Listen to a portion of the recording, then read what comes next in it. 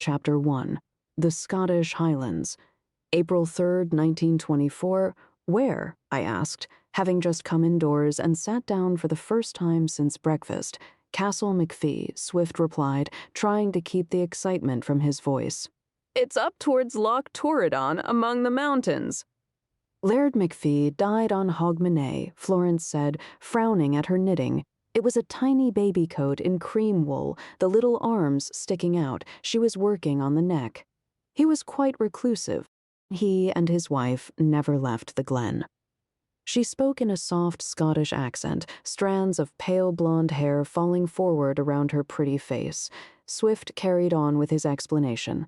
There's a group of prospective heirs gathered at Castle McFee, and one of them has died after falling down the stairs the night before last. He wasn't found until yesterday morning. The late Laird's lawyer thought it could be suspicious and decided to call Scotland Yard.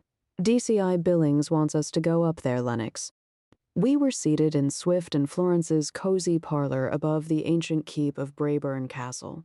Spring was slower to emerge in the Highlands, and a crisp chill nipped the air despite the sunshine streaming through the windows. Orange flames blazed from blackened logs in the stone hearth. A tray of mid-morning coffee and sliced clootie dumpling waited for us on a low table in front of the chintz sofas we were occupying. The fug of warmth had just begun to thaw my face and hands after a walk around the island with my dog. Mr. Fogg, he'd gone to flop in front of the fire, long golden spaniel ears drooping as he closed his eyes to sleep. Mr. Tubbs, our fat little black cat, had already cuddled up alongside Nicky, Swift, and Florence's Jack Russell Terrier. Together, they formed a pile of furry bodies dozing contentedly on the hearthrug. They must have plenty of detectives in Scotland, Swift, I remarked dryly. Yes, but the Laird's heirs are toffs, Swift replied. Florence put her knitting down to hand out cups of creamy coffee and plates of clootie, still lightly steaming from the oven. And Billings says, "You're his detectives to the toffs," Percy teased, her eyes alight with mischief. She was right. Whenever blue blood was spilled, DCI Billings called us. He, or rather Scotland Yard, had recently made us official consulting detectives for a nominal monthly pittance. They were keen to extract their penny's worth, much to the delight of Swift. He'd given up his career as a detective to marry Lady Florence Braeburn and move to live with her and the Braeburn clan up in the Highlands. Now he had the best of both worlds. These would be the type of toffs who live in castles similar to this one, I remarked dryly, then took a forkful of clootie. He ignored that. There are foreigners among the gathering. What sort of foreigners? Percy asked, wrapping her knitting up with a sigh. Percy was my wife of a year or so. The pale green jacket she was attempting was as tiny as the one Florence had been working on, but Percy's was rather knotted, with one arm distinctly longer than the other. Both garments were intended for the baby we were expecting later in the year, an event which filled me with alarm whenever I thought about it. Canadians, Americans, some English, and a Dane, Swift said as he sipped his coffee. Castle McFee is poorly neglected, Florence said, brushing crumbs from the lap of her blue woolen dress. Daddy was telling us about it when he saw Laird McFee's obituary in the Oban Times. The Laird and his wife, Lady Peggy, didn't have any children, and the coffers ran dry over a century ago. The land's thin in the mountains, and there's nothing to be made in sheep now, given punitive death duties and the perilous state of farming. Penury was increasingly common in ancient family estates.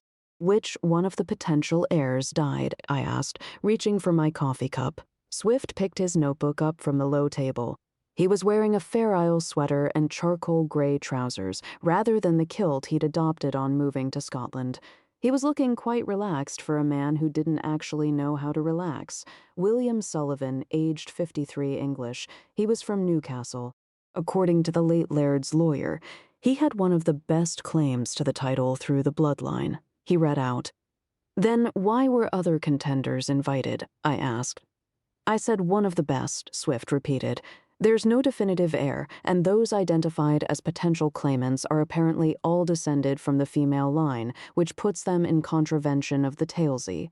The what? Florence smiled. It's called an entail in England. It's a legally binding settlement on an estate to preserve it intact within the male line. We've a tailsy on Braeburn. It means Angus will inherit everything one day regardless of any other bairns we may have.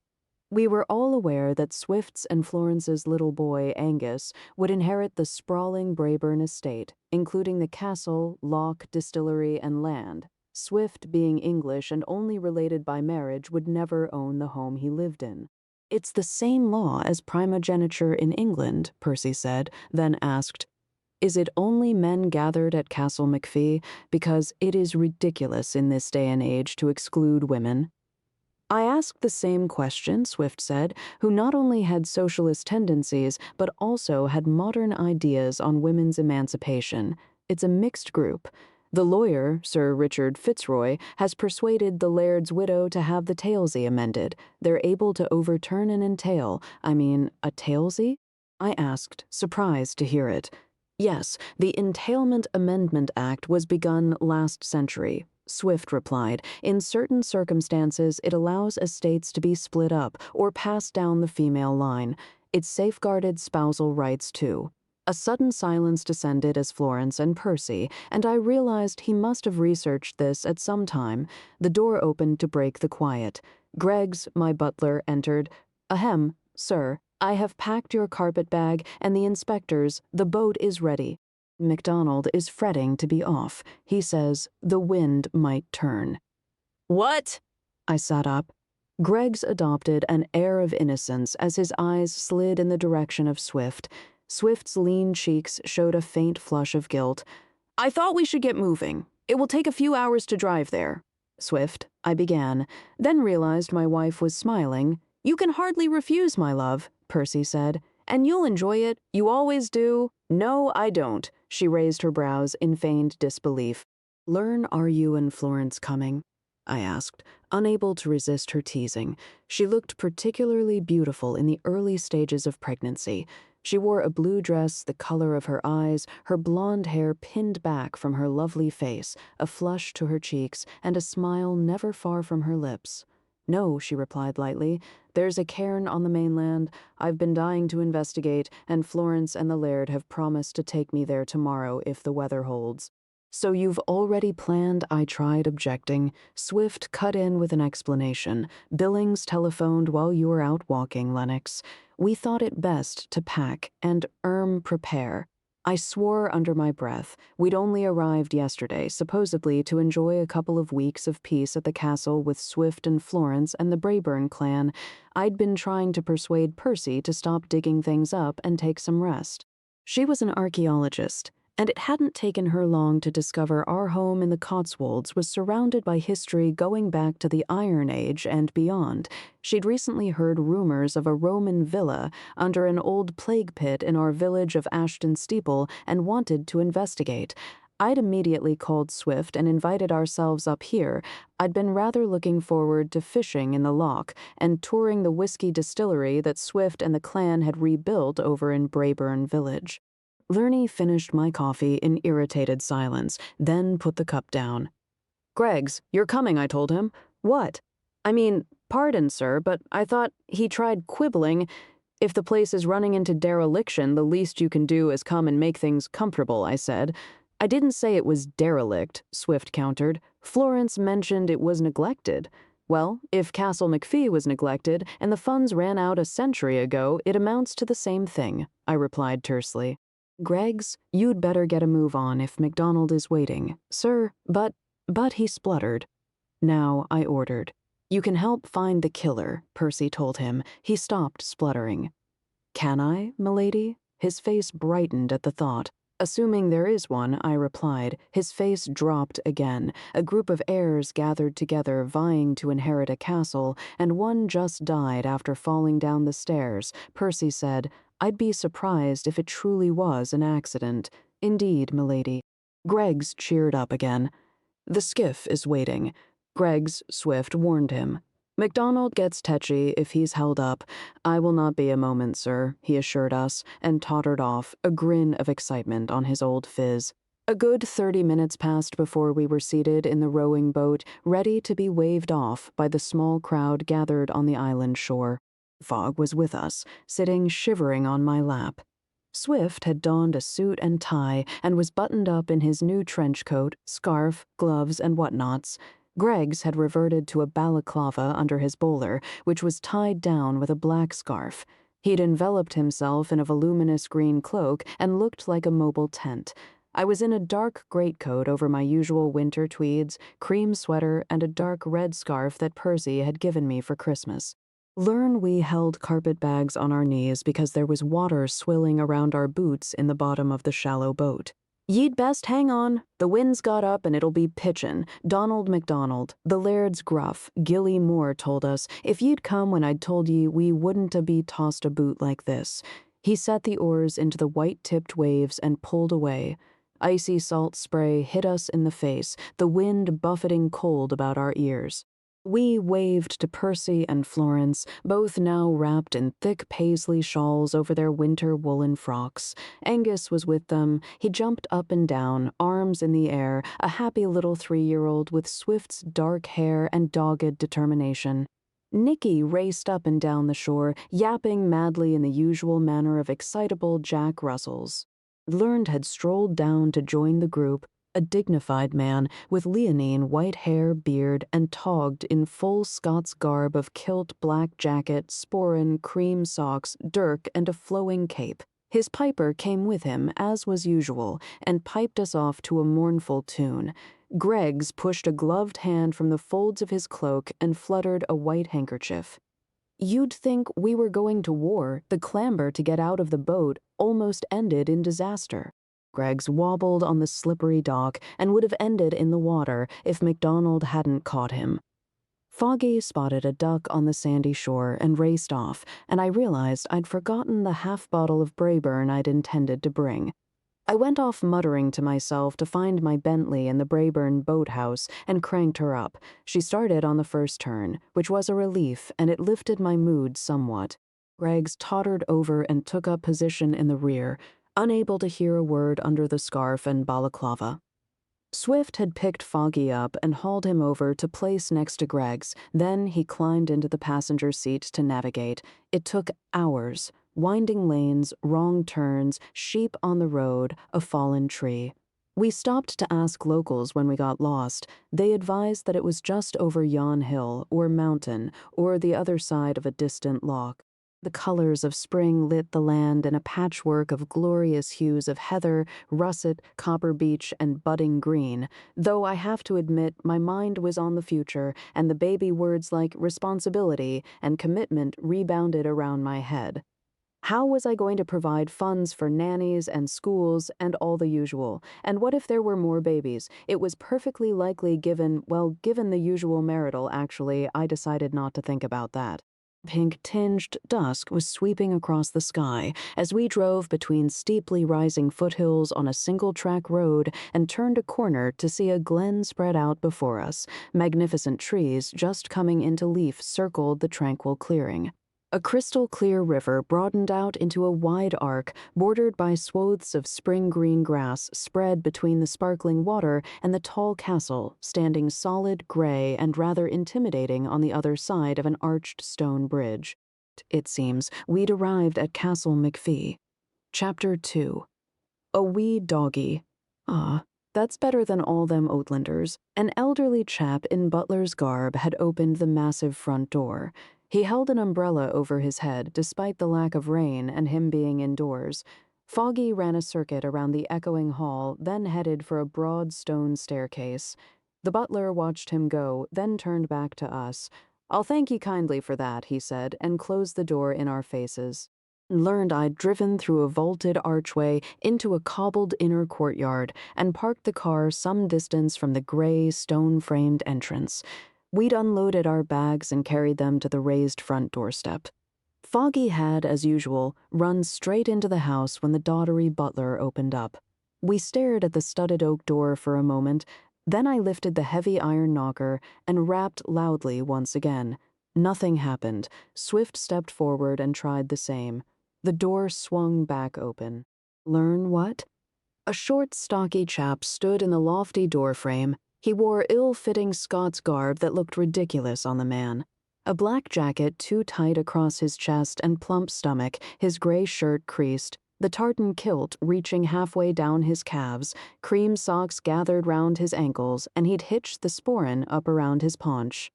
"Are you guys from the village?" he said, then spotted the Bentley. "Oh, you're swells." He was American by accent. "Learn well, if you're thinking about claiming anything, don't bother, the place is falling down." "Police," Swift predictably announced. "Scotland Yard." He stepped forward. "Police." The American tried to stand his ground. "You got a badge." "Don't be ridiculous," I said, and walked past him into the expansive hall. Graying white walls, hung with stags' heads, sooty portraits of grim-looking men in tartan bonnets, a few dark paintings of bleak landscapes, and an impressive collection of antique battle axes, swords, staves, spears, battered shields, and all the usual warmongery you'd hope to find in a Scots castle. There was the inevitable massive stone fireplace blazing with logs on the opposite wall, the mantel adorned with a carved and painted crest, and the words Clan McFee below it. Despite the width of the hearth and leaping orange flames, the fire barely lifted the temperature above the evening chill outside. Numerous candlesticks with flickering candles had been set about the place, but they didn't add much to the dimming light, and a few had already been blown out by the draft from the open door. "We'd like to talk to Sir Richard Fitzroy." Swift had put his carpet bag on the stone-flagged floor and was pulling off his gloves.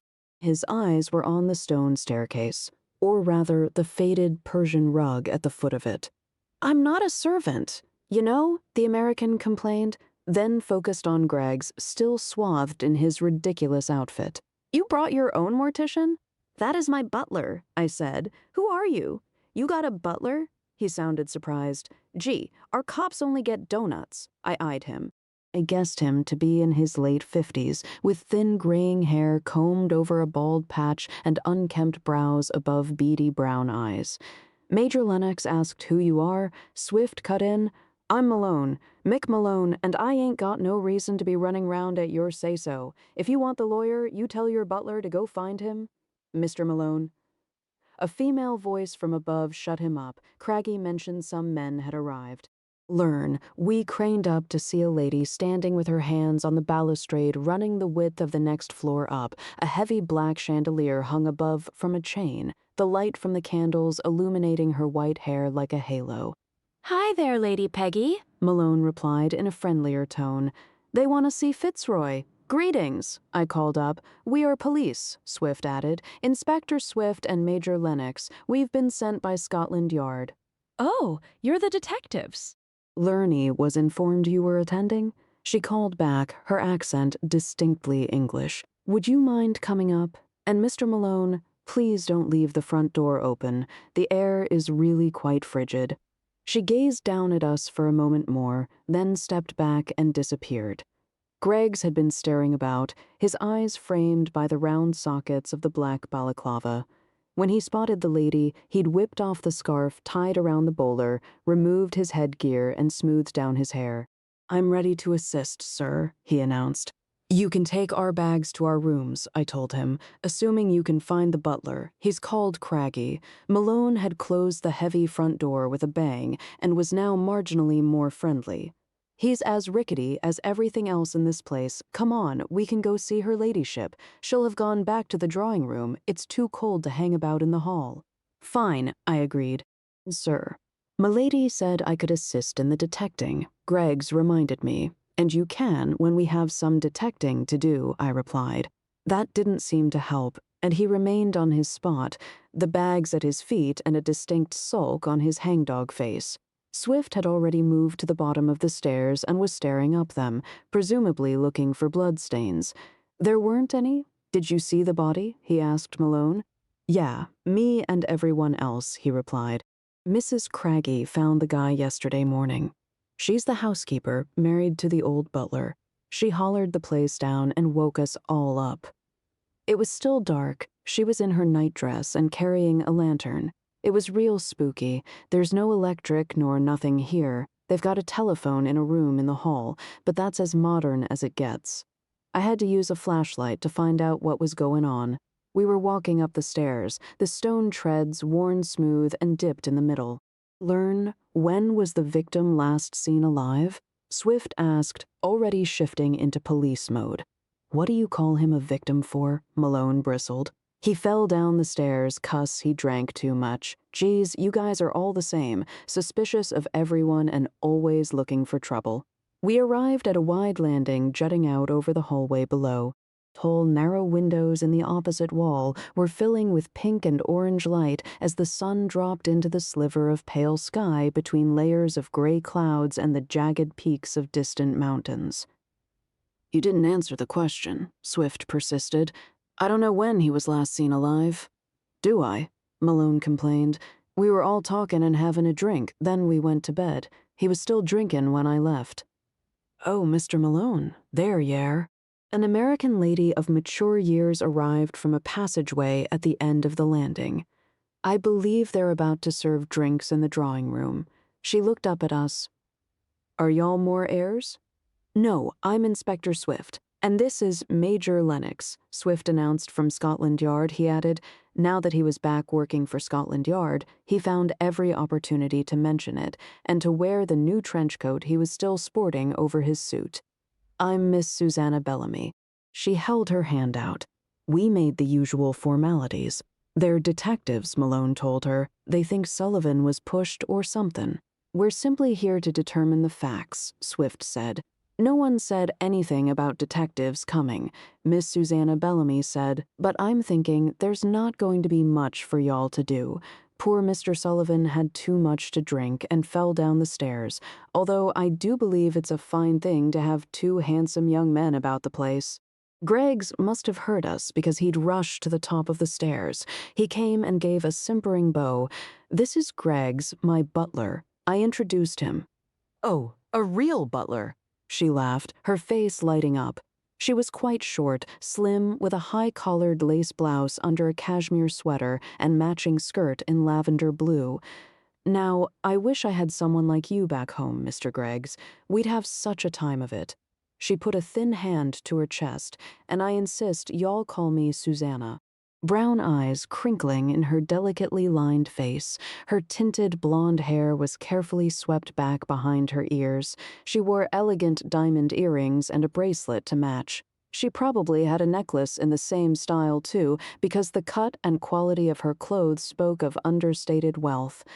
I would be delighted to be of any assistance I can render, madam, Greggs said, bowing even more deeply, Greggs. I warned because he wouldn't be able to straighten up if he carried on. Can we get a move on? Malone cut in. The drawing room's over there. I'm going in, it's freezing out here. He stomped off towards an imposing doorway with a white painted surround and dark oak double doors. He swung one open and marched in, leaving it ajar. May I take up your kindly offer of assistance? Susanna looked up at Greggs. He grinned, making his chins wobble. I would be delighted, madam. He offered an elbow. I already told you, it's Susanna. She smiled, a look of delighted mischief in her eyes as she slipped her hand through his arm. He escorted her through the open door with chest puffed out and paunch held in. We followed. Detectives? A young man's plumb voice was saying, Why on earth are there detectives here? Shh, a young woman answered with a hiss. They'll hear you. There are detectives come? For what? A man's voice with a Nordic accent asked. A group of people were ranged on a collection of mismatched sofas about a black-framed fireplace the height of a man. A stack of huge logs roared in the brick-lined hearth. The room was high-ceilinged with dark beams and planks in the traditional manner. The only illumination other than the fire was from an iron chandelier fitted with stubby wax candles. Tartan curtains were drawn across the windows, the colors the same as Malone's kilt and in the crest above the hall fireplace. Dark red, blue, and black. I assumed it was the McFee tartan. There were more stags' heads and dour portraits of long-dead lairds on the oxblood walls. The place was dark and shadowy and felt as though little had changed since its medieval past. Inspector Swift, Major Lennox, I presume, a distinguished man with silver hair, a square chin and gray suit advanced on us, his hand out held, Richard Fitzroy. We all shook and exchanged polite greetings. I hope your journey wasn't too arduous. He raised trimmed brows, his manners were gentlemanly, his voice mature and reassuring with a subtle Scots burr perfectly acceptable. "Thank you." I glanced over at the fireplace where Greggs had seated Susanna Bellamy and was now offering to arrange drinks. It seemed Craggy still hadn't turned up. My dog wasn't anywhere to be seen either. I informed Lady Peggy that you were coming. Fitzroy indicated the white-haired lady we'd seen out on the landing. She came forward, tall and slim, her outstretched hand thin and knotted by arthritis. We all introduced ourselves formally. We were some distance from the miscellany of sofas and people seated around the hearth, but I could see them straining to listen. "I really do not believe there is anything for you to investigate, gentlemen." Lady Peggy spoke quite loudly, as though for the others to hear. Dressed in a high-necked, buttoned-up cardigan in dark blue over a woolen dress in the same color. She looked strained. There were lines deep-set around her gray eyes. She had high cheekbones and hollowed cheeks. She would have once been pretty, but time and perhaps a hard life had taken a toll.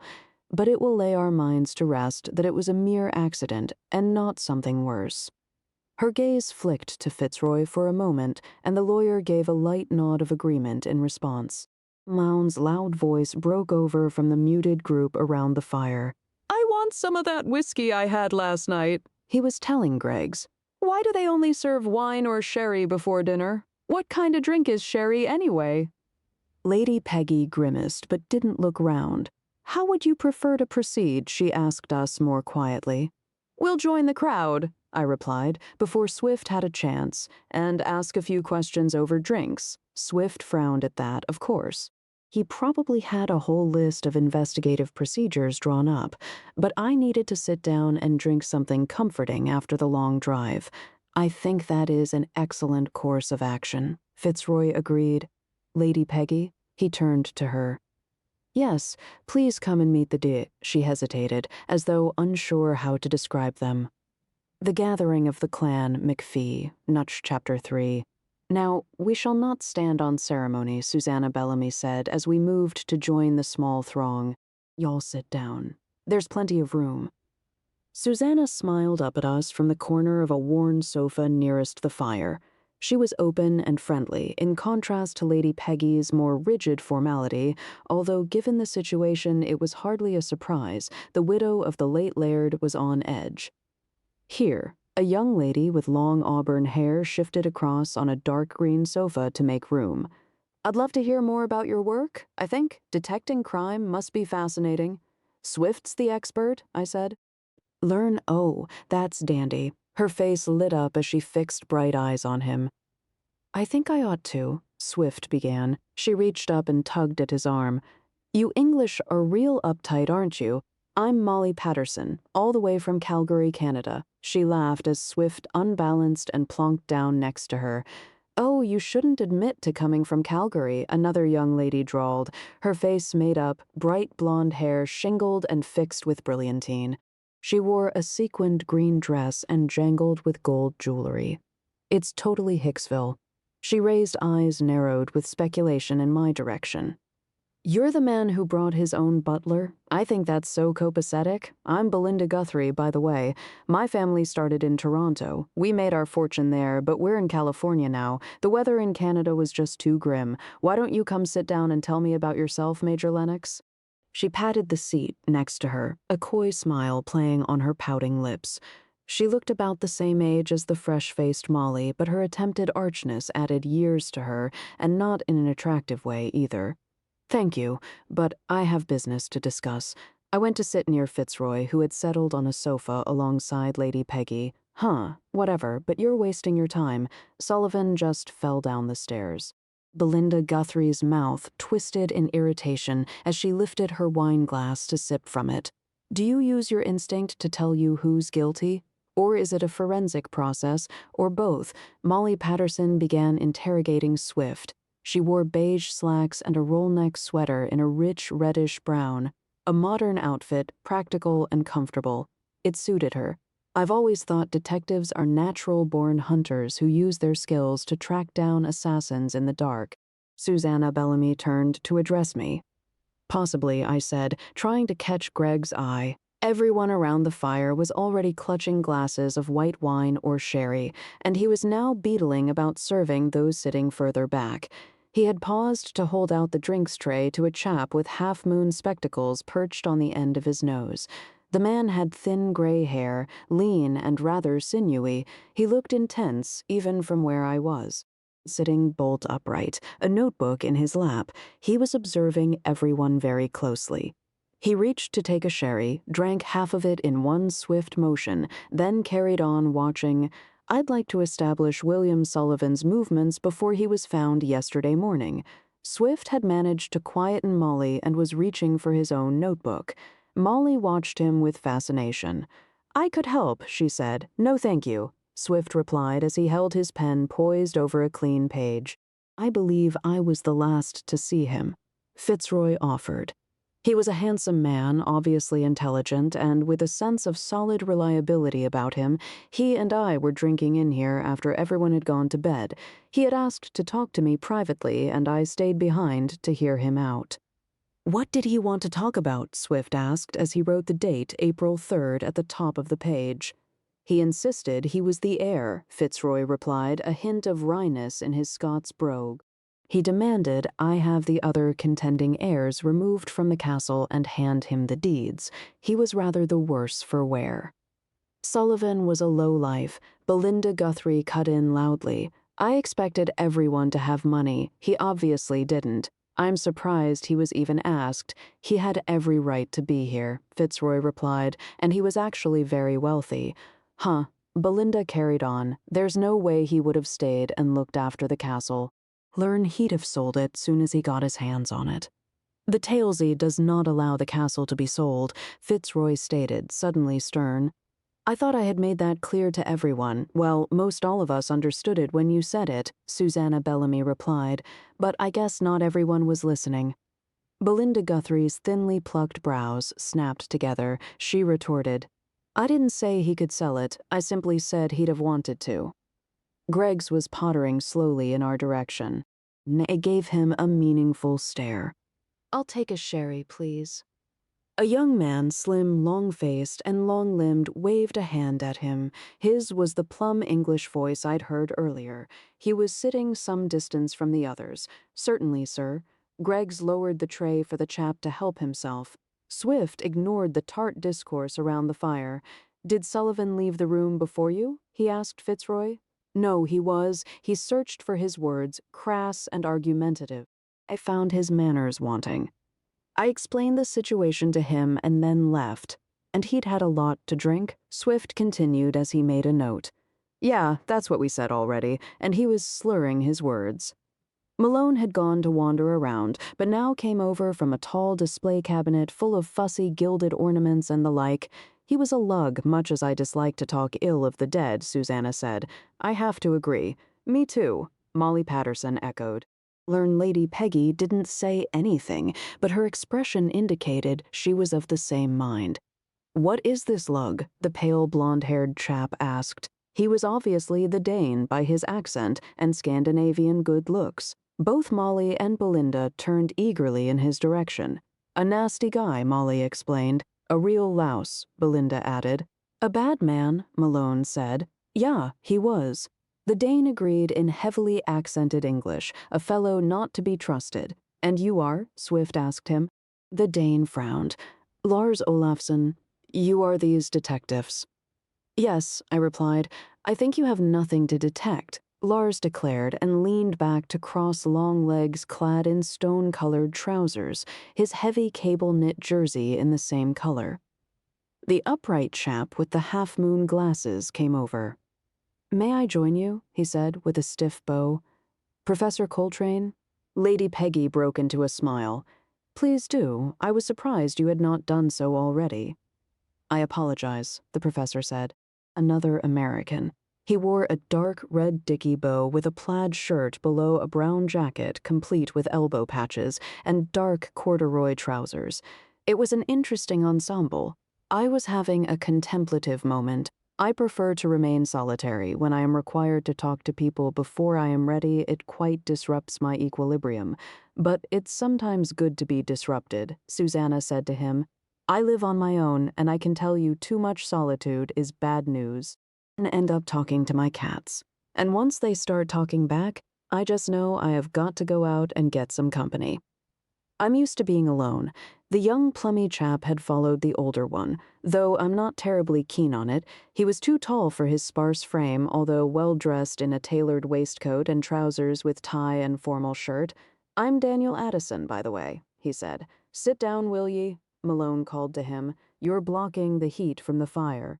Sorry, Addison stuttered and sidestepped away to perch on the edge of a flaking leather armchair. "Sir, may I offer a choice of white wine or sherry?" Greggs had finally deigned to bring me a drink. He leaned in closer to whisper, "I suggest you avoid the sherry, sir. It has lingered too long in the bottle." "Wine," I said, "and you'd best give Swift the same." "Inspector Swift has declined to drink while he is on duty, sir," he said, and held out the tray. "So you've left me till last," I remarked as I took the glass. He looked about as though counting the assembled. "Ahem, it is possible, sir," he replied, then headed for the safety of the ancient sideboard on the other side of the room. The wine was thick and slightly sweet. I sipped it slowly, watching the back and forth between the claimant heirs. Despite Swift's determined questioning, he was being sidetracked by a burgeoning argument. I interrupted the quibbling. "Sir Richard, you say you were the last to see Sullivan the night of his death. What time did you leave him?" "I left this room at around 11 and went directly to my bedchamber," Fitzroy replied. "I did not see Sullivan again until yesterday morning when he was found dead at the foot of the stairs. I have already stated this," he reminded us, his Scots accent deepening as he spoke more firmly. "What about the butler, Craggy?" Swift said. Would he wait until all the guests had gone to their rooms before retiring? "Craggy keeps very early hours," Lady Peggy answered in her precise English accent. "He retires after serving dinner. Mrs. Craggy washes up, and then she too retires." "So who locks up then?" Belinda demanded, reflected firelight catching the waves of her bright blonde hair. Everyone looked at her. "Why would anyone lock up?" Molly asked. "Why wouldn't they?" A flush reddened Belinda's rouged cheeks. "Our maid always does every night.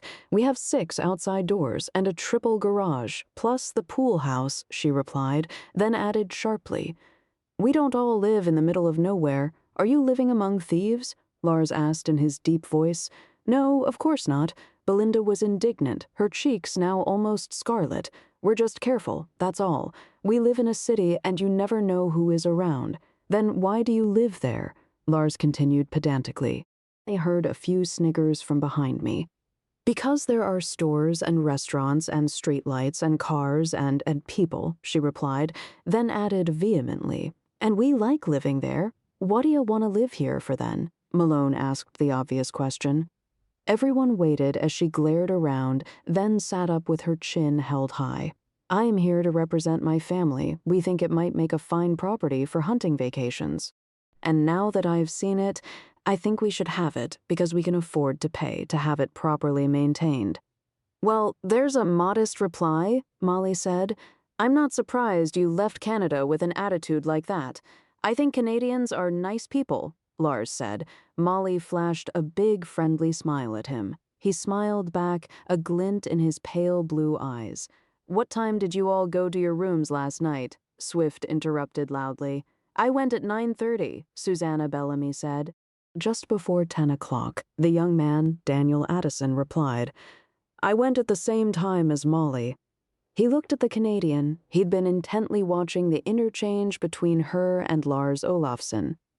"He did," Molly confirmed. Then she smiled at him, too. He blushed and managed a shy smile back. Not until almost 10:30, Lady Peggy said. I heard the note of weariness in her voice. Mrs. Craggy and I stayed up late to clean the dishes in the kitchen. Learned accustomed to catering for so many people. We ascended the stairs together and we went to our respective living quarters. I am ashamed to admit it, but I left for my bed before our generous hostess. Professor Coltrane said I turned in before 10. I was very tired. I'd had a long journey to get here. "I always go to my bed at 10, Lars said. "It is my custom." "I was so cold," Belinda said. "I went earlier to try to get warm." "You should try wearing more clothes then," Malone said. "Like that ridiculous get-up you're wearing," she retorted. "Enough," Lars said, which silenced them. Swift continued writing. "So nobody saw Sullivan leave this room or go to the stairs," he stated, then asked, "Who doused the candles?" He indicated the chandelier with the end of his pen, "And the ones in the hall." They all looked up at the chandelier and then at Lady Peggy. "They were already burning low when I went to bed, as were the hall candles," she replied.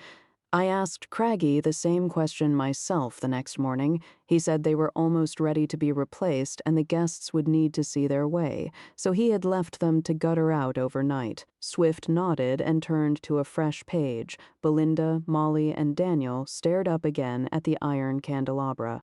They'd probably grown up with electricity and hadn't ever given the trimming, dousing, and replenishing of candles a second thought. "I left chamber candles on a trolley by the door." Lady Peggy indicated the double doors behind us. "I had advised everyone to take one with them. Everyone should have been able to see their way." Swift was sticking to his list of questions. Why would Sullivan fall down the main stairs if he was heading upstairs to bed? "Learn he wasn't supposed to be going up or downstairs," Malone said. "The bedrooms are on this floor, and like we said already, he was drunk." Professor Coltrane spoke up, his voice a little high and taut. "I have given it some thought. I believe he left here, headed for the passage and took a wrong turn, or simply staggered toward the staircase and fell down it. Yeah, it ain't that difficult to figure out," Malone agreed. Fitzroy let out a barely suppressed sigh. "Thank you, Mr. Malone. I'll explain with more precision," he said. "If one exits this room onto the landing, then turns left and through the archway ahead, one finds oneself in the section dedicated to the chambers for unaccompanied gentlemen. However, as one approaches the archway I have just described, the staircase down to the hall lies on one's right. If Sullivan wasn't paying attention or was fuddled, it's feasible he could have turned towards the stairs in the dark and fallen." Lady Peggy said the candles were still burning in the hall. I reminded him. "They were failing when I went onto the landing," Fitzroy replied tersely, "and I've no idea what time he left this room." "Did Sullivan take a chamber candle with him?" Swift asked Lady Peggy. "I don't know," Lady Peggy replied. "I ensured there were more than required, and matches had been left with the candles." "Was a chamber candle found with his body?" Swift turned to Fitzroy, who hesitated and looked at Lady Peggy. She too hesitated. "No, it was not. May I show the trolley to you?" Swift got to his feet. "Please do." Lady Peggy rose stiffly from the sofa. "Very well," I stood too, along with a few others. "Stay seated, please," I told them. "Sir Richard, please come too." We walked to the double doors and stopped at a rickety old serving trolley.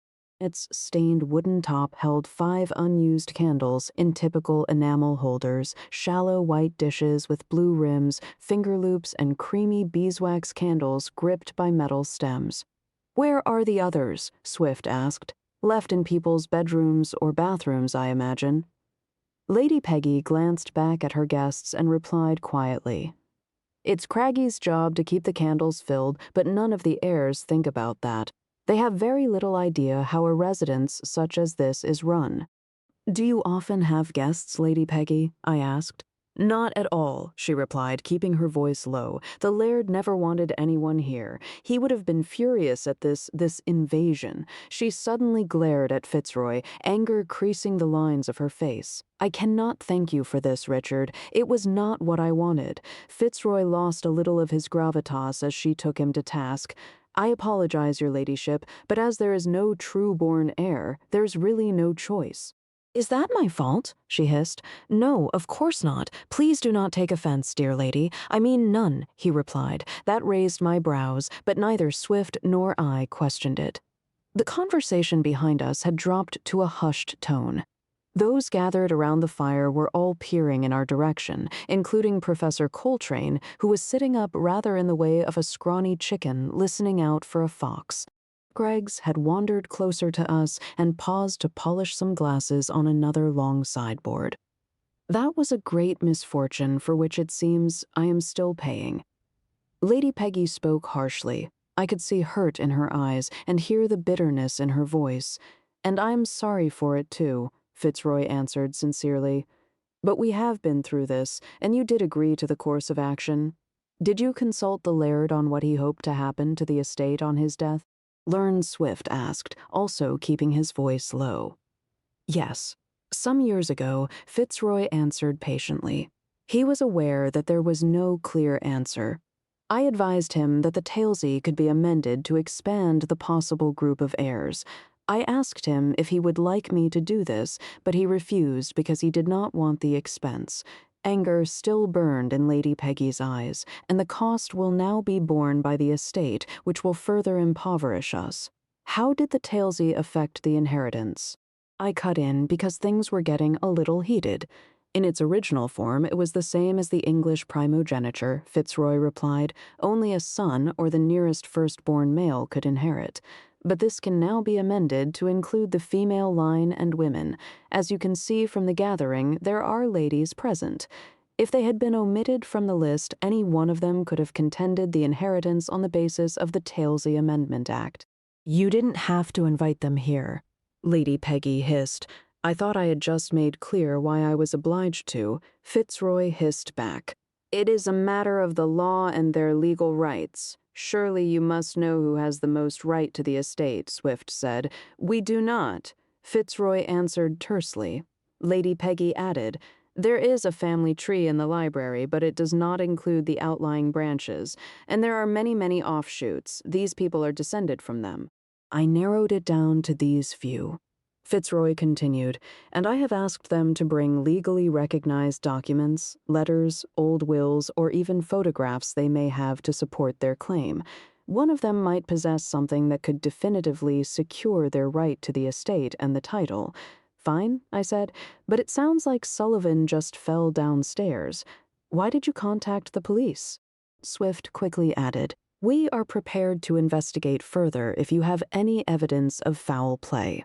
Fitzroy closed his eyes for a brief moment. "Please come with me." Lady Peggy's creased lips pursed. "This was a profanity on the clan McFee," she muttered, which made both Swift and I exchange looks. "Greg's maid to follow." "No," I said, "and don't let any of the others out either." "It was my intention to guard the door, sir," he lied smoothly. Fitzroy led us from the room and onto the landing. He paused and made a point of firmly closing the doors behind him, then crossed to the balustrade to lean on it. "Sullivan didn't fall down the stairs. He was murdered on the spot where I am now standing." Chapter 4. "Why did you tell us he fell?" Swift demanded. Fitzroy straightened. "He wasn't about to be intimidated. I informed the police there may be grounds for suspicion, but I judged it unwise to say more over the telephone." Lairdy felt it prudent to let the heirs believe it was a simple accident and avoid alarming the culprit into rash acts. We both nodded in understanding. He was probably right. "What actually happened?" I asked him. I could see Lady Peggy from the corner of my eye. She was holding back tears and had taken a handkerchief from her sleeve. She may have had an angry exchange with Fitzroy, but she was obviously quite distraught. "Lady Peggy?" Fitzroy stood back to let her talk. "As I said, Mrs. Craggy found him," she said, then briefly raised the handkerchief to dab her eyes. "I'm sorry. This is an abomination on top of everything else that has happened since my husband died." She wiped her eyes again. Mrs. Craggy cried out very loudly. I heard her. The house is quiet, and loud noises carry around the hall and along the passages. I was still in my nightwear, but came immediately. Sullivan was lying at the foot of the stairs on the Persian rug. There was blood on it and on the stairs, and naturally I assumed that he had tumbled down and hit his head on the stone treads. He had damage to the back of the skull. She stopped and held her hand over her mouth, closing her eyes. Despite her life in the Scottish Highlands, her English reserve was still very much evident. She took another deep breath and continued, her voice under control but strained. Richard had heard the commotion too and arrived shortly after I did. We could see the man was dead. We were so shocked. Richard called the doctor. He lives in the next glen. His name is Dr. Kildare. She cast tearful eyes at Fitzroy. He took the story back up. Mrs. Craggy was dreadfully upset, crying, "Milady, milady." Craggy was with her, but he had become dizzy at the sight of the blood and went to sit by the fire. After calling the doctor, I returned to the body. Mrs. Craggy told me there was candle wax in the man's hair and something was not right. I examined him. The wound was deep, and I thought perhaps he may have been hit with a heavy candlestick, but the ones in the hall were untouched. We checked each of them, Lady Peggy added. They were all undisturbed. Was this before the heirs had seen him? I interrupted with the question. Malone said everyone had seen the body. It was done after they saw him. Lady Peggy replied. They were slower to respond to Mrs. Craggy's cry of horror. Malone came onto the landing. Learned he looked down and shouted out, asking what had happened. Then the other men came to see. I simply said he'd fallen. It wasn't long before everyone had gathered and were staring down at the body. There was still blood on the stairs and the body lying at the bottom, Fitzroy added. I ordered them to return to their rooms. I don't think any of them realized it could have been murder, Lady Peggy said. The hall was dark. We only had lanterns. It was difficult to see anything clearly. Learn when they'd gone. Fitzroy continued. Mrs. Craggy decided the hall chandelier should be lit before the doctor came. She went to fetch the candles from the cupboard under the stairs and trod on the rug below us. There was blood on it. We all duly looked down. There was an ancient circular rug in the McFee colors of dark red, blue, and black. We have cleaned it now, Lady Peggy said, but at that moment we thought Sullivan must have been pushed over the banister. Learn, though it made no sense. Her voice cracked as she tried to hold her tears back. Let me understand this. Swift put a halt to the confused explanation. The candle wax didn't come from a candlestick, therefore it must have come from the chandelier. He pointed up at it, suspended over our heads. Yes, that is what I was about to say, Fitzroy replied as we gazed up. The chain, holding the black iron chandelier, was hooked to a rope, which looped around a pulley attached to a beam high up in the ceiling. The rope ran to a hoist fixed to the wall at the other end of the banisters, furthest from the stairs. So the chandelier was dropped on his head when it was released, and it killed him, I said, and strode over to the hoist. I'd no idea why they didn't just say so to start with.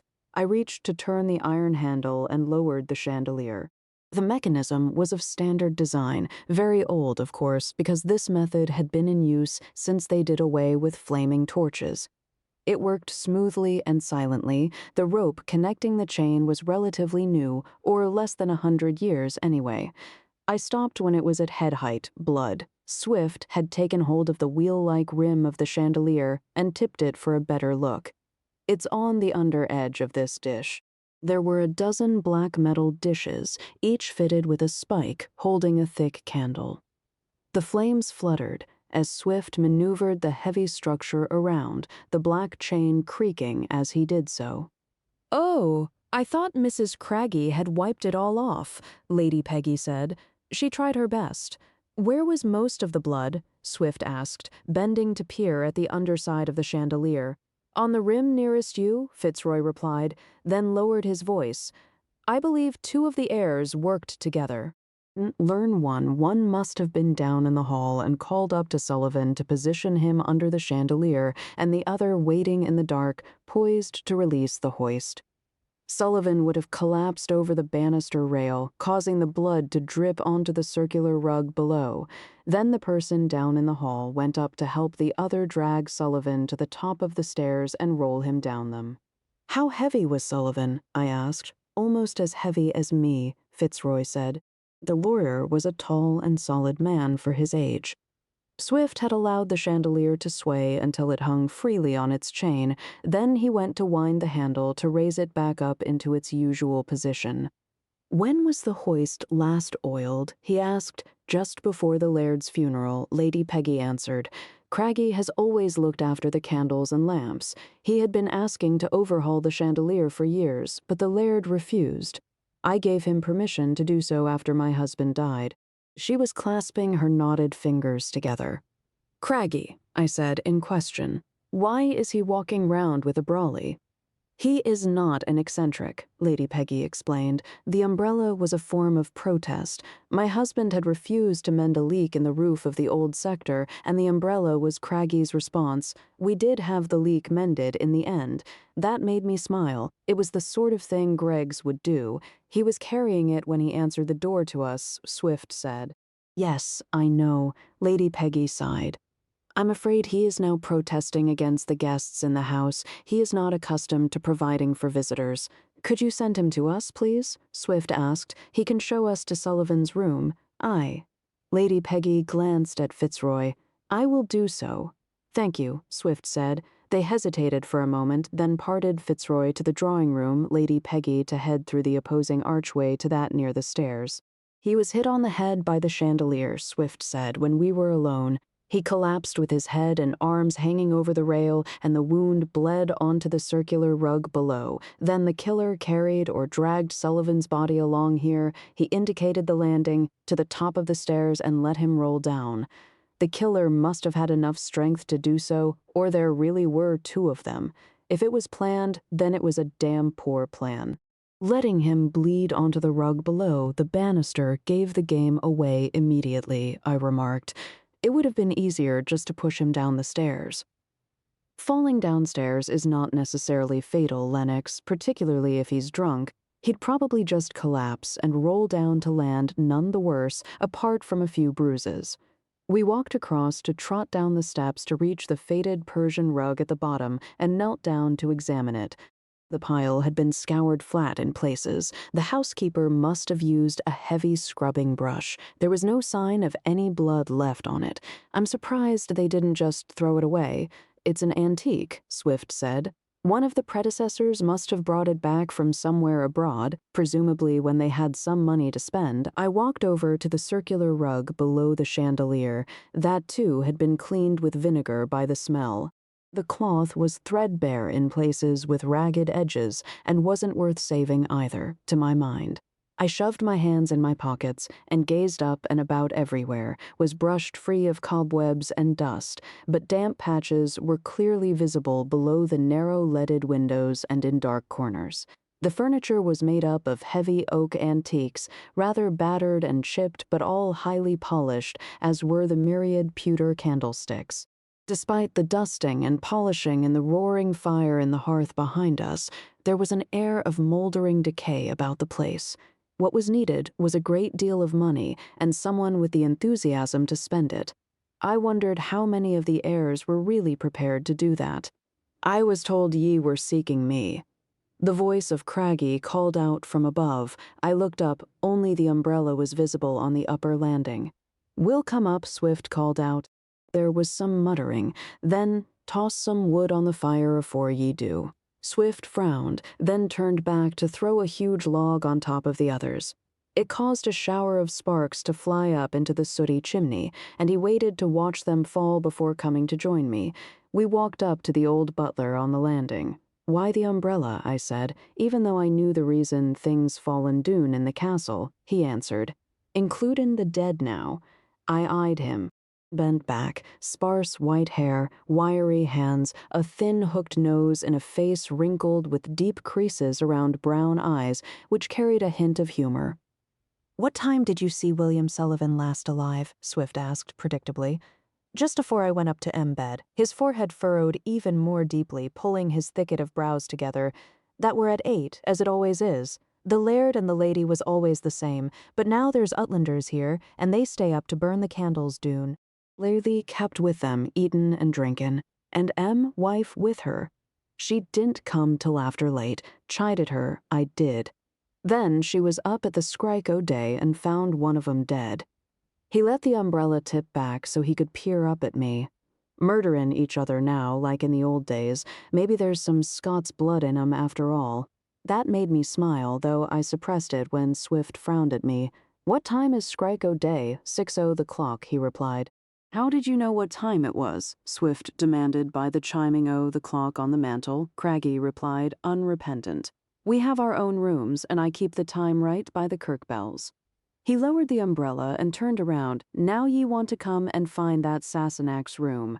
He marched off towards the archway and the area Fitzroy had described as the men's chambers. We continued along the unlit corridor. "Where's my dog?" I asked, swiveling to look about, and almost walked into the wall. I realized they'd turned a corner. I swore under my breath, then hastened to catch up with your man. Wife gave him some scraps. He's been well cared for. We like dogs, always had them here. Last one died a year afore the laird. The lady wanted another, but he said she was to wait till he'd gone to his grave. Then she could find one suited to her new abode. Learn. Learn. Learn. Learn. Learn. Learn. Learn. Learned.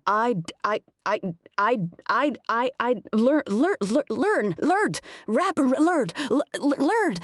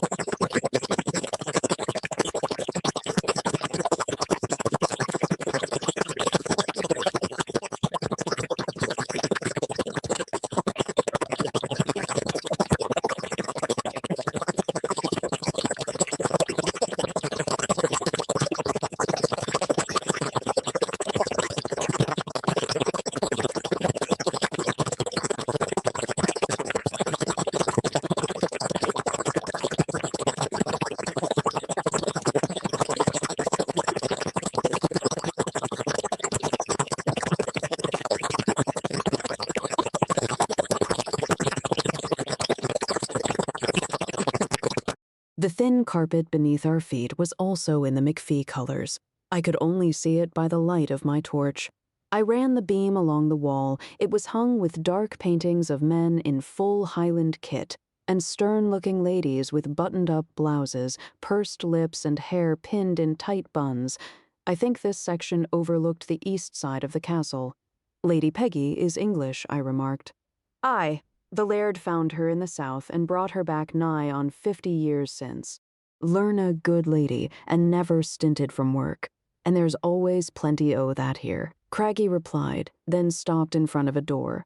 This was Sullivan's. He took a large key from his black waistcoat pocket and gave it to Swift.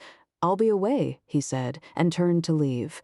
His black trousers and black brolly caused him to vanish almost immediately into the darkness. Swift unlocked the door, and we stepped into a pitch-black room.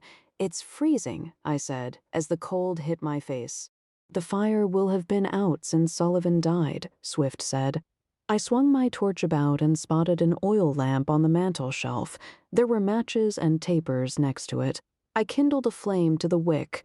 It's like stepping back in time, Swift said as he looked around. How far back? He grinned. The Dark Ages. I laughed. I don't think Mrs. Craggy provides room service. He glanced at the unmade bed, then began to pull open the drawers in the dressing table. Oh, all empty, he said, banging them open and closed. I hated searching through people's private whatnots, so I mooched about, shining my torch at this and that. A book lay on his bedside table. The Little Minister by J.M. Barrie. Florence had read it. I knew this because she'd been telling Percy about it over breakfast. It was a romance set against a vividly portrayed Scottish backdrop.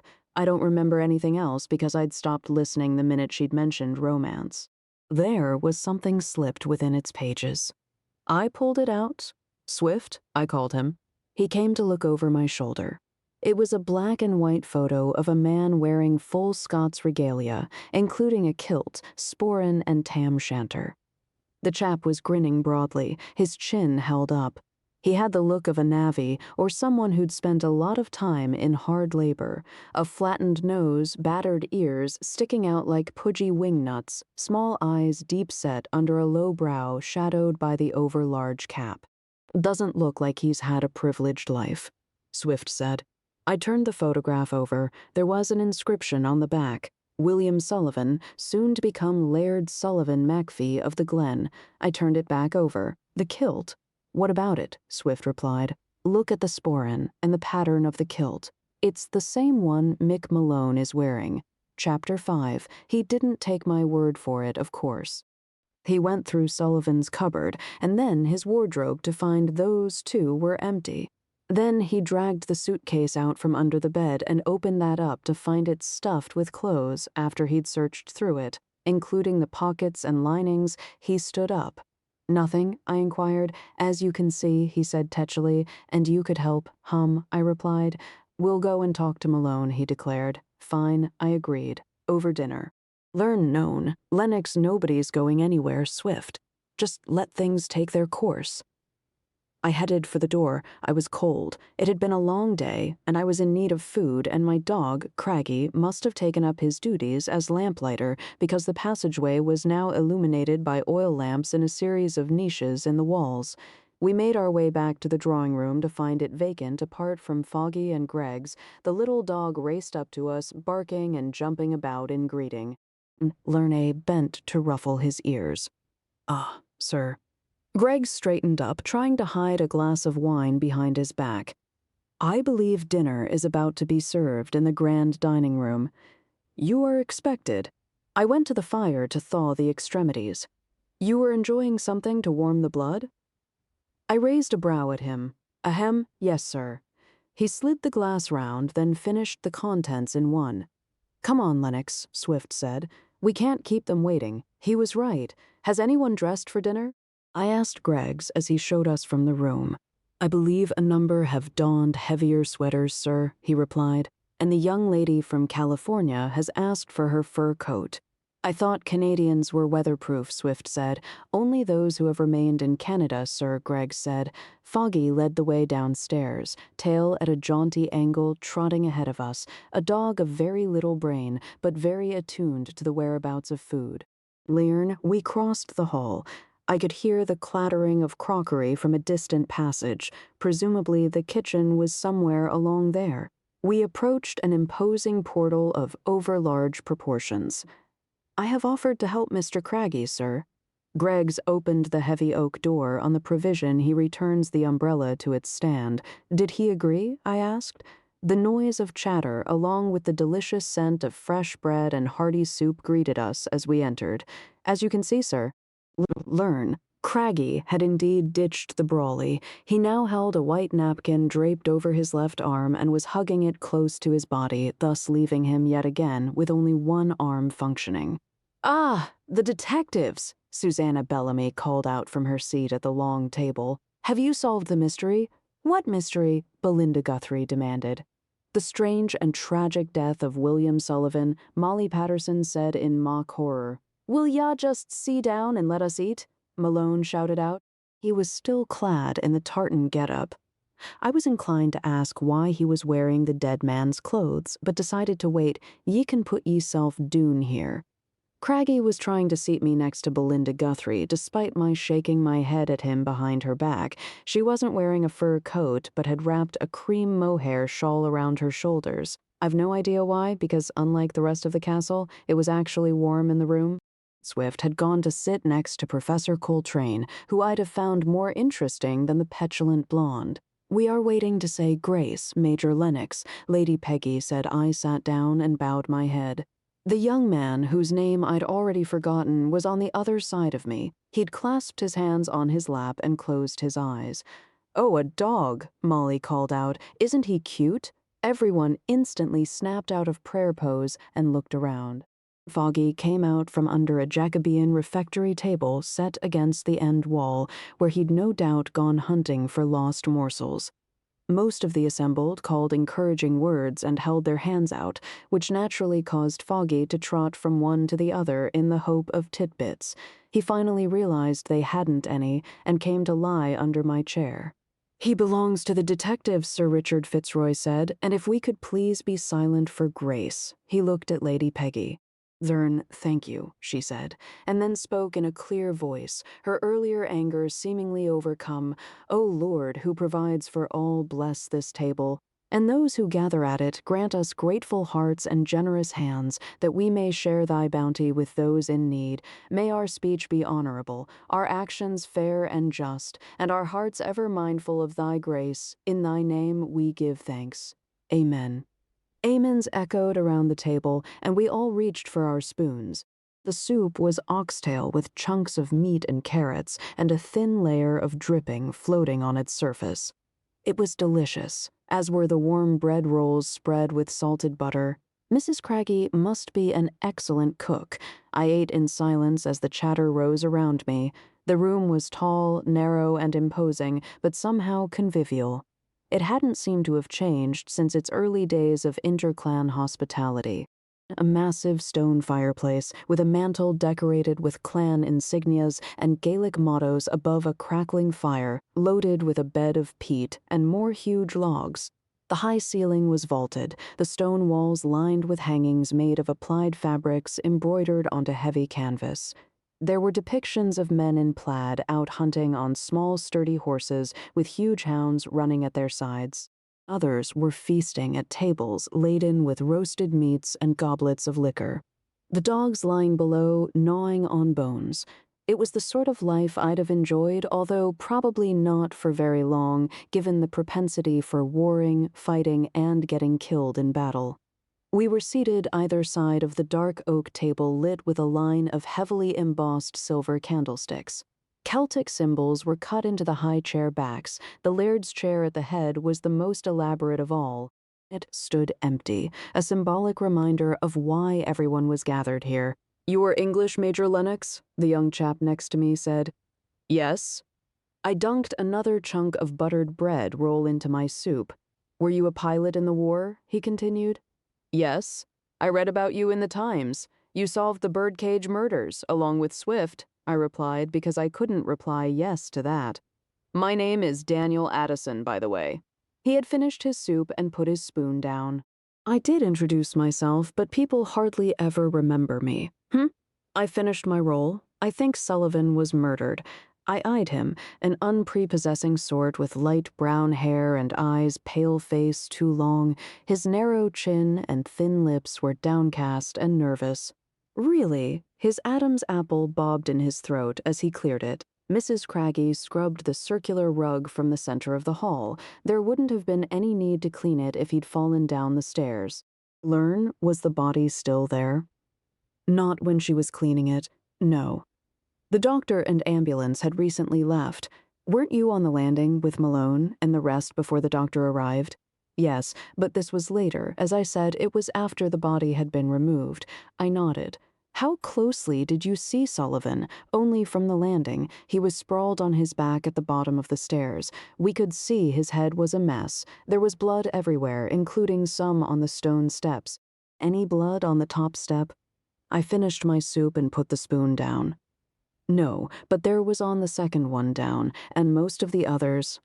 I thought that strange, too. Surely he'd have fallen his body length before hitting his head and making it bleed. Not necessarily. I was non-committal. Greggs had been pouring white wine into glasses etched with the McFee coat of arms. He leaned over to fill mine. I discovered a very nice sauternes in the wine store, sir, with a claret, which will follow with dinner. Which claret? Latour, sir. I frowned. Is it drinkable? I tried a soupçon, sir, while opening it to breathe. It is entirely drinkable. He burbled happily and went off to serve the professor and Swift. I have a case of Chateau Margaux in my room, Daniel, whatever he was called, said. Really? That surprised me. It was hideously expensive and utterly sublime. Learn, I wasn't sure if they would keep a decent cellar, he replied in all seriousness, so I brought my own. Where did you acquire it? My father laid it down years ago. He was rather a connoisseur. I noted his use of the past tense. He's dead, I said, then realized that he must be, or he'd be the putative heir rather than his son. Daniel nodded. Sir George Addison, he was consular general in Hyderabad.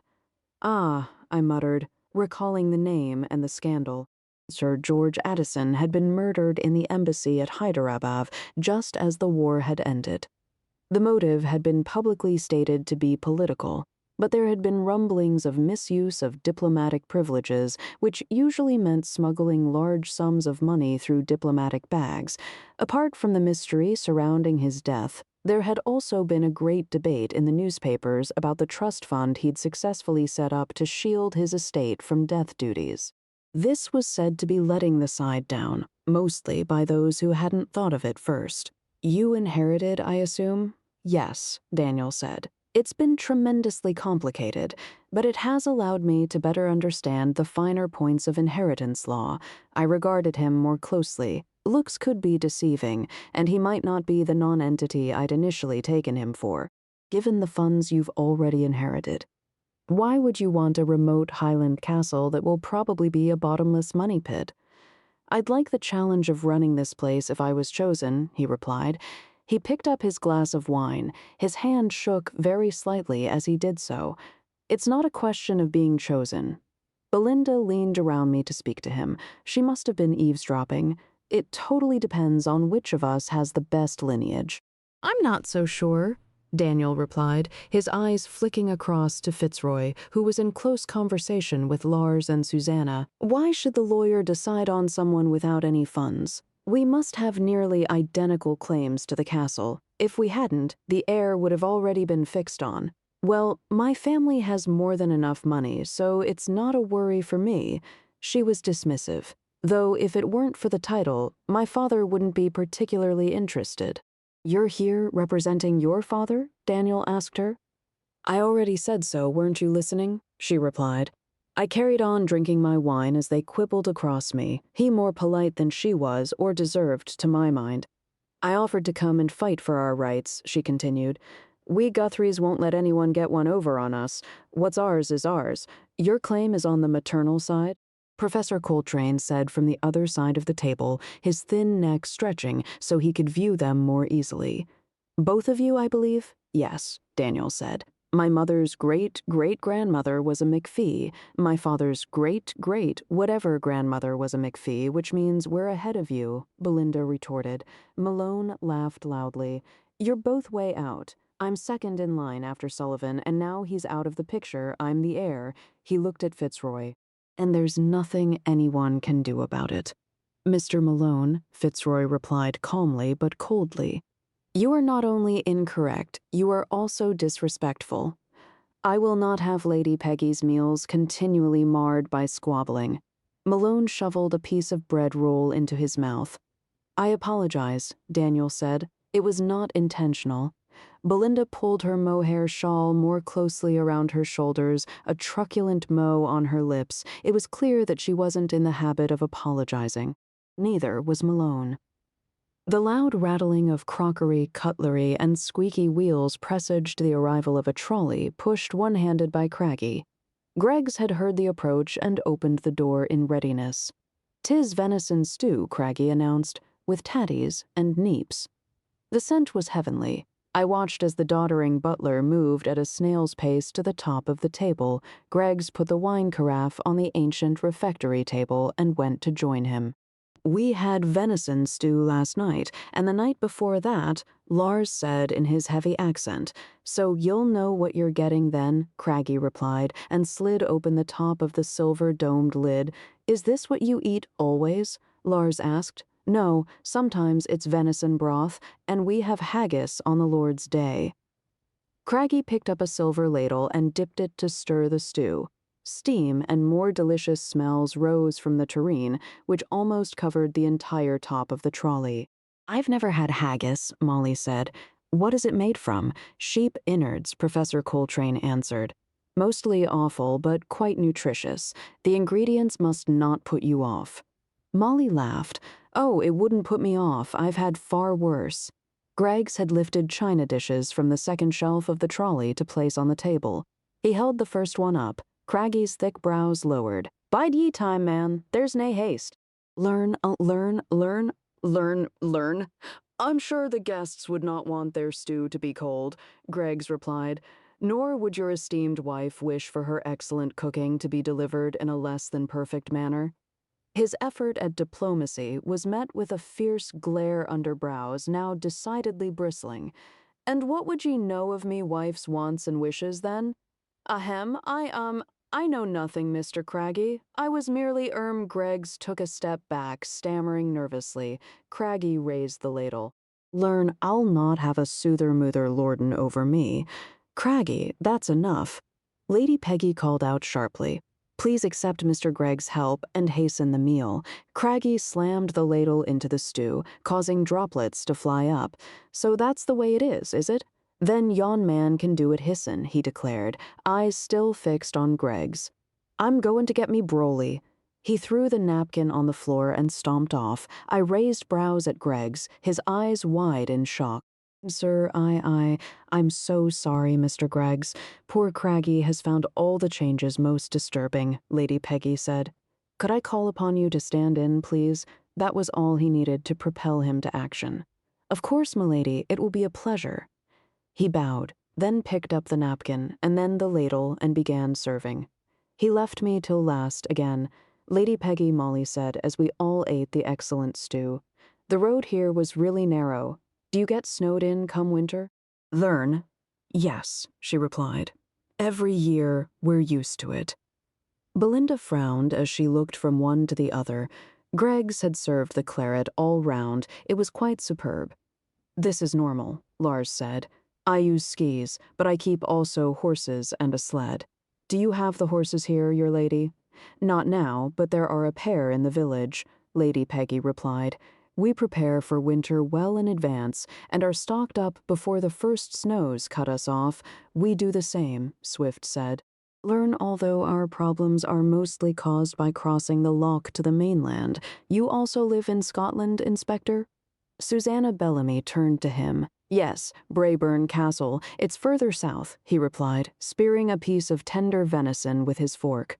You got your own castle? Malone seemed astounded. It is not mine, it is the seat of my wife's clan, Swift replied, and the home of Braeburn Malt, Professor Coltrane said. Braeburn Malt? Addison asked, his eyes suddenly bright with interest. This turned the conversation to discussions of whiskey production and life in a castle. I quietly enjoyed my stew, sharing a few choice morsels with Foggy at my feet. Have the McFees ever had the opportunity to produce their own whiskey, Lady Peggy? Professor Coltrane asked her, his American accent curiously clipped and precise. He was rather uptight, I concluded. Our land is not suited to such an enterprise, Professor, she replied. Learn, I wish it were?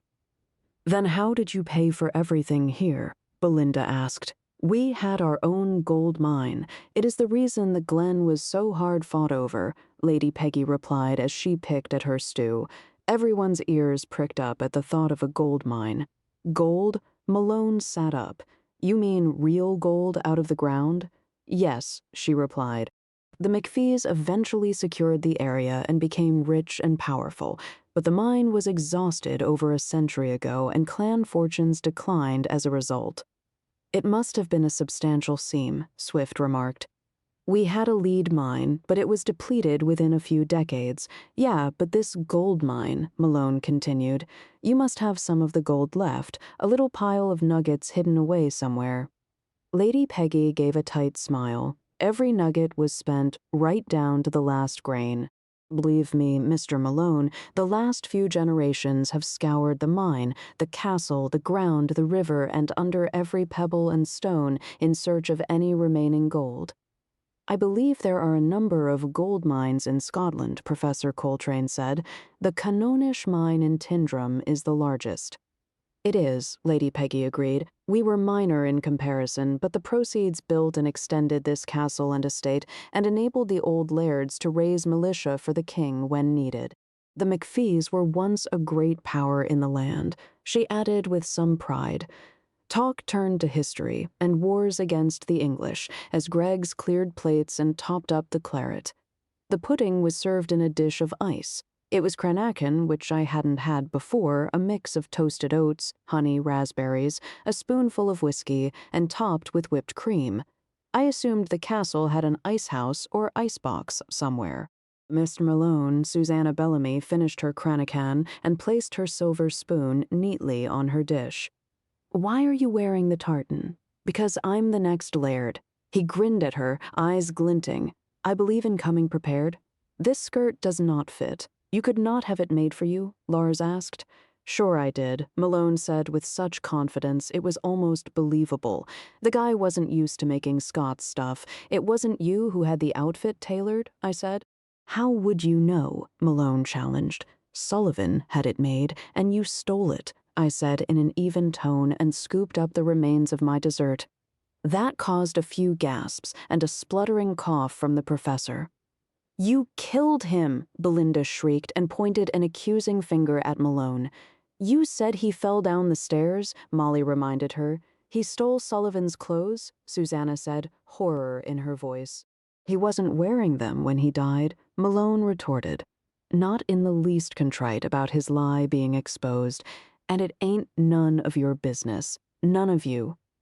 He waved a defiant hand in the air. How did you get them? Professor Coltrane had stopped coughing enough to ask from his room. Where else? Malone said. We came on the same train. He told me I was wasting my time. He was going to be the laird and had a tartan suit all made. So you killed him and took his clothes. Linda wasn't backing down. I did not kill him.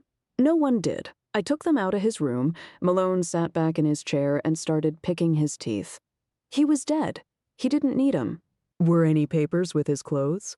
Swift instantly asked, No, and I wouldn't have seen them anyway, Malone said.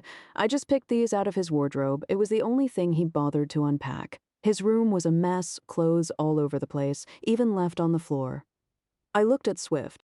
There they'd been bundled into the suitcase when we searched it earlier. Someone must have been in there other than Malone, obviously. That's despicable, Daniel was saying, and as I've just pointed out to Major Lennox, there is no one here with a greater claim than the other, or Sir Richard would not have invited all of us. He turned to Fitzroy, and so did everyone else. Can you confirm that this is true?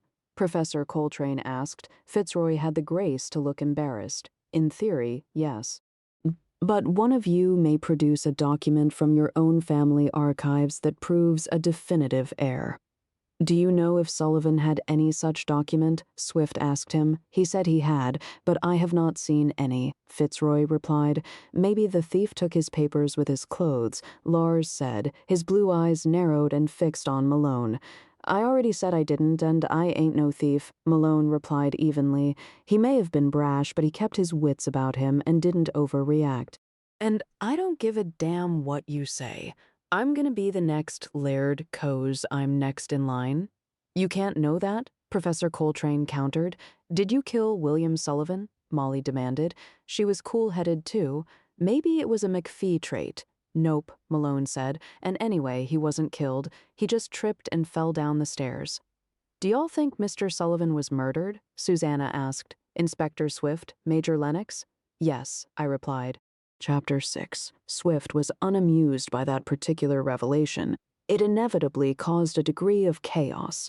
Are you saying, Major Lennox, Professor Coltrane leaned stiffly forward to address me, that William Sullivan was murdered in this house 2 nights ago? Yes, I replied again. I noticed Fitzroy close his eyes as I confirmed it. Professor Coltrane turned to Swift next to him. You implied that Sullivan's death was an accident. Swift began, then corrected himself. We have barely begun making inquiries yet. I was reluctant to cause any unnecessary alarm. Swift extemporized, then glared at me. I emptied my glass of claret, which had grown more exceptional the more I drank of it. You mean someone in this room actually murdered Mr. Sullivan? Susanna Bellamy was looking about her in astonishment. This is evident, Lars said, apparently unconcerned. He too finished his claret. It brought warm color to his sharply defined cheeks. Seriously? Belinda was finding the news hard to digest. I mean, seriously? One of you murdered Sullivan? This is too much, Sir Richard. I'm going to retire, Lady Peggy said to him and banged her napkin on the table. Do you have a chamber candle? Fitzroy replied. Craggy will have doused the lamps and candles. I got a flashlight, Malone declared. I'll go with you. He stood up, reached into his sporran, pulled out a torch and held it aloft. No, thank you, Mr. Malone, Lady Peggy replied coldly. Whatever, he replied. And I don't need no stupid candle. He marched off towards the door. You look foolish in the skirt you stole, Lars called after him. It's called a kilt, and I didn't steal it, Malone called as he went out, slamming the door behind him. Good night to you all, Lady Peggy rose from her chair. May I escort you, Lady Peggy? Professor Coltrane instantly asked. Thank you, that would be most kind. She turned to him and attempted a smile. Susanna Bellamy looked up, watching them.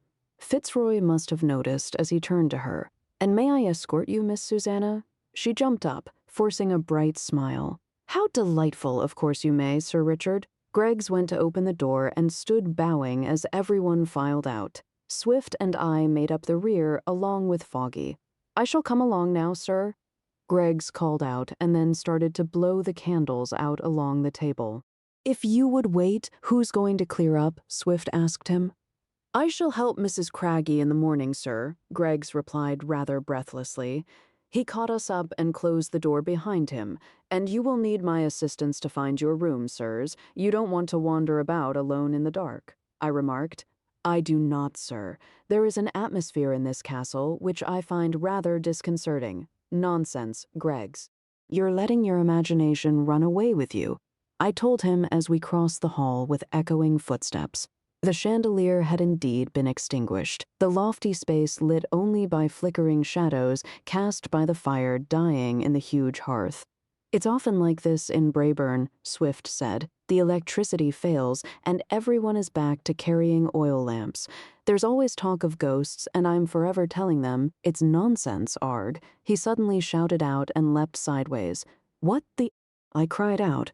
Something small had skittered across the floor ahead of us, then ran around and made a grab for Swift's feet. Foggy started barking. I dug out my torch from my pocket and swung it about, trying to make out what it was, briefly catching sight of a pair of small eyes before whatever it was darted off. Ahem, sir, Greggs said. I believe it may be Mr. Tubbs. What? I said. I have not had time to inform you, sir, that Mr. Tubbs came with us. He traveled under my cape. Greggs, why did you bring him? I demanded. It's the cat? Swift could hardly believe it, but at least he'd stopped dancing around. Indeed, sir. Lady Percy said he would miss Major Lennox, and that the Major would miss the cat, as would Mr. Fogg, and also Mr. Tubbs is not terribly keen on Nicky except when he is asleep. He was right about that. The Jack Russell regarded the cat as a perfect playmate. Tubbs was usually up for most games, but Nicky was still in his rough and tumble stage, and Tubbs had quickly tired of being bowled over by the pup. I caught the little reprobate in my torchlight. He'd sat down to lick a paw. Foggy went to sit next to him, watching proceedings with his tongue hanging out.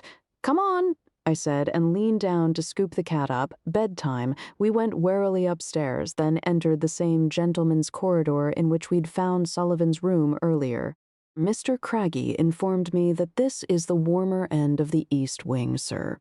Greggs said as he threw open a door. An oil lamp hanging from the ceiling was lit, showing 2 single beds, one each side of the dull green room. A large moth-eaten rug lay on the floor, a circular table placed on it with 2 hardback chairs, a low bookcase, and chest of drawers doubling as a washstand. It offered little comfort, except for the beds, which were covered with thick blankets and green, feather-filled eiderdowns. Why is it warmer? I asked, as a chill blast hit us. It is sheltered from the prevailing winds, sir, Greggs said. I lit the fire when I brought up the bags. He gazed at the embers beneath some charred logs piled in the stone hearth. I believe it may need some encouragement. I'll do it, I said, and went to the nearest bed to deposit Tubbs on the quilt. Foggy jumped up to join him, then curled up to gaze at me with brown spaniel eyes almost hidden by his long golden ears. Aren't there any other spare rooms? Swift asked as he regarded the other bed set under the window. Only the late Mr. Sullivan's, sir, Gregg said. I have a small antechamber next door. We could exchange. If you know, I'm not going to be kept awake half the night by your snoring, Greggs. As you say, sir, he intoned, then aimed for the door. Good night, sirs, he said, and was gone. It's amazing how quickly he could move when he wanted to. I banged the ashes with a poker and watched as flames began licking around the wood.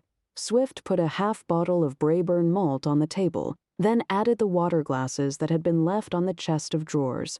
I reached for a pair of worn leather bellows, propped on the stone hearth, then changed my mind and picked up the unlit lamp on the mantel shelf, unscrewed the base, and poured some of the kerosene from its reservoir onto the fitful fire. Lennox, Swift objected, as it flared up, then burst into yellow flames, the escaping gas hissing as it blazed. It was that, or the whiskey, Swift, I told him, and that's all we've got because I forgot mine. He frowned and poured us each a glass of golden liquid while I quickly got ready for bed and dived under the covers. He placed a shot glass of amber liquid on the bedside table next to me, then retired to his own bed. Perfect, thank you. I drank it in one and lay back to feel the warmth of high-grade alcohol spread through me. It was bliss. Malone is an idiot. Swift had made a rapid change into pajamas as well and reached up to turn the lamp wick down. It created an instant gloom in the room with only the fire to ward off inky blackness. He is, if he killed Sullivan, I replied. Any thoughts on who might have done? No, neither have I, he said, then sighed. I didn't ring Florence. No, I hadn't rung Percy either. The thought had crossed my mind, but somehow the time had slipped away. Go to sleep, Swift. Right? I heard the tap as he placed his glass onto his bedside table. Then I didn't hear a thing until the door banged open at dawn next morning. Murder. Craggy shouted from the threshold. What? My eyes flew open. Murder. Murder. Learn, Craggy repeated. Come quick. Quick, now. That got me moving. I leapt out of bed. Who's dead? Murder? Swift had burrowed down in the covers, but now pushed them from over his head. There's a body. Craggy waved his arms, panic setting in. Whose body? I struggled into my trousers. Foggy sat up on the bed and yawned, not in the least concerned by the sudden commotion. Another Uitlander. In the water, Craggy was almost breathless. Floatin' away, ye've got come afore he's gone. I pulled my thick Aran sweater over my head and shoved bare feet into my boots. Show me, I ordered. Lennox, wait, Swift called. He'd pulled his trench coat over his pajamas and was now trying to tie his shoelaces. No time, Swift. Craggy shuffled ahead, but I overtook him. Foggy decided to come and bounded ahead of me. That caused me to break into a run, and I raced down the stairs across the hall and out through the open front door with Foggy lulloping at my side. The early morning sun threw long shadows across the ground. A layer of light frost was turning to dew on the grass and ground. Lady Peggy was on the shore of the river, a thick woolen dressing gown held tightly around her. Fitzroy was with her, he too in nightclothes. They were staring in horror at the body of a man floating in the broad stretch of water some way beyond the bridge. He was already beginning to gather pace as he reached the arc at the end of the broad water and entered the narrowing river where it flowed downstream. I couldn't see a face. His head was hanging down between outstretched arms. He was entirely bald, which confused me. Who was he? Not one of the heirs. The cause of death was easier to spot. There was a large knife stuck into his back. A circle of black-looking blood spread around it, staining his drenched overcoat. Swift raced out of the door and paused momentarily at my side. "I'll get him." I pulled at an arm of my sweater to take it off. "No, you must not." Lady Peggy called to us. The river's in full spate from the mountain snows. He's too close to the Narrows now. It's far too dangerous. "Don't go in, Major." Fitzroy was striding towards us. "Go to the cascade. You might catch him there." He pointed east, where the water flowed downriver. The body was moving much faster now, caught by the water funneled between narrowing rocky banks. "Come on, Lennox," Swift shouted. I yanked my jumper back in place, and we sprinted off along an earthen path running parallel to the river toward a tree-covered promontory. Foggy raced alongside us, barking as though it were a game. The body was still visible ahead, the speed of the water propelling him faster and faster. We reached the bluff, where large rocks divided the river into numerous roiling runnels, and Swift sprang off the bank and onto the nearest boulder only a couple of feet from the shore. His feet instantly slid from under him, a thin layer of ice making it almost impossible to find a grip. He scrabbled with fingers, clawing to save himself from falling into the torrent. "Hold on." I almost threw myself onto the rock to lay flat over it, steadied myself, and grabbed his wrist. Learn, learny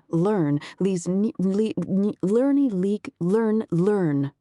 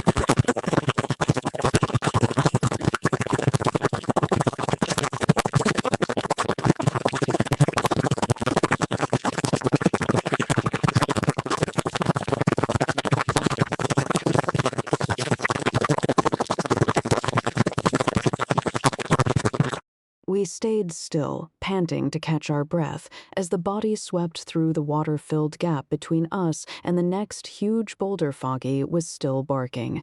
I called out to him, trying to give him some reassurance. I sat up carefully and watched as the body swirled, tumbling in the white water before being carried around another rocky bend to disappear from sight. Swift stopped panting and put his hand to shade his eyes. He was bald. Who was he? I've no idea. Come on. Let's go and find out what the hell is going on. We were careful as we vaulted from the boulder to the shore. Then we limped back to the path. Swift had gashed his knee, which was bleeding through his pajama bottoms, his trench coat grubby and streaked. My thigh muscles were aching, the exertion having fired off an old injury from the war. Fogg walked alongside, glancing up at us, his ears down, all exuberance gone. Learn Lady Peggy and Fitzroy had followed as far as they could, and we met them on the earthen track, weaving between the tall pine trees. Are you all right? Lady Peggy held her hands clasped tightly together over her dressing gown. Fine, I lied. Who was he? I don't believe it was anyone local. She looked to Fitzroy. It might be another claimant heir. A man called Douglas Brodie. He replied slowly.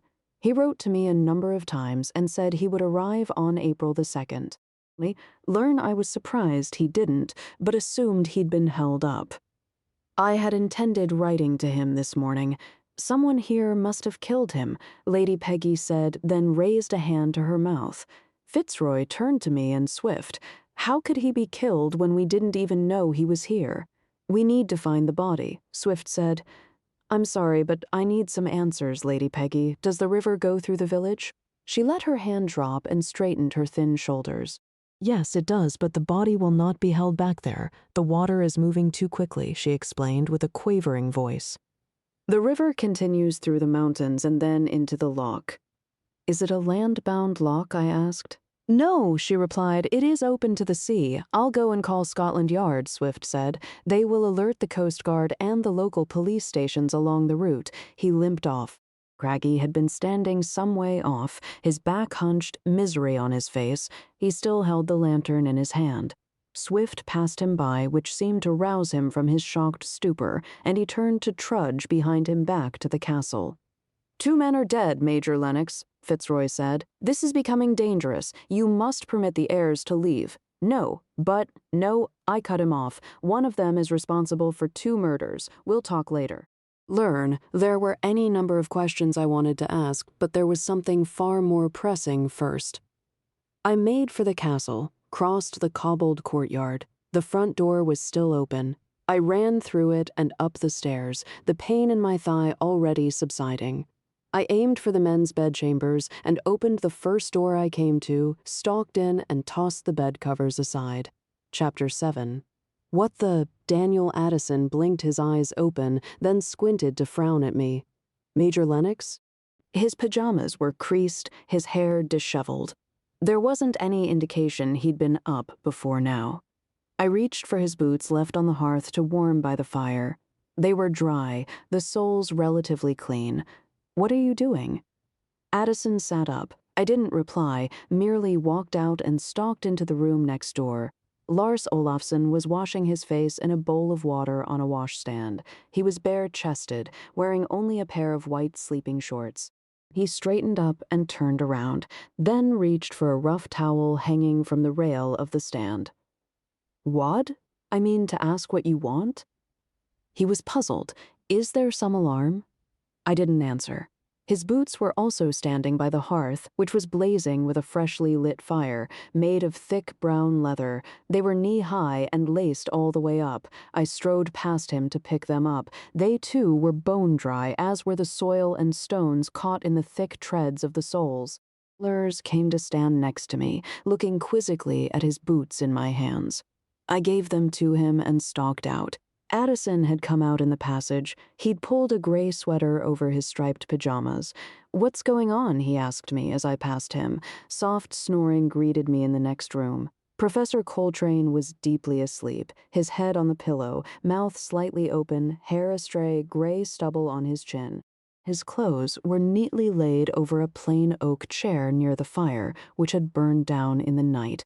His shoes were on a folded newspaper, the London Times. I could see they weren't stained by damp, but reached to check them anyway. I turned them over, felt inside, then put them back. I hesitated to pull the covers off the professor. He was the pernickety type, and I couldn't quite bring myself to be so disrespectful.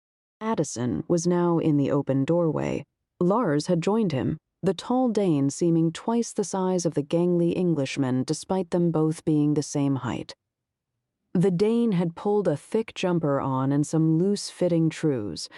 "Something is wrong?" Lars said, his voice a deep boom. That penetrated the consciousness of the slumbering professor. He opened his eyes, then looked at me in surprise, before realizing there were two other men behind me. He sat up, reaching for his spectacles. "Learn, what is it?" "A death?" I said. "Who?" Addison asked and stepped forward. "I can't say," I replied. "Malone," the professor guessed. "No, it is not Malone," Lars repeated. "But who then? A man or woman?" "Man," I replied. "Was it murder?" Addison came closer. "Professor, could you please step out of bed?" I asked him. "I could," he said, then fidgeted with the covers. "My pajama pants fall down if I do not move with care," he confessed. He fidgeted some more, then moved the covers aside to swing his legs onto the floor, bare feet first. "Now, Major Lennox, you must explain yourself." The professor stood up. He was a good 10 inches shorter than I, but fixed me with a stern eye, authoritative even in his blue-striped pajamas. I took a breath. "I will, but you must wait here," I said, then made for the door because I still had one more suspect to confront. "What do you want?" Learn, was sitting up in bed wearing a thick gray vest, reading a book, which surprised me. I made for his thick-soled shoes, which had been kicked under his dressing table. I could see they were dry before I bent and pulled them out, but examined them anyway. Then I turned back to him. "Get up!" "No, I reached for the water jug on the dresser top. Get up now!" "You'd better have a good reason for this, Lennox," Malone griped and climbed out of bed. "Ow!" he shouted as his feet hit the freezing floor. There was nothing to see, apart from his appalling hairy legs below a pair of shapeless gray shorts. Foggy had come in behind me. He whimpered. "If you didn't have such a nice dog, I'd be tempted to sock you one right now," Malone said. I looked down at him and raised a brow. "Once I've found a box to stand on," he said, then grinned. The rest of the men had crowded in, ignoring my order to stay put. "You must tell us what is happening, Major," Professor Coltrane said. "I insist. There's a body in the river, a man," I replied. "Someone in this house must have killed him and pushed him in there early this morning." They looked at me, then each other. "But who is the dead man?" Addison asked. "He hasn't been formally identified." Actually, I'd forgotten who Fitzroy said he might be. I stalked into the next bedroom. It was empty, but I could see it must be Fitzroy's. Lern backed out into the passage and closed the door. They'd all followed me. I almost bumped into them. "Now what?" Malone looked up expectantly. "I have to go and wake the ladies," I replied. "You're gonna go and drag the dames out of bed?" he said. "Boy, I want to see this. I realized I might have to rethink that plan. Swift will do it." "Do what?" Swift walked up behind us. He'd changed into his suit and even brushed down his trench coat. He woke us all up. Addison pointed at me. He said, "There's a body in the river." A man was killed. I was checking shoes, I told Swift, to see if any of them had been outside this morning. "Good, well done. Had they?" he replied. "I didn't find any evidence, but any of them might have hidden a spare pair or thrown them in the river." I narrowed my eyes as I glanced at the men crowded round us. They looked back, puzzled but unabashed. "Right, we need to check the ladies," he replied. "Come on." He strode out. Learning was perfectly happy to let him take the lead. The others followed behind us. Fog had brightened and now trotted jauntily along. We walked onto the landing to find the women gathered down in the hall, which caused me a sigh of relief as I hadn't wanted to barge in on them. "God darn it," Malone said. "I really wanted to see you guys wake them. You'd have had a black eye from one of them at the very least." Mrs. Craggy came and woke us. Susanna Bellamy called up as we trotted down the stairs. Learn what's happening? Where is Lady Peggy? Where are your shoes? Swift demanded. On my feet. Susanna pointed to them, which she was wearing without socks or stockings, below a pink nightdress and dressing gown. Listen to me. Swift stepped back and raised his voice. Return to your rooms, pick up all of your footwear, and bring it here. But the Major has seen mine already, Professor Coltrane said. Do you have slippers? I asked. Yes, but, Swift cut him off. I am requesting your cooperation. This is a formal murder investigation, and I do not want to have to caution anybody. He was very serious and totally in his element. There was some muttering and shifting of feet. I'm not going anywhere until you tell us who was murdered, Belinda piped up. I'm an American citizen. You're Canadian, Molly reminded her. Well, I live in America. Belinda rounded on her as do I, Susanna said, but I don't need to make a big deal of it. Learn, or be an embarrassment like you are. Molly turned on Belinda. You do what these police say you do, Lars said sternly to Belinda, his voice booming in the high-ceilinged hall. He turned to Malone. And you go put your skirt on. It's not a skirt, it's a kilt. Malone put his hands on the hips of his gray shorts and squared up to the big Dane. It's not yours, Addison joined in. It was Sullivan's, that's enough. Go and fetch your shoes. Swift suddenly shouted very loudly, then added, please, which finally caused them to shut up and move off towards the stairs. We waited until they were out of earshot. Who was he, Swift, I said, meaning the body. Didn't you hear Fitzroy? He said he could have been Douglas Brody. The furrow between his dark brows had deepened, his features hawkish. It doesn't make any sense, I said. No, Swift let out a sigh of exasperation. I called Billings at Scotland Yard. He's ordering an all-points watch for the body downriver. Good. I'm going to take another look, I said. The body may have caught on something. Fine, he replied. Lennox, this is deadly serious now. We can't let any of them leave. Billings was very clear. Everyone must stay until we find the killer. He glanced at me. I don't think the culprit has finished. I nodded agreement, understanding the implications. You're assuming the motive is Castle McFee and the estate, I said. Learn what else? I don't know. Daniel Addison's father was murdered, Addison. He looked surprised. Wasn't he the diplomat? Yes, he frowned. I can't see a connection. No, I replied. Did you bring a gun? Yes, good, right? I decided. I'll try to find the body. He didn't move, just watched me go out of the front door, foggy at my side. The early morning chill had begun to lift, although it was still only a few degrees above freezing. Lurney retraced our steps along the path towards the promontory, pausing for a moment on the broad swathe of grass to gaze out across the water. The river widened out in front of the castle, slowing on the further bank but faster in the middle where it had been confined by the arches of the stone bridge. The banks either side of it had been built up with stones to stop erosion. The rest of the river's edge was left to nature, a jumble of rocks interspersed with thick, springy turf. Trout were already rising to snap at insects flitting across the surface. I watched them as the rising sun threw rays of light bouncing off the ripples. There was a wildness about it, and yet it was utterly peaceful. Even though I'd witnessed the body, it still somehow seemed unreal and hard to imagine in such a tranquil spot. I turned to look up at the massive stone edifice of the castle itself. It was less grim in the sunshine, although the dark granite could never be described as homely. The oldest section of the castle was at the rear. It was huge, severe, and possessed very few windows. A conical roofed turret did nothing to alleviate the impression of a grim bastion. A newer building had been added to the west. Another had been tacked on to the east. The wall containing the archway linked them both to form the inner courtyard sheltering the front door. Foggy began barking. He'd run along the path winding between the tall trees. I strode towards him, the scent of damp earth and crushed pine beneath my feet, the pure, cold air filling my lungs. I crested the rocky promontory to see the dog leaping around the base of a tree from where a red squirrel was chittering at him in irritation.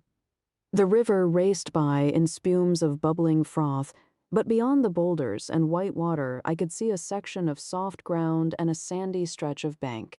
There was no sign of the corpse, but I walked down to peer into the crystal clear water.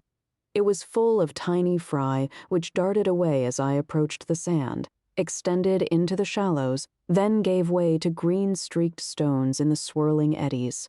Beyond that, the water raced towards the steeply rising hills and mountains beyond. I whistled for Fogg, who came bounding over, and we carried on along the track paralleling the river. The exposed rocks on the bank grew larger as the course of water grew narrower. We trailed between tall firs and pine some distance, then turned about yet again when I saw him, a man lying on a flat stone reaching into the water to grasp something caught amid yet more jagged rocks. "Greetings," I called out. "Did you find something?" "Aye," he called back, a lean man, a red mustache and beard, with dark red hair above a weather-beaten face. Learn he wore a faded kilt in the McFee tartan with a thick jersey under a sheepskin jerkin. Summit caught in the crag. "Yours, is it?" "It could be," I replied. Foggy raced toward him as he clambered back to the shore, obviously familiar with the river and terrain. "Nice wee doggy you've got there," he said in a broad accent. He leaned down to ruffle the golden fur on Fogg's head. "Ye stayin' at the castle?" "I am," I agreed. "Well, you've saved me a trek, then.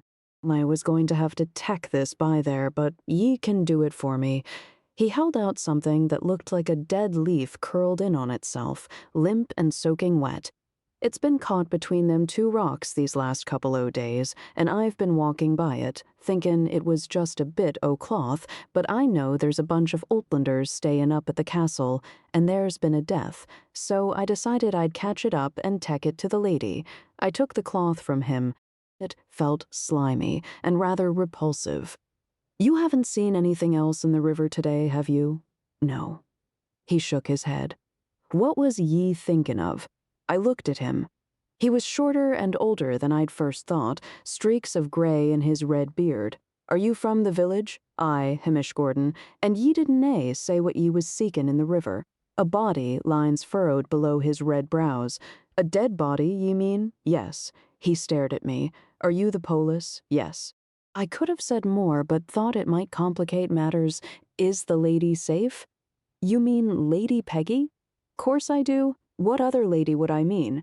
Right? Well, I'm sure she's perfectly safe," I replied, although I had no way of actually knowing that. "Would you mind asking the people in the village if any of them have seen anything strange recently?" He continued staring at me. "Ye mean more strange than dead bodies floatin' down the river?" That made me grin. "Something like that. Yes, well, I'll come and find ye if we do." He nodded. "And maybe that glove'll be of use to ye." I looked at the object, still dripping in my hand. "Ah, so that's what it is." I held it up. One of the fingers drooped, then another. It was rather disconcerting. "You saw it 2 days ago on a 2nd of April?" He thought about that. "Aye, it was, the day after my grandson stuck a fish in M-boot, thought it was a grand joke for an April fool." "Do you think the body might be held up anywhere downriver?" "There's always a chance, I suppose, but it would-a moved fast once it got caught up in the strin, and you're saying it has the chance of anyone seein' it is thin." "Did ye say it was a man or woman?" "A man. He was bald." "Well, he'll be gone to the mountains, so he will, and then the sea." He nodded. "Now I'll be bidding ye a good day." With that, he turned and strode off. Learn held the glove between my thumb and forefinger and walked it back to the castle along with my dog. Chapter 8, April the 2nd. Swift had splayed the glove on a large square of blotting paper placed in the center of a stained and battered work table. Water had spread around the fingers and thumb to form a strange and rather unnerving shadow. Did you see the hands of the corpse in the river? I'd been thinking about that. I didn't have a clear view, but I'm certain the hand closest to me didn't have a glove on. Swift leaned over the glove once more. "This is the left hand, and that was the hand we could see from the boulder." He shifted in his seat. "When he was carried past us, I thought his right hand had been cut off, and I've been trying to tell myself it was just an illusion. But if he'd been wearing a black glove like this, it might have given that impression."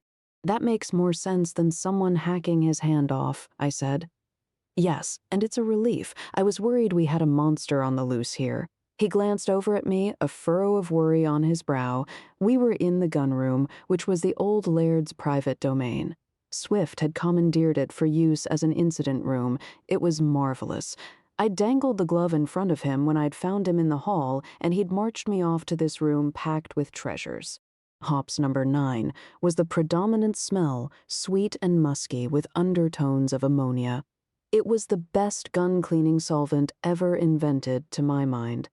I was holding a beautifully crafted Holland and Holland Royal side-by-side rifle. Its burr walnut stock gleamed with linseed oil. The intricately engraved metalwork showed a fine stag with a magnificent head of antlers standing proudly on a rock. It was perfectly balanced, and I'd never wanted to own anything so much in my life. Lernix, will you put that gun down and come here? Swift, I know what it is. We use similar ones for deer stalking on the mainland. What? And you've never invited me to join you? We go in the season when the weather allows, and that is decided on the dawn. I can hardly call you in the Cotswolds and wait days for you to arrive. We'll come and stay in the season. Fine, but will you come here and sit down? Why, Lennox, he snapped. I sighed and put the rifle back on its rack in the felt-lined gun cabinet. I was tempted to pick up the Mauser M98 stacked below it, but satisfied myself by running a hand along its sleek steel barrel instead. Then I went to sit at the battered work table opposite Swift. What? If this truly is Douglas Brody's glove, then he was probably killed 2 days ago. The day Sullivan was found at the bottom of the stairs. It's quite an assumption, I said, and picked up the magnifying glass to peer at the finely cut leatherwork. I called Billings back and asked the yard to track down Douglas Brody's last known movements, according to Fitzroy. The man lived in Stirling. I gave Billings the address. What did Fitzroy say about Brody? I put the magnifying glass down. There wasn't really much to see. Swift or someone had lit a fire of sticks and logs in the simple stone fireplace. A stack of rough-cut blocks of peat was arranged on a pile next to the hearth. The earth scent mingled with all the other wonderful smells typical of a well-stocked gun room. He'd written to him over 6 weeks ago, along with the other potential heirs. Brody had replied informing Fitzroy that he knew the laird had died, having seen the notice in the Oban Times, and that he intended coming to claim the estate. Fitzroy wrote back, informing him his claim was equaled by a number of others, and that he would be allowed to attend on the assigned date, which was the beginning of April. Wasn't the date more specific? Some of the heirs were coming from across the Atlantic. Fitzroy doubted they'd all get here on one particular day. I nodded. It was reasonable, given the unpredictability of traveling even short distances. Did you find anything on any of the ladies' shoes? No. He shook his head, his lean face solemn, but whoever had been out this morning may have gone barefoot or hidden whatever shoes they wore or tossed them in the river.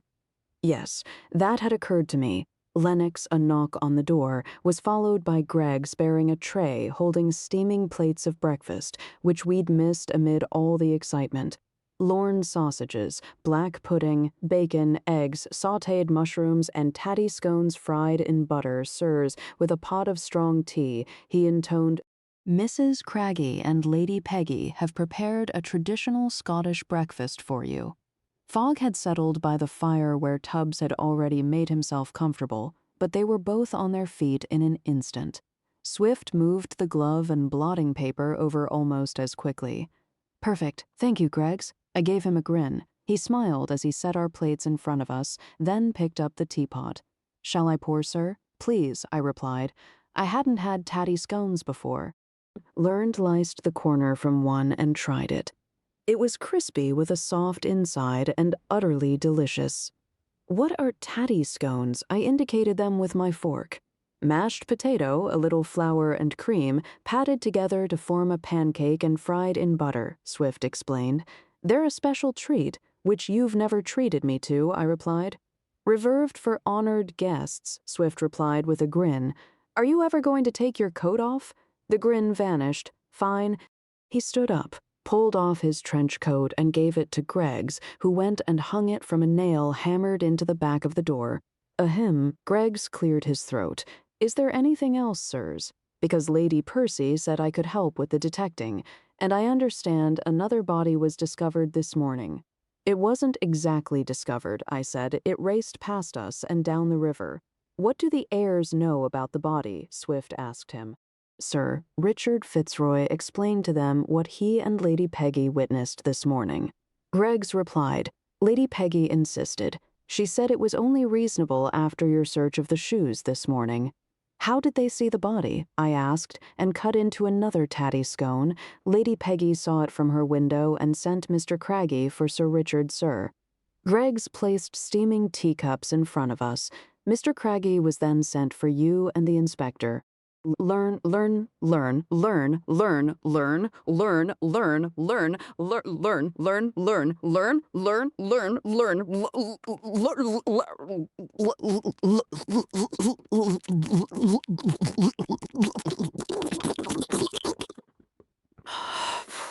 and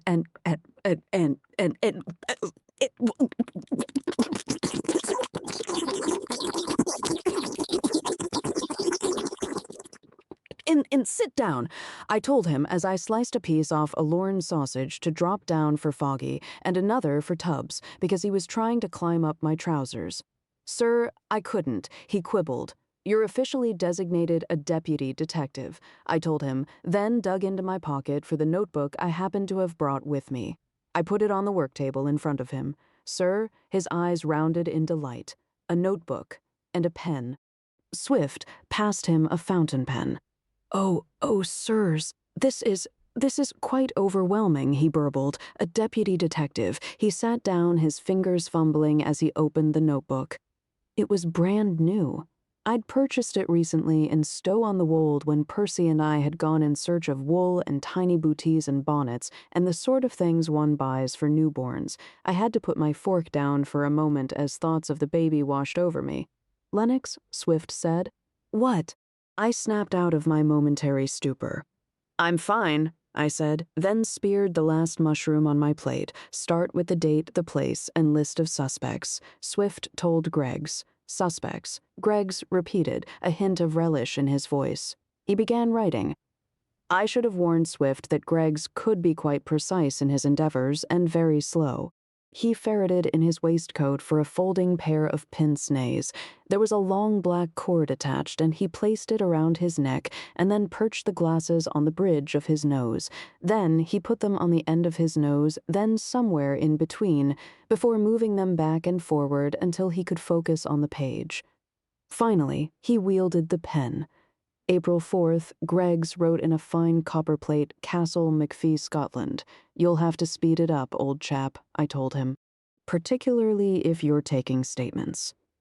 Oh, he stopped writing. Will I be interviewing murder suspects, sir? No, you'll merely be taking notes, I replied, but only if you get on with it. Very well, sir. I will endeavor to do my best. He continued to write at the same rate, the letters formed in beautiful curls across the page. It was like watching paint dry. Swift was more patient than I was, so I decided to go and ring Percy. Foggy decided against coming with me while there was still the possibility of food to be had. Tubbs followed me into the hall, then hopped up on a chair, then a cupboard, and from there made quite a leap onto one of the high windowsills where he sat to stare out at the courtyard. Swift had said the telephone was in a room somewhere off the hall, and about opening doors to find a disused parlor and a small scullery, also disused, until I came upon the glorified cupboard which housed the telephone. Ye want the polis? A Scots voice asked, male and gruff. No, I'd like you to put me through to Braeburn Castle, please. I sat down on the hard wooden seat, the one with the malt whiskey. Yes, Och, it's Braw stuff is the malt. Yes, I know. Would you please put me through? The line suddenly crackled and scratched. Then a soft voice sounded at the other end. Braeburn Castle. Florence? Oh, Lennox, we were hoping one of you would call. Did you arrive without any problems? Yes, Swift will telephone shortly. He's busy making lists. She laughed at that. He will be in his element then. Just a moment. The line went quiet. Lennox, Percy said, her voice full of laughter in my ear. How is it? Have you discovered some dreadful conspiracy? No, I grinned, even though she couldn't see me. Well, we might have.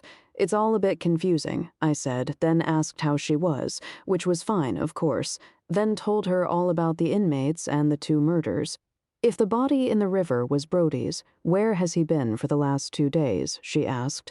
Perhaps he was caught up on something in the water, and then the body was dislodged for some reason, I replied. It seemed the obvious explanation. I suppose that would explain the glove, she mused. Would someone have killed him as soon as he arrived at the castle? They'd have barely met him. I suppose the killer must consider all the other heirs to be rivals. Tubbs had appeared and decided to join me. He jumped up on my lap and began kneading my trousers with sharp little claws. Aren't you worried that there may be more deaths? Yes, we both are. It's indiscriminate and dangerous. Have you really no idea? Her voice lowered to a more serious tone. The motive isn't a personal grievance. The murderer must be practically unhinged. I thought back to the killers who Swift and I had uncovered in the past. Murderers are surprisingly good at hiding their true natures. Well, I suppose they would be, she replied. Have you thought about names of the culprits? No, the baby, she laughed. Was I supposed to do that? It hadn't even occurred to me.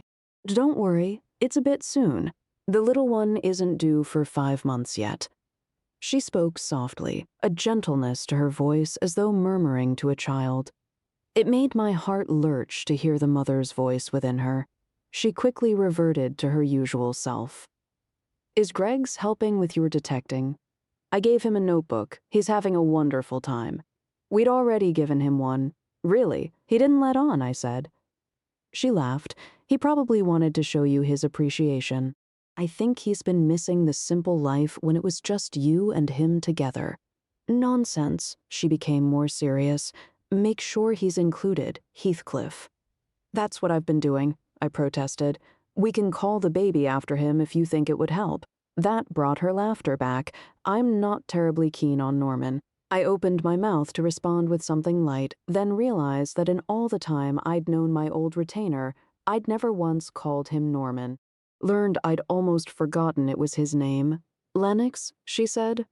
Sorry, old stick. Percy, dear. I took a breath to stop myself from babbling. Who would you nominate as the most likely suspect? She continued.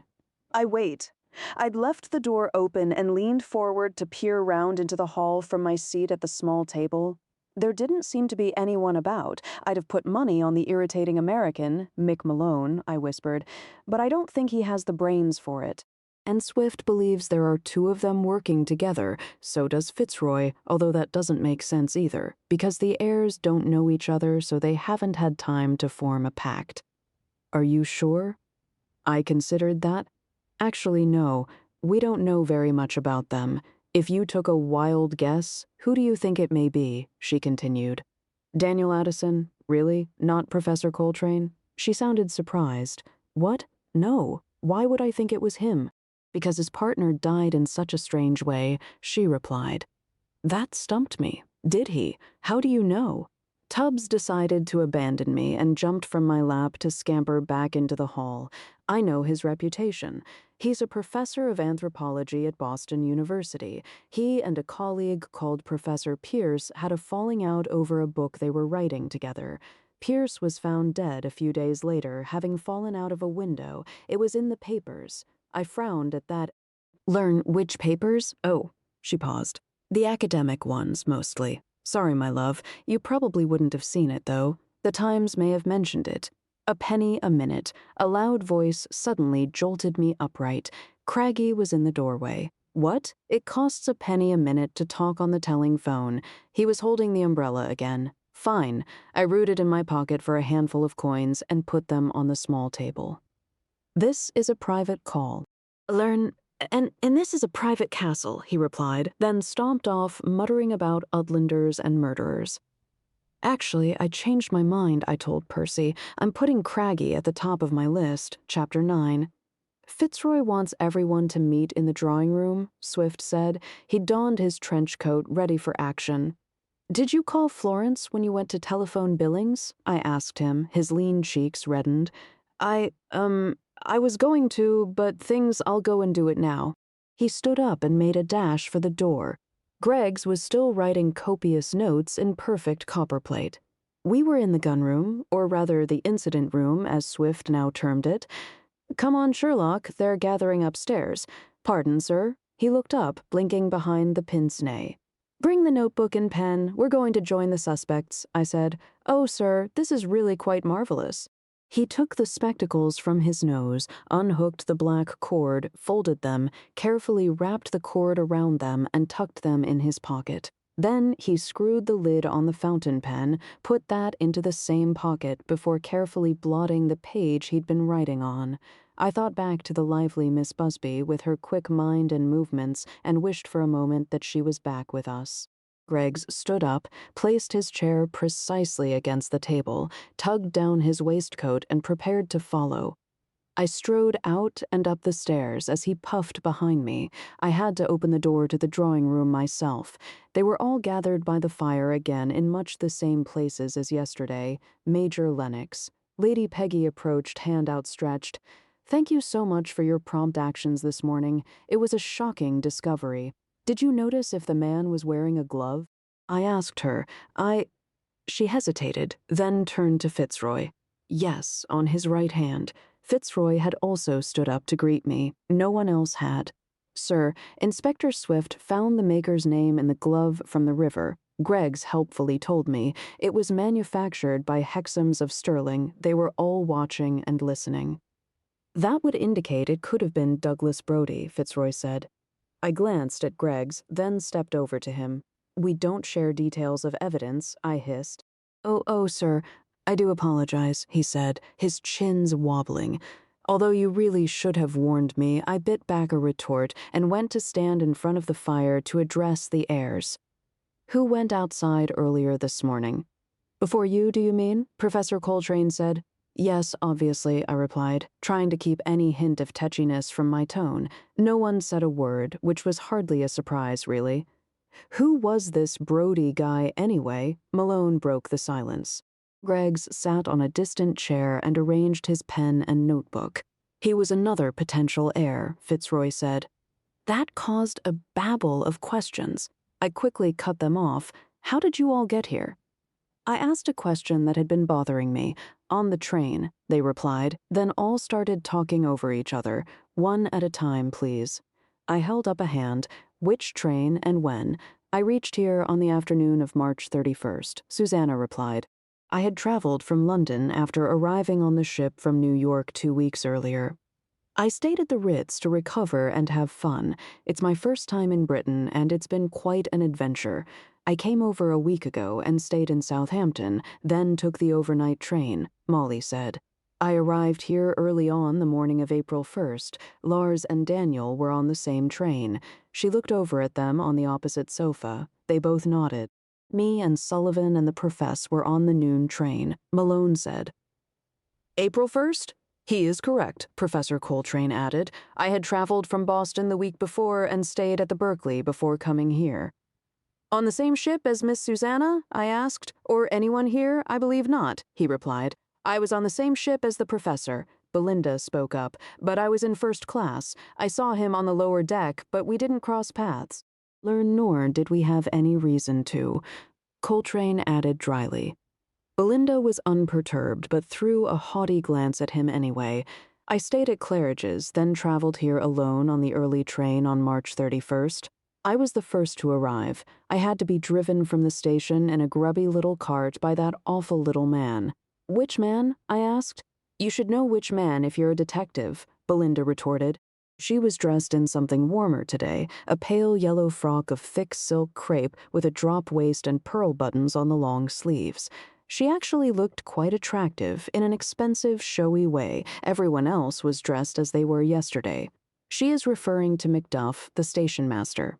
Fitzroy answered the question. "He lives at the station house and brings post or produce destined for the castle. People, too, should there be any. He has done so since the train track was installed." "We need to speak to him," Swift said. He'd walked in a few moments ago. Nobody but me had noticed. Did anyone see Brodie? Did he come on the same train as any of you or join you in the cart? We'll find out from this man, Macduff, what date he came, so you may as well tell us now. Lars fixed pale blue eyes on Swift. How can this man be here since some days and be killed, then be flushed down the river today? Learn not flushed. Lars, Daniel Addison told him. It's not the right way to phrase it. It would be swept down the river, Molly corrected. Like as a brush? Lars looked at her, then shrugged.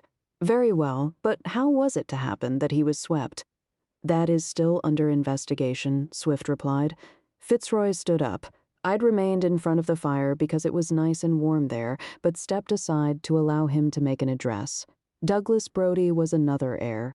Learn the lawyer spoke carefully and gravely. He and Sullivan may have had the strongest claims to Castle McFee and the estate. This was perhaps a coincidence, but whatever the motive for their deaths, I implore the person who carried out these appalling deeds to reveal themselves to the detectives and stop this murderous campaign. The estate can never be yours under such a circumstance. You risk the noose if you are caught. We all waited. Everyone's eyes flicked around again, waiting for an admission of guilt. It didn't come. The seconds ticked by, tension rising in an unnerving silence. Swift stepped forward. If you give yourself up now, a case might be made to avoid a hanging. This didn't help. There was still no sound, no movement. It was as though everyone had frozen, holding their breath as the tension ratcheted tighter. Arg! A sudden cry from the back made everyone jump and swivel around. Greggs had leaped up from his seat. His glasses sent flying, pen and notebook tumbling from his lap. Tubbs had jumped onto the back of his chair and put a friendly black paw on his shoulder.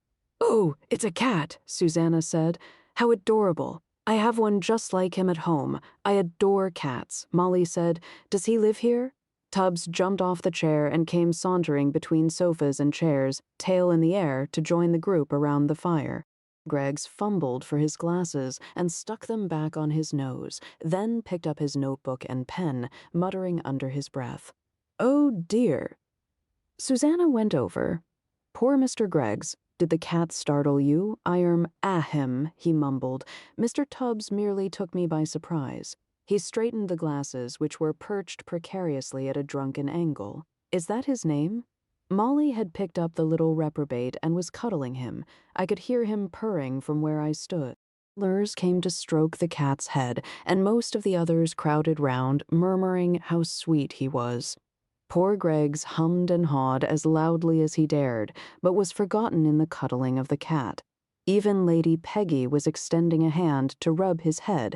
Fitzroy had not joined in, and now loudly addressed the room. "As the guilty party has not come forward, I suggest each of you keep in mind the situation. Be vigilant. Now we will all move to the library. Please follow me." He went out onto the landing where the sun had risen high enough to throw bright rays of light to dispel the gloomy shadows in the hall. They were chattering to each other as we followed, Molly laughing at something Lars said. I could understand their apparent lack of fear. Trying to imagine a murderer in their midst was difficult. Nobody seemed dangerous or aggressive. They were mostly quite friendly towards each other, apart from Belinda, nor had they witnessed the body at dawn. It must have sounded such an extraordinary event that it was hard to believe. I stopped to wait for Greggs to catch up. Malone paused in passing. "Lady Peggy said he was your cat. Somehow he'd ended up with Tubbs in his arms and was gazing down at the sleepy animal with something like adoration. He's a nice little guy. I never had a cat before. When I get this place, I'm going to fill it with cats and dogs and make it into a proper home." "Where are you from, Malone?" I asked him. He glanced up at me. He hadn't had a shave and looked more grizzled than ever. "A place called Hell's Kitchen, and I ain't never going back there," he said, then went down the stairs after the others. Tubbs still cradled in his arms. Swift joined me. "What did you make of that?" I shook my head. "They don't want to register the reality." "No," he agreed, "but it's one of them, or more likely two. A few of them traveled together. They could have formed alliances then. Learn or even known each other before. For all we know," he turned to Greggs, who was now emerging from the drawing room. "Did you list which of the suspects came here on the same train together?" I believe I did, sir. Perhaps we could review their positions when we interview them individually. Swift bit back a sigh, and we all walked down the stairs and into the hall. The loud bang, caused by the front door being flung open, gave us pause.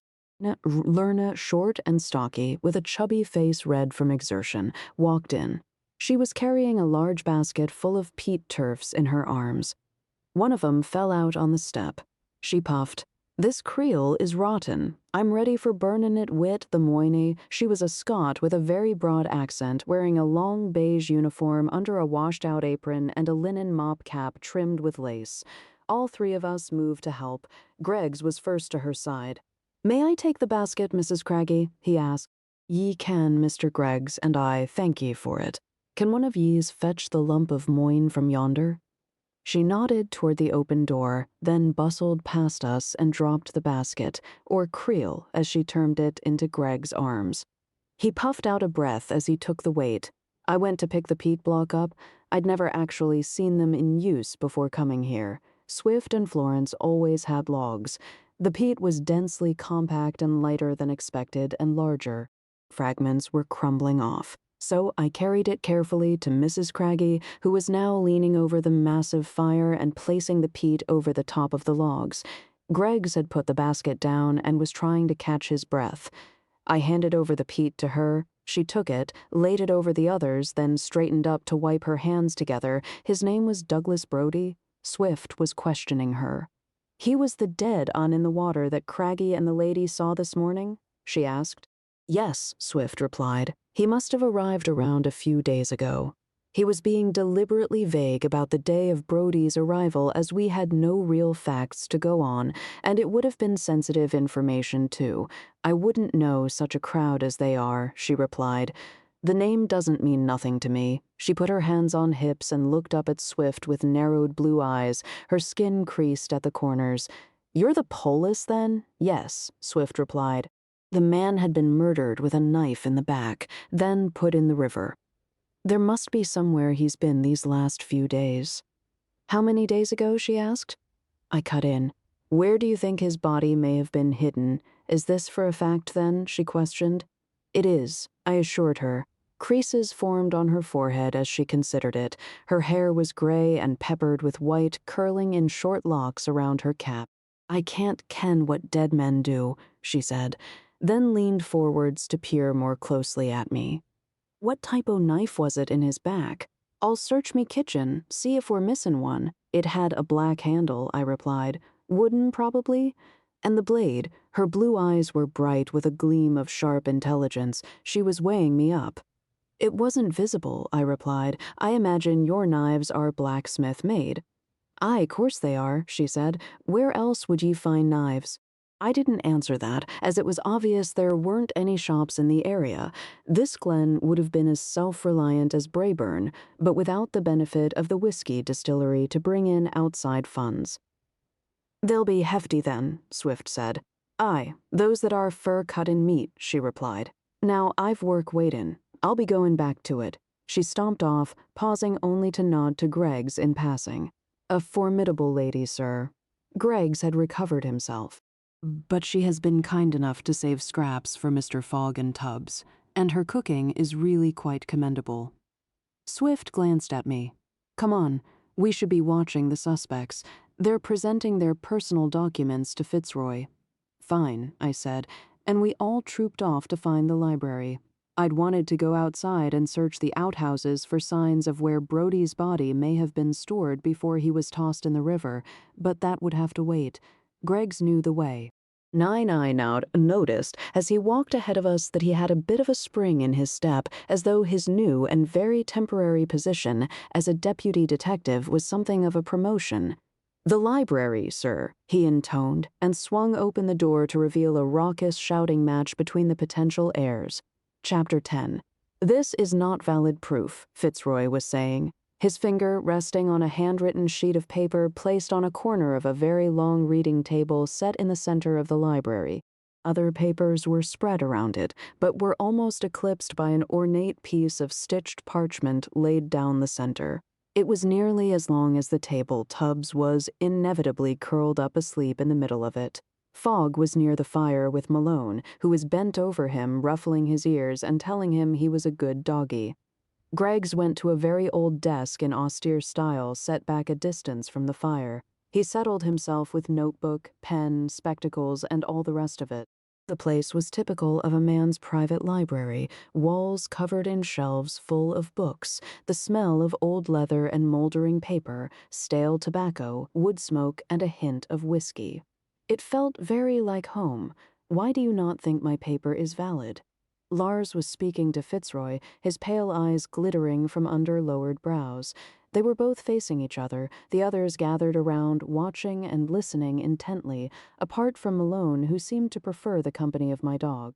To begin with, it isn't in English. Fitzroy's voice was calm and reassuring, the sort of tone he probably used with juries or nervous witnesses. Any document that was produced by any member of the McFee clan would be written in English. It was writ by my grandmother, Alma Olafsson, in 1846, Lars retorted. Her memory telling of our ancestor Wendlin McFee, who was born 1796. Wendlin is a big name in our family. She was my grandmother's grandmother. She told the story herself. A story how she married my many great-grandfather at this castle and they went to live at his home in Denmark. How can this memory not be true? I'm not disputing what your grandmother wrote. Fitzroy spoke evenly, but it is not a legally recognized document, nor is it one that arose from this castle. Are you saying this is an untruth? Lars's anger was rising with his voice, his cheeks suddenly flushed dark. No, I'm saying that it is not a legally recognized document, Fitzroy repeated. A certificate would be accepted, such as one for marriage or a birth, a formally stamped and witnessed will, or a death certificate, anything that has been endorsed by someone in authority which cannot be the person who wrote it.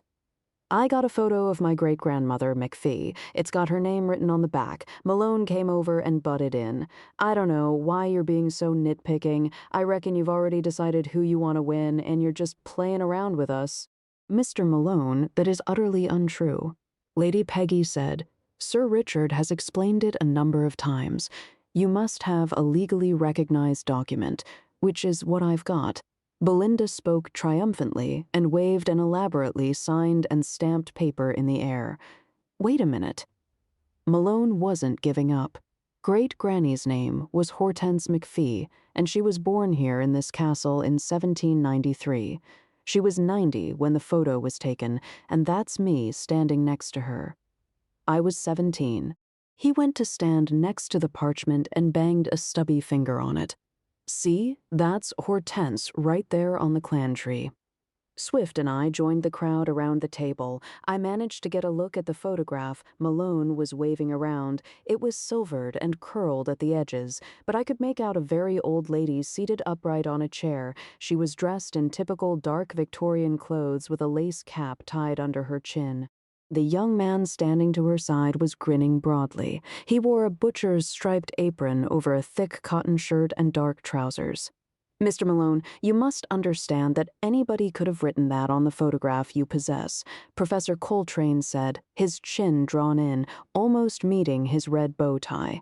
The identity of the individual remains unverified. That lecture did not go down well. Malone turned puce, his fists bunching. Now, Mr. Malone, Susanna Bellamy tried a calming voice. I believe the professor was merely voicing the possibility of doubt and not doubt itself. No, I was not, Professor Coltrane said, which didn't help. Daniel Addison stepped forward. I think this is best decided by Sir Richard Fitzroy, he said diplomatically. Exactly, Fitzroy said. Now we will go through each of your documents one at a time. Mr. Addison, would you please begin? He turned to him, then held a hand up. Learn, and no one is to interrupt. Right. Addison drew himself upright, his Adam's apple bobbing. He was wearing the same smartly tailored suit with white shirt and navy silk tie. I wondered how he'd managed to carry his suitcase along with the case of fine wine, then realized he'd probably paid the porters a handsome sum to do it for him. I have the official copies of the registered birth of Margot Balfour. Her mother is listed as Elisa McFee, born 1790 of McFee Castle. Elisa McFee was my great-great-grandmother. He handed the certified papers to Fitzroy. I have other records, and a number of certificates for births, marriages, and deaths, including my father's. He was a direct descendant of Elisa McFee, who was the eldest daughter of Niall McFee. Through the female line, Lady Peggy said. Swift cast a sharp glance at her as Fitzroy scanned the documents. There's a discrepancy here, Fitzroy said, and pulled a pair of gold-rimmed spectacles from his jacket pocket to peruse them more closely. What? Addison said, uncertainty in his voice. There can't be. My father hired a company of expert genealogists to find these documents and had them legally copied and certified. It took months, and it was extremely expensive. Why? I asked. What?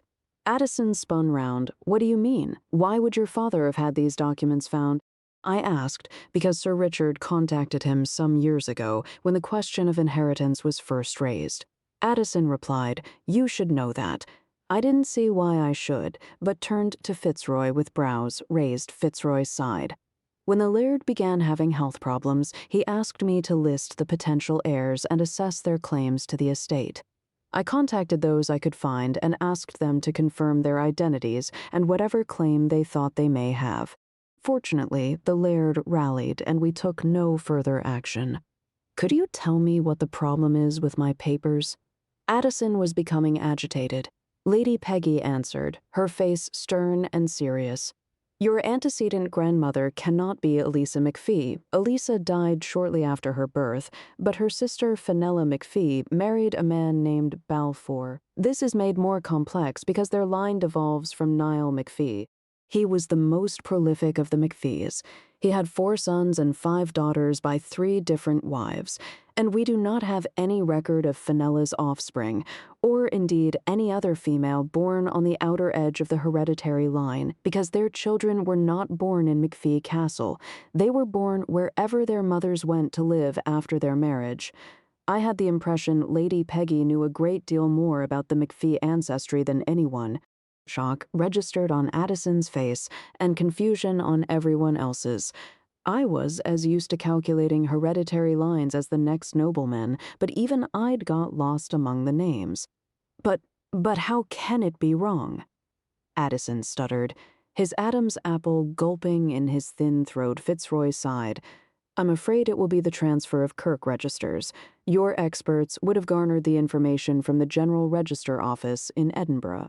This was only begun in 1855, but the government demanded it hold all previous records. A clerk was sent to travel the glens to copy the ledgers kept in the local Kirks.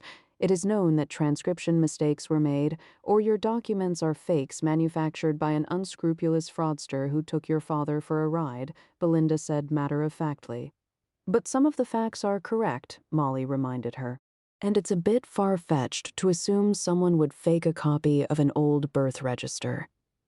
It depends how much was offered to them to find it, Belinda retorted. Some people will stoop to anything for money. Do you know this because you live among thieves? Lars asked. I do not live among thieves.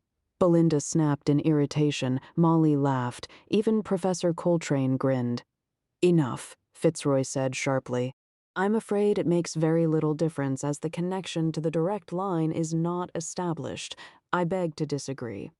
Daniel wasn't giving up. If my line is to Fenella, I still have a legitimate claim and can have the genealogical experts prove it. May I say something, Sir Richard? Susanna began. I have spent some time researching how to discover one's ancestors. Births, weddings, and deaths are all written in the church records, as you just mentioned. Learn. They are, Lady Peggy said, and we have the original registers. I will bring them. She went to a low bookcase below the tall window where sunshine was falling in slanted rays through small panes of lead-lined glass. She picked up 3 large ledgers, each bound in tan leather, peeling and stained with age. We all stood back as she brought them over and put them down carefully on the very end of the long reading table. Lernai don't know why she hadn't just showed these to everyone to start with. She opened the first ledger. Our registers start in 1759. No records were kept before that, other than the hereditary tree, she said, turning the thick pages. We shuffled down to watch. The first pages were decorated with a pen and ink drawing of a crest and shield and the name McFee of the clan McFee inscribed on an elaborate scroll. Then an inscription of a Latin prayer, then a blank page to show the family could afford to waste expensive handmade paper. "This is the register of births," she continued. We realigned ourselves into a semicircle behind her as she continued to turn the pages. "You can cross-reference the names to those on the parchment." She pointed over to the hereditary tree. Molly moved to go and gaze at the names. The same image of the crest and shield was drawn at the top, colored with vibrant inks typical of the time. She read out the first name on the parchment: Laird Duncan Robert James McFee, 1479–1532. That was long before the Kirk records began. Yes, this is when the Laird won over the feuding clans and was recognized by the King of the Scots. Lady Peggy replied, still leaning over the ledger. "What about Elisa and Fenella?" Addison was at Lady Peggy's side. Lady Peggy turned more pages, then stopped and ran a thin finger down black-lined rows of names written in different hands and faded ink. "Now, here is the list of Niall McFee's offspring." We shuffled closer behind her. I could see how long the list was. Fenella was born in 1799, and poor Elisa was born in 1790 and died the same year. There's a tiny did next to her name, as you can see. She placed her forefinger on the name written in faded ink. Molly had remained gazing at the parchment, her auburn hair falling around her pretty face. "The McFee wives' maiden names are not listed," she remarked. "No, and the daughters' husbands were not listed either," Lady Peggy replied. "But we can find those records in the Kirk marriage register." She pushed the births ledger aside and opened the next to turn the thick pages yellowed with age. "Look, here is the record of Fenella McFee's marriage to James Balfour in 1080–18. But Addison tried in confusion. "Where does that leave me?" "Nowhere," Malone replied. "My Hortense was older than your Fenella, so I win." "Oh, do shut up, you dreadful little man," Belinda said.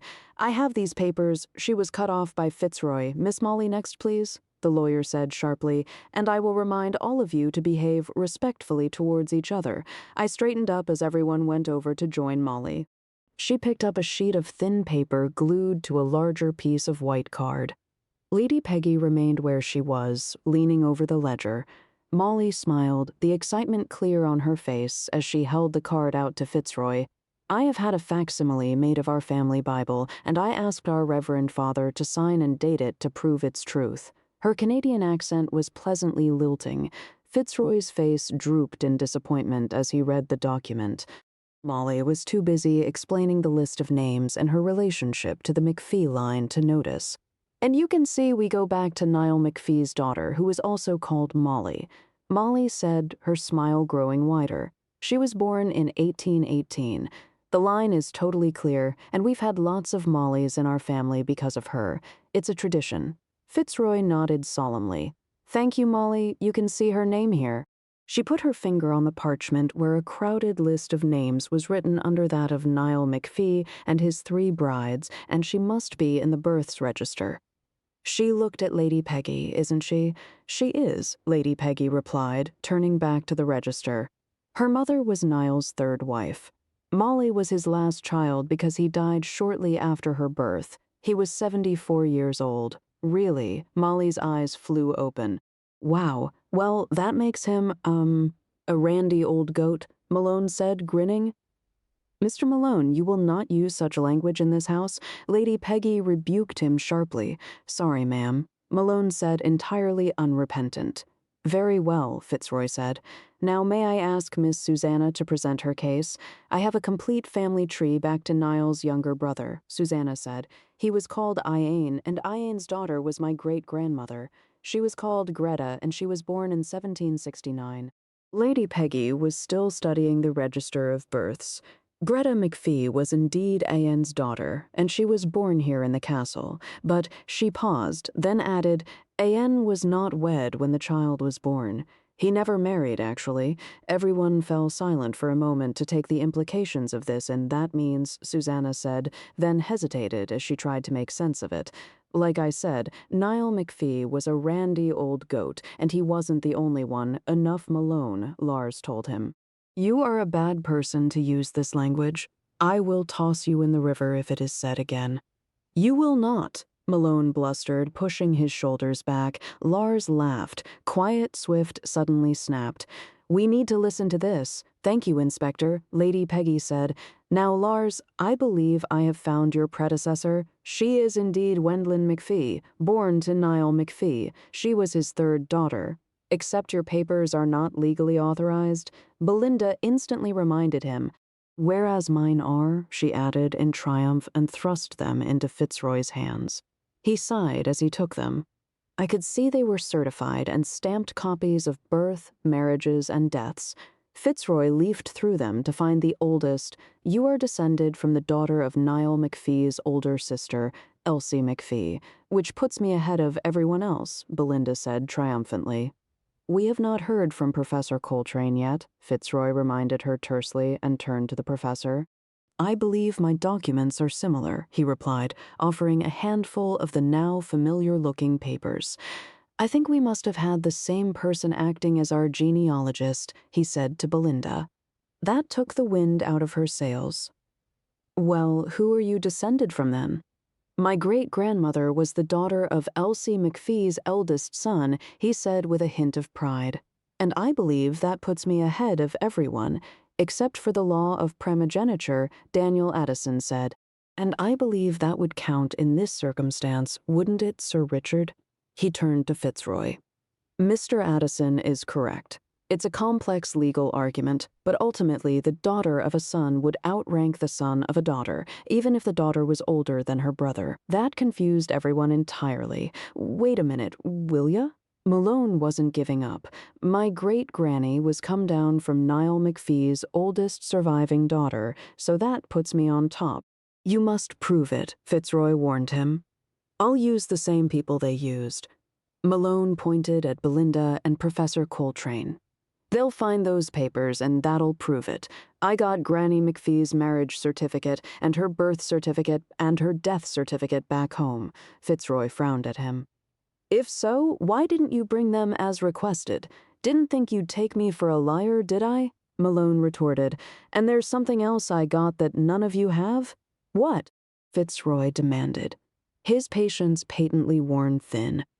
I've got a gold coin, Malone said with a grin, and dug into the sporran hitched around his waist. He held whatever it was in his clenched fist. Then, when he was sure we were all looking, he opened it to reveal a large gold coin. It's got the crest on, the same one like on the family tree. He was right. We could all see the crest stamped onto the gold. It was a pretty piece, thicker than most coins and about 2 inches across. It gleamed with the rich yellow hue of pure gold.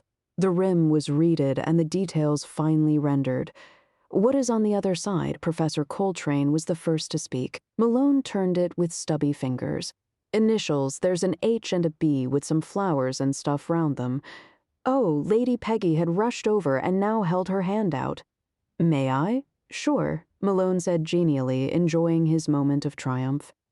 Lady Peggy turned it over, gazing at it intently. It's one of the dowry coins. My husband spoke of them, and there are images of them on some of the portraits. When the gold mine was still productive, the laird had a coin struck for each of the daughters when they wed. They continued the practice until the mine was exhausted. I've never actually seen one. I could hear the emotion in her voice. She seemed awed. I think most of the coins were sold eventually, Lady Peggy said as she carefully passed the coin to Fitzroy to examine. They were not legal tender, of course. Their value was in the weight of gold. Were some melted down? Susanna asked. I believe some of them would have been. Lady Peggy nodded, a gleam of what could be a teardrop in her eye. Whom do the initials represent? Addison asked Malone, Hortense McFee, and whoever, Malone said. It must be in that register of yours. He indicated the marriage register. Molly was closest to it, and she began to flick through the pages. Wait, Fitzroy said. The initials are not H and B. It's A and B. No, it ain't, Malone argued. May I? Swift held his hand out. He held a magnifying glass in the other Fitzroy, gave it to him, and leaned in as Swift peered at it. It is an A, not a H, Swift confirmed. Well, whatever. Malone shrugged. I'm still the top of the list. Hortense was legit, and she was born 1793. None of the rest of them count. A hushed silence fell as the terrifying vision of Malone as the new Laird began to fill their minds. Z, Malone was gleeful. I'm gonna be in charge of the clan now, and live in the castle. You will need more proof, Professor Coltrane said. Yes, and you could have found that coin in the sporran when you stole it from William Sullivan Daniel. Addison said, a hint of anger in his voice. Maybe you killed him for that coin, Lars accused him. I didn't kill no one, Malone yelled, which led to more high words, and they all joined in. Quiet, Fitzroy called out, then addressed Malone. There must be no illegitimate descendants in your lineage, or your claim will be voided. Are there any? No, of course there ain't, he retorted defiantly, except there was a hint of uncertainty in his voice that we all heard, followed by the inevitable outbreak of demands and questions. Hold your weast, Craggy shouted, breaking up the argument as he arrived under his umbrella. There's lunch in the drawing room. Ye'd best be movin' if you want your tea hot. Come on now, and less of this hollerin'. Chapter 11. One moment. Fitzroy said to us as the heirs crowded out, all of them still arguing with Malone. Yes, Swift said once they'd gone. I had letters from William Sullivan before his arrival, Fitzroy explained. As you'll realize, I've received correspondence from the potential heirs on and off since they were first approached. Most of them had the decency to hold off until the Laird died, but Sullivan was very persistent. Learn he what he was descended from Annette and Bruce McFee. Bruce was Niall McFee's youngest brother, and Annette was a second cousin twice removed. It would have put Sullivan above the others. Sullivan insisted that he had papers and a gold coin bearing their initials, so Malone did steal the coin, I said, and Sullivan's papers by the sound of it, Swift added, which he probably burned. You should have mentioned it earlier. I agree. Although I have only just seen proof of the coin that was mentioned, Fitzroy replied. What about Brodie? I asked about the dead man, presumably still floating down towards the loch and sea. As I said, quite a lot of correspondence, but no actual proof from him, other than a letter to say he was confident of his claim and would see me shortly. As he's dead, would any descendants of his now have a claim? I asked. Fitzroy shook his head. He did not have direct descendants, nor did Sullivan, to my knowledge. Keep Malone busy, and we'll go and search his room, Swift told him. Very well, I will do so, Fitzroy replied, and save some lunch for us, I added as the lawyer walked out of the door, papers tucked under his arm. Greggs came over. He held the notebook in one hand, pen in the other, his spectacles still perched on his nose. He'd taken on the air of a fussy schoolmarm. I have taken considerable notes, sirs, he began, although I may need to revise the names of the McFee antecedents, as there were rather a lot mentioned. It was really very complicated. I shall have to refer to the family tree and cross-reference to the Kirk registers. There's no need to bother about those. They're Fitzroy's problem, I told him. He stopped, chins wobbling as he pulled in his jaw. Really, sir? Lurney have filled many pages with who was descended from whom and the dates of birth and the details of illegitimacy and the brothers, sisters, and cousins. It would have been helpful had it been mentioned that it was of no importance to the investigation at the beginning of the session. He sounded quite peeved. Greggs, you don't have to do this, I began, but was interrupted. Hurry up, Swift said, holding the door open. We don't have much time. We followed him out. You can always just go back to butlering, I said to Greggs. He puffed out his paunch. It was merely a polite reminder, sir, and quite reasonable in the circumstances. Shush, Swift said as we crossed the hall and started up the stairs. We don't always know what's going to happen or what's important, I hissed. Given that I'm newly deputized, I would have thought a little consideration would be extended. He hissed back. Swift had been stalking ahead of us. Will both of you be quiet? That made us shut up. Malone's room was even more of a mess than when I'd been in earlier. Clothes on the floor and tossed over furniture, the bed unmade, his suitcase open on the floor with items half dragged out of it. Greg's tutted. Swift began rummaging among the mess. I leaned against the door with my arms folded. "Do you think perhaps you should look under the bed, sir?" Greg suggested. "No, but you're welcome to." "Ahem, my back, sir." As you will recall, he indicated his spine as though I might not be sure of its whereabouts. "Lennox, you can look behind the curtains under the bed and on top of the wardrobe." Swift called to me from where he was kneeling on the worn rug, searching among the clothes in the suitcase.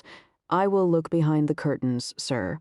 Greg's swung into action. "Fine," I said, and went to the damned bed. There was nothing under it other than a thick layer of dust, an empty chamber pot and mouse droppings.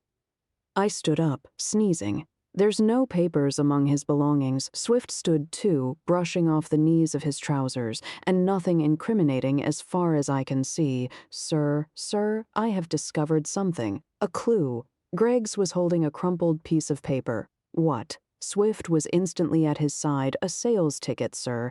Greg's beamed as he handed it to Swift. "It is from a tailor in Newcastle for making up a kilt in the McFee tartan, along with a sporan argyle jacket, kilt hose and belt and buckle. It is made out to Mr. Sullivan for 20 guineas. "That's expensive," I said. "Indeed, sir." Greggs raised his brows at the sum. Fitzroy said Sullivan was wealthy, although not how he made his wealth, Swift said. He read the details of the tailor's receipt, turned it over to find there was nothing written on the reverse, then folded it up and slid it into his trench coat pocket. "No, and I'd say Malone has very little money. He was dressed in a butcher's apron in the photograph he had of his grandmother. I moved to the wardrobe. It was a short, squat affair made from old pine. There was nothing in it nor on top of it. Was there any mention of a dirk in the items Sullivan bought?" "No," Swift replied. "You're thinking of Brody's body in the river?" "Yes, and the knife in his back," I agreed. "Was there truly a body in the water this morning, sir?" Greggs asked. None of the guests really seemed to believe it. Lady Peggy, Craggy, and Sir Richard Fitzroy all saw him. I said with a degree of exasperation, "Of course, sir," Greggs replied, "but it does seem very peculiar." I was in no mood to argue. "Come on, we'll go and search outside." "Learn, I want to know where that body has been these last few days." "What?" Greggs instantly balked. "But it is freezing, sir." "You can stay here if you prefer." I was already heading out of the door and down the corridor. Swift was striding with me, and we were down the stairs in no time. I opened the front door. "Hey," a grizzled old man stepped back from the doorstep. He wore a railwayman's cap, stubble on his chin, and a dark blue uniform, frayed and worn. "What you do in there, then?" "Learn." We came to an abrupt halt. "I might ask the same," I replied. "Ack, ye's one o' them Sassenachs?" he replied in a thick Highland accent. I dropped a letter in the box. He indicated a black metal box marked post fixed to the granite wall. "Macduff?" Swift guessed. "Might be," the man replied. There was a fat piebald pony attached to a trap near the bridge, which I assumed to be the trap that is, not the bridge. "You bring people and provender back and forth from the train station?" I said. "Might do," he replied.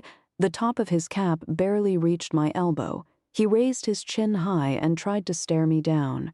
It would have helped if he could actually see out from under the cap. The peak was almost resting on his nose. "Did you fetch the guests here from the train station earlier in the week?" Swift asked him directly. "Might have. This is Detective Inspector Swift of Scotland Yard." I decided some authority was needed. "Answer the question." There was a moment of silence while he chewed that over. All right, I did bring 'em. Is that it? No, come with us." Swift took charge. "We'll interview you in the incident room. I'll no step into the Laird's hall." Macduff objected. "It's nae for the likes o' me in the back only, and then only if I'm deliverin' summit." "Right, fine," I said. "Who did you bring from the station and when?" "Ach, there was too many to say." "Learn. We were standing on the doorstep in the central courtyard. The sun hadn't yet reached it, and it was distinctly chilly." "Do you remember a man called Brody?" Swift asked. "The Scot," Macduff replied. "Only one among 'em. Frey Sterling, he came. Said to me he were the new laird. He gave a grin, his teeth, the color of old tobacco. He wasna the only one as said it. Which day did you bring him here? Swift continued. The one after all the others, he replied. April the 2nd, I said. Learn might be, he replied. Were it Wednesday? I thought about it. Yes. Aye, it were then. What did he look like? Swift asked. Didn't ken. Macduff replied, then raised his cap to show misted irises. I got cataracts. Doctor says he could take 'em oot. But I'll no be havin' 'im messing with me eyes. I can see wits needed, like you's being a stranger, and so tall as Yare. How do you manage to get around? I asked, thinking it a shame for the poor chap. It's no so hard. Been here all m life and I ken every stick and stone, and Meggie too. He pointed a thumb over his shoulder to indicate the fat pony cropping the grass. Did Brody say anything else to you? Swift had moved into full police mode. Huh, a mumpin' man. Tells me he should have a motor pick him up. A motor. He shook his head. Who's having a motor oot here in the mountains? Macduff grunted, or possibly chuckled. It was hard to say. Cept that one? He pointed at my Bentley. Big Un, that is. Bet. It's fast. It is. It's mine, I said. He nodded. A Sassenach and all Brody. Swift reminded him. He were the last one. Came by his'n on the milk train. Arrived at 4 o'clock in the afternoon. I left him over by the bridge coases. There was nae post, nor provender to leave off. Them's been havin' baskets o' food brought from the town, back and forth most days I've been these last few weeks. What time was it when you dropped Brody off here? Swift continued. Dunno, he replied. It depends on Meggie. Sometimes she'll go at a trot, and sometimes she'll only go at a slow walk. Was she trotting or walking that day? Swift asked, a hint of tetchiness in his voice. I don't rightly recall, but if she were trottin', it would be 4:30. If she walked, it'd be later. He thought about it. Rainin' it was hard and cold. Ice in it had to wear a cloak and hood. So did yon fella, mumped all the way. Swift frowned. I stifled a grin. Right? Swift said. Did you notice what color Brody's hair was? Didna have a hair on his head, Macduff replied, and I could see that even with me cataracts. He wore a hat comin' off the train. Only one got off. His hat got blown off, and he ran for it, shouted at me to help, called me porter. I told him I weren't, but I helped him get the hat. Didn't stop him mumpin', though. That was at least useful, because it confirmed the dead man in the river was indeed Brody. Learn what about gloves, I said. Was Brody wearing gloves? Macduff nodded. Aye, and never took 'em off, clutchin' his fist like it were a boat to come off. Said I should carry his bag. I told him he could carry his own bag, and he could walk and all if he mumped it on more. What was his bag like? Swift continued. Suitcase, made frayed dark leather. He's dead, I said. We saw him float down the river this morning. He had a knife in his back.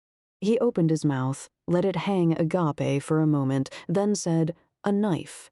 Yes, we think he was killed. The day you dropped him off, I said. We saw him in the river this morning, but we don't know where he's been in the meantime. Lennox Swift hissed at me. I ignored him. These sorts of secrets never stayed secret for long, and this man might provide an insight.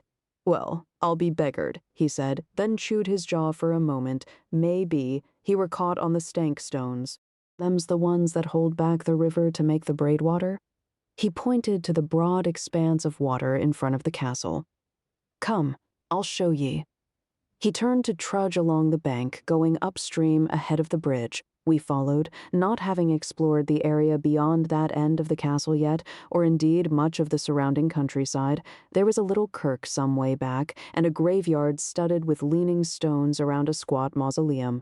We walked the wide stretch of grass between its low wall and the river bank. He stopped when we reached an area curving out into the water. You should look for ye-selfs.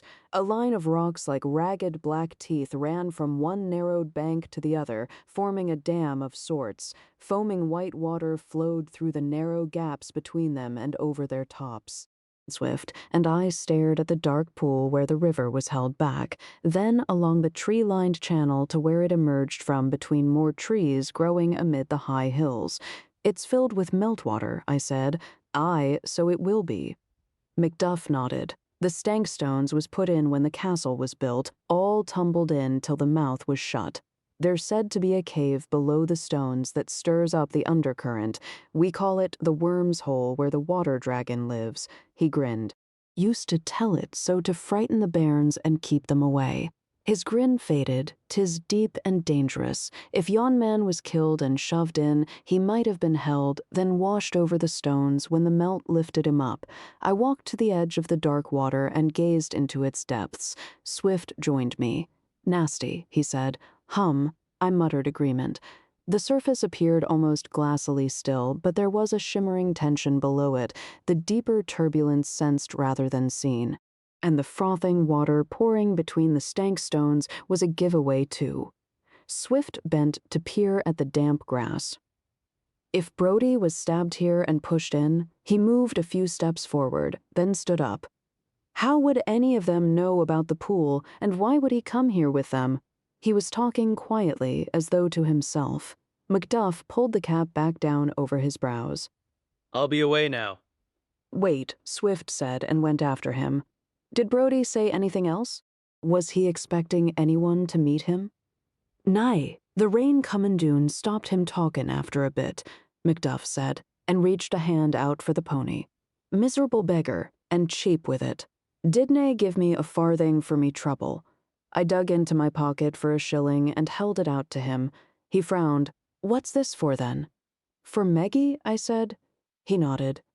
Aye, she'll be needin' new shoes. He shoved it in his pocket. I'll thank ye. We watched him go. He plodded alongside the pony rather than ride in the trap. There was something of the land about him, as though he'd grown from it, and given his bent legs and shrunken frame, was slowly sinking back into it. Chapter 12. Do you think that's what happened? I asked Swift as we entered the courtyard, our footsteps echoing on cold cobblestones. He sighed. It's possible, I suppose. I didn't say anything, but the whole scenario seemed strange to my mind. We returned to the gun room, or incident room, as Swift now called it. Fogg came to greet us with a yip. Tubbs was nowhere to be seen. There was a tray on the work table with a teapot and the rest, along with a plate piled high with cheese and ham sandwiches and 3 scones. I think it meant we'd missed lunch. Greggs was fussing with the fire, but stopped and went to pour tea into cups, then the milk. The homely act brought instant comfort, and Swift and I sat down in a lighter mood. Do you believe Mr. Brody came straight to the front door upon his arrival, sir? Greggs said after we'd told him what Macduff had said. Probably. I picked up a sandwich and bit into it. The bread was crusty and dense, the cheese tangy, the ham salty with an excellent pickle spread on it. It was all utterly delicious, assuming he was killed shortly after he arrived. Swift reached for his own sandwich, but it would also mean the killer was waiting and watching for him, apart from Fitzroy, who knew he was coming. Greggs gasped. Sir Richard Fitzroy is the primary suspect. Should I write that down, sir? Yes, and help yourself to tea and whatnots, old chap. I was feeling a tad guilty after snapping at him earlier. Thank you, sir. He sat down and opened the notebook on a fresh page. He wrote suspects at the top of it, and then, in order of suspicion, which didn't make much sense, but I didn't say anything. Brody would have been killed the day after Sullivan, I said, between eating another excellent sandwich, who'd only been found that morning, Swift said. Yes, we've already established that, I said. He mumbled something, then carried on, eating in silence. Should I add Mr. and Mrs. Craggy to the list of suspects, sir? Greggs asked. Yes, near the top. I answered because Swift was now staring into space, but Malone should be above them. He carefully ripped the page from the book, muttered to himself, crumpled it up, tossed it in the fire, then started again. Foggy watched him, then turned back to watch me as I finished the sandwich.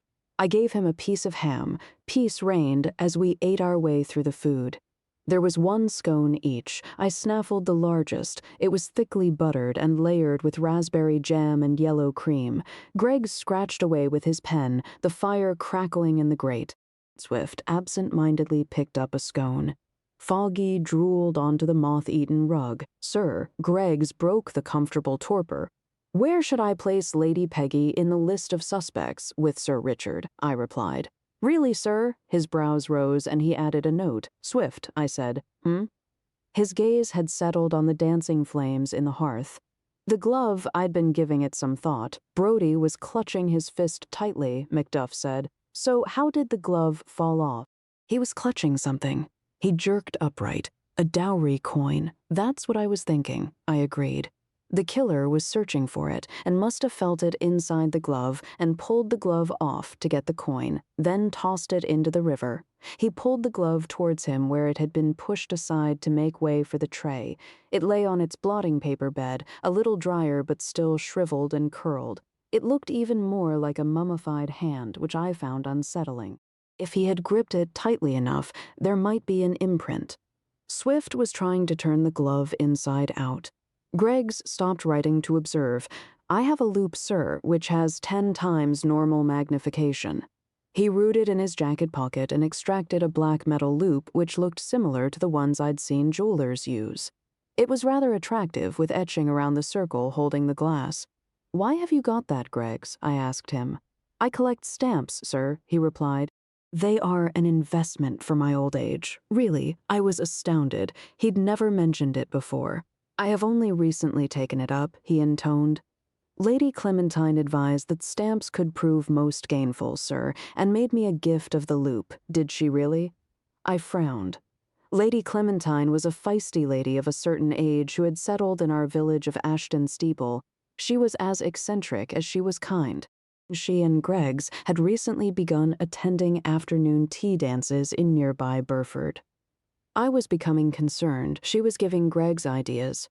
I can't see anything. Swift was squinting at the inside-out glove, the palm uppermost.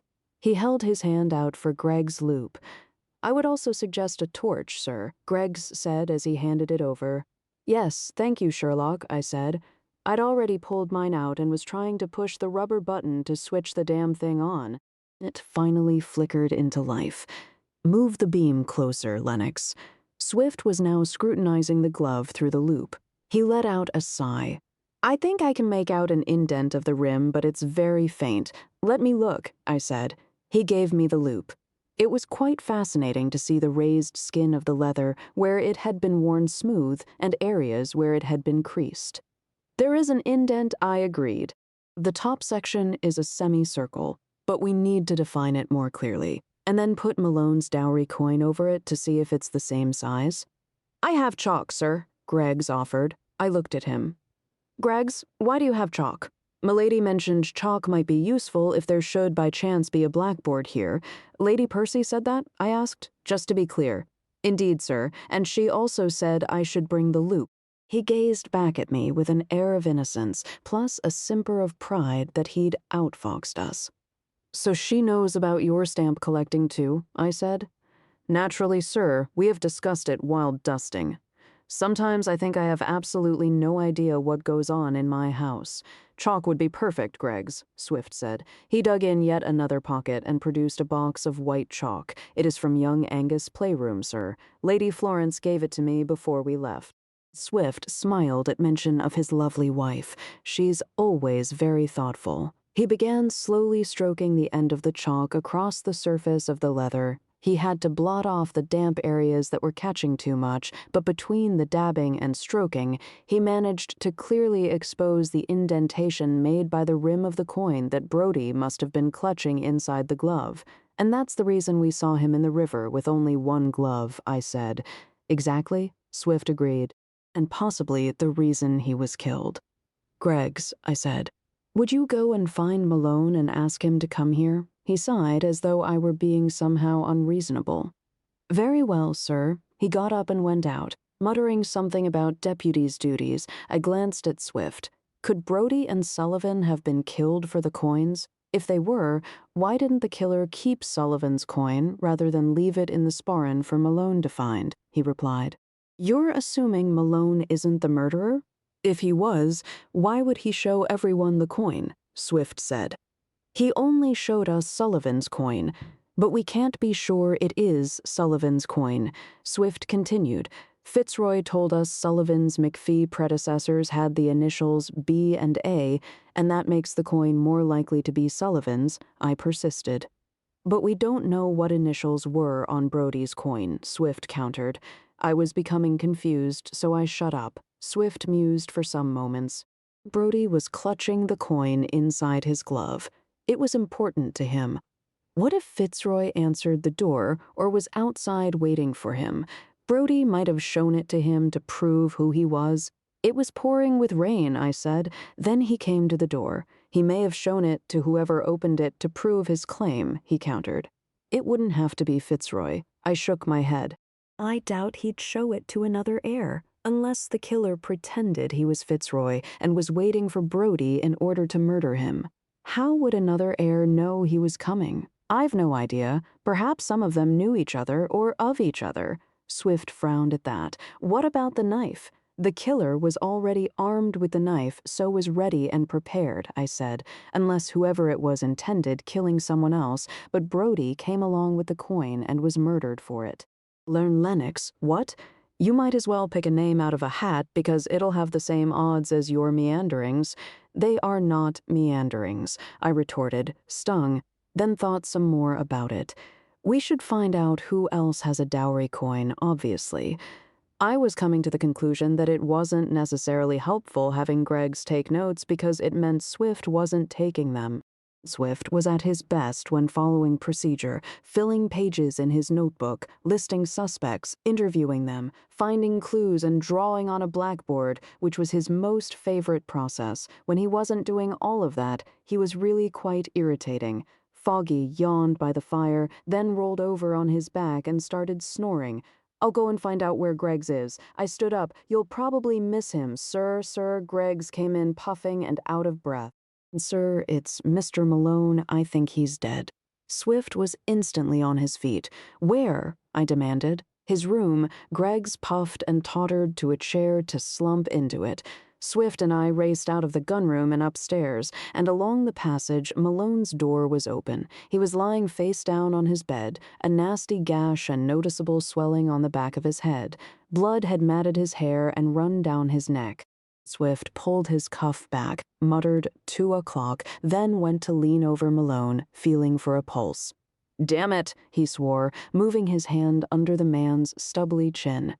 Ow. Malone grunted, voice muffled by the quilt he was lying on. What are you doing? Then he let out a long groan. What happened? I asked. Dunno, Malone said, still muffled. He put his arms underneath him and tried to push himself up, but collapsed almost immediately. My head hurts.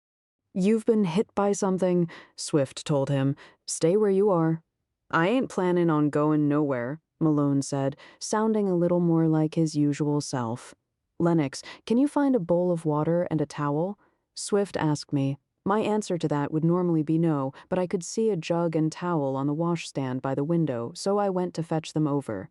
Swift wet the gray towel, then dabbed at Malone's head. Did you see who hit you?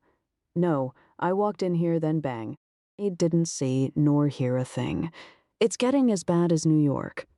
I'd been looking around to see if there was an obvious weapon left in the room. There wasn't. Do you still have the dowry coin? I asked him. I don't know, Malone said, then shifted on the bed to fumble in the sporran around his waist. Swift stood back as Malone moved to sit up. He raised the flap and peered into it. God damn it, it's gone, he swore, then groaned as he clutched his head. Fresh blood began to trickle down the back of his head. You need stitches, Swift said, and gave him the towel to hold over the gash. What was I smacked with? Malone asked. Something blunt. Luckily for you, Swift replied. What has gone wrong with him? Lars came in through the open door.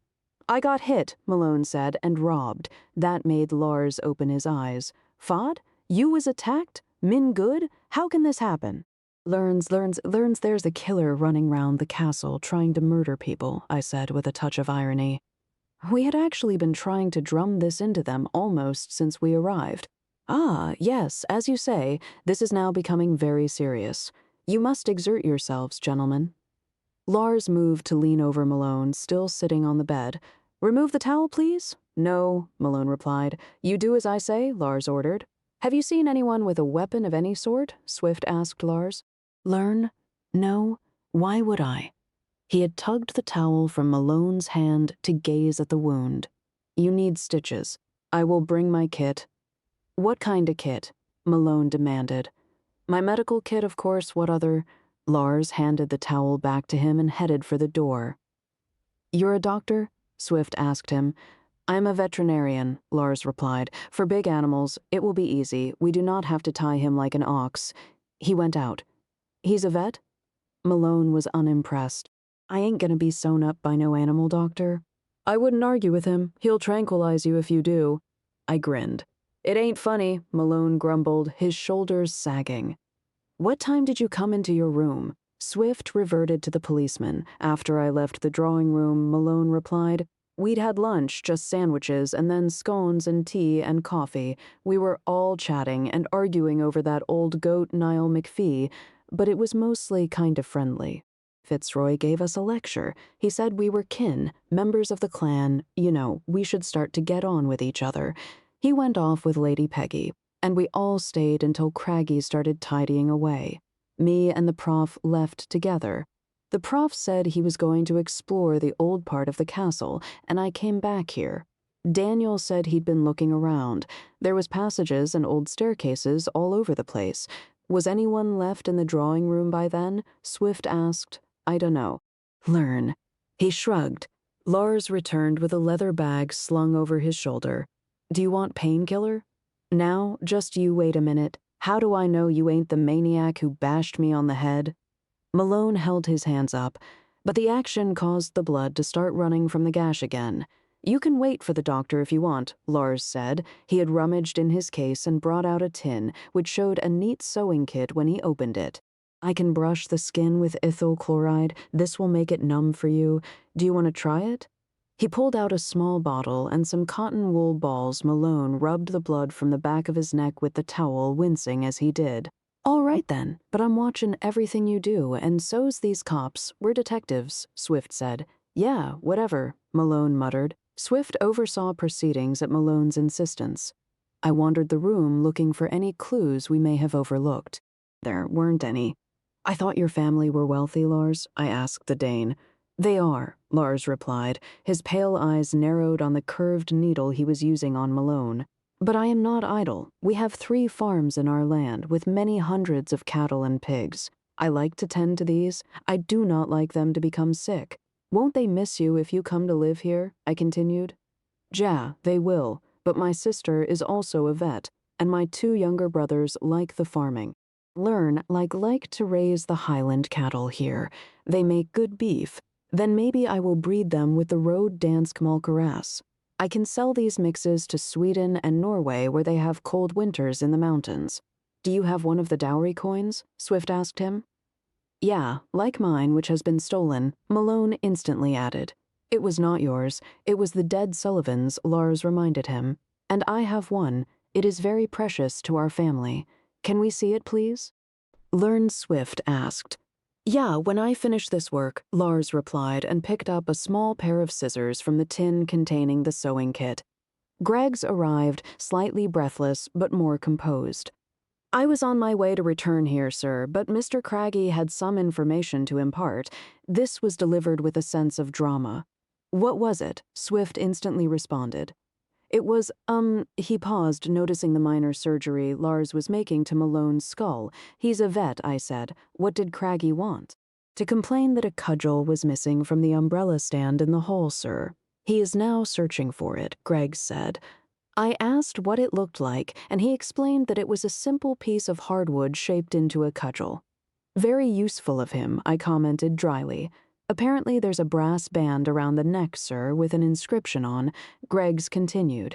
It had been gifted to the castle by a visiting Irish chieftain some centuries ago when they held Highland games in the glen. It'll be a shillelagh then, I said. I didn't comment on the fact they had a shillelagh in their umbrella stand because I kept a long sword in mine, and Swift had a double-headed battle axe in his. "Indeed, sir," he intoned. "I believe it may have been used in the attack upon Mr. Malone, although I did not impart this thought to Mr. Craggy. I didn't reply because it seemed a pretty fair bet he was right. And it is good he has a thick skull, or he might now be a corpse, Lars said, straightening up. Malone didn't respond. He was trying to feel for the stitches Lars had just completed. "Do not touch," Lars ordered, "or I fit you with a shade like a dog." "Ha ha!" Malone said sarcastically. "Could you fetch the dowry coin?" Swift asked Lars. "It is here." Lars reached inside his case and pulled out a small brown leather box of noticeable age. He pressed a brass button and it opened. "This is mine, and it will be my son's one day." He handed it to Swift. "W&A," he said. "Wendlin McFee and Anders Olafsson," Lars said. "This coin she brought with her from this castle. It has the McFee arms on its behind. Why didn't you show it to Fitzroy this morning?" I asked. "I did not like his insulting of the letter written by my grandmother," he replied, "but I will talk with him later on it. Alone, may we borrow it for a short while?" Swift asked. "Why?" Lars asked. The afternoon sunlight lit his blonde hair and threw shadows over his face. His expression was mostly impassive, with occasional flares of anger or irritation. There was something of the Viking about him, and he was strong enough and broad enough to do any amount of damage he chose as part of our investigation, I said. "It's quite safe and will only take a few minutes." He thought about it. "Very well, but I want it back in quick time." Chapter 13. Swift was already heading out of the door. Greggs puffed after him. I followed more slowly, listening as Malone asked Lars if he'd throw some logs on the fire. "Very well, old fellow," Lars replied, "and now you must rest on your bed in quiet, or your head will break again." "You won't leave me alone, will you?" Malone said. "They might come back. I will not allow anyone to hit you." "Now, rest," Lars ordered. Swift and Greggs had beaten me back to the gunroom. Foggy hadn't moved from his spot by the fire. Tubbs had now joined him, and neither bothered to raise their heads when we walked in. The lunch tray had disappeared. I assumed Craggy had been in to remove it. We really should lock the door, although the old butler probably had spare keys squirreled away somewhere so it would hardly stop him. The circular imprint in the glove is the same size. Swift was sitting at the work table holding Lars' dowry coin against the damp palm of the dead man's glove. I nodded, not in the least surprised. "Greggs, could you make a pencil rubbing, please?" He, too, was sitting, slightly breathless from all the rushing about. "Like a brass rubbing?" he asked. "Indeed, sir, but I am afraid I do not possess a pencil here." Swift instantly produced one from his trench coat pocket. Greggs took on a determined air. He placed the coin under a page from his notebook and began shading it with the pencil held aslant and was making a good job of producing a copy. "I'll stand guard, shall I said, and folded my arms. "That will not be necessary, thank you, sir," he said, po-faced. "We will not possess the coin for long, so we cannot be in any danger." "But others might be," Swift said. "Malone could have died." I turned serious. "We could be standing over a corpse right now." "I know." Swift shook his head. He'd taken a seat opposite Greggs and was watching him, a deep frown between his dark brows.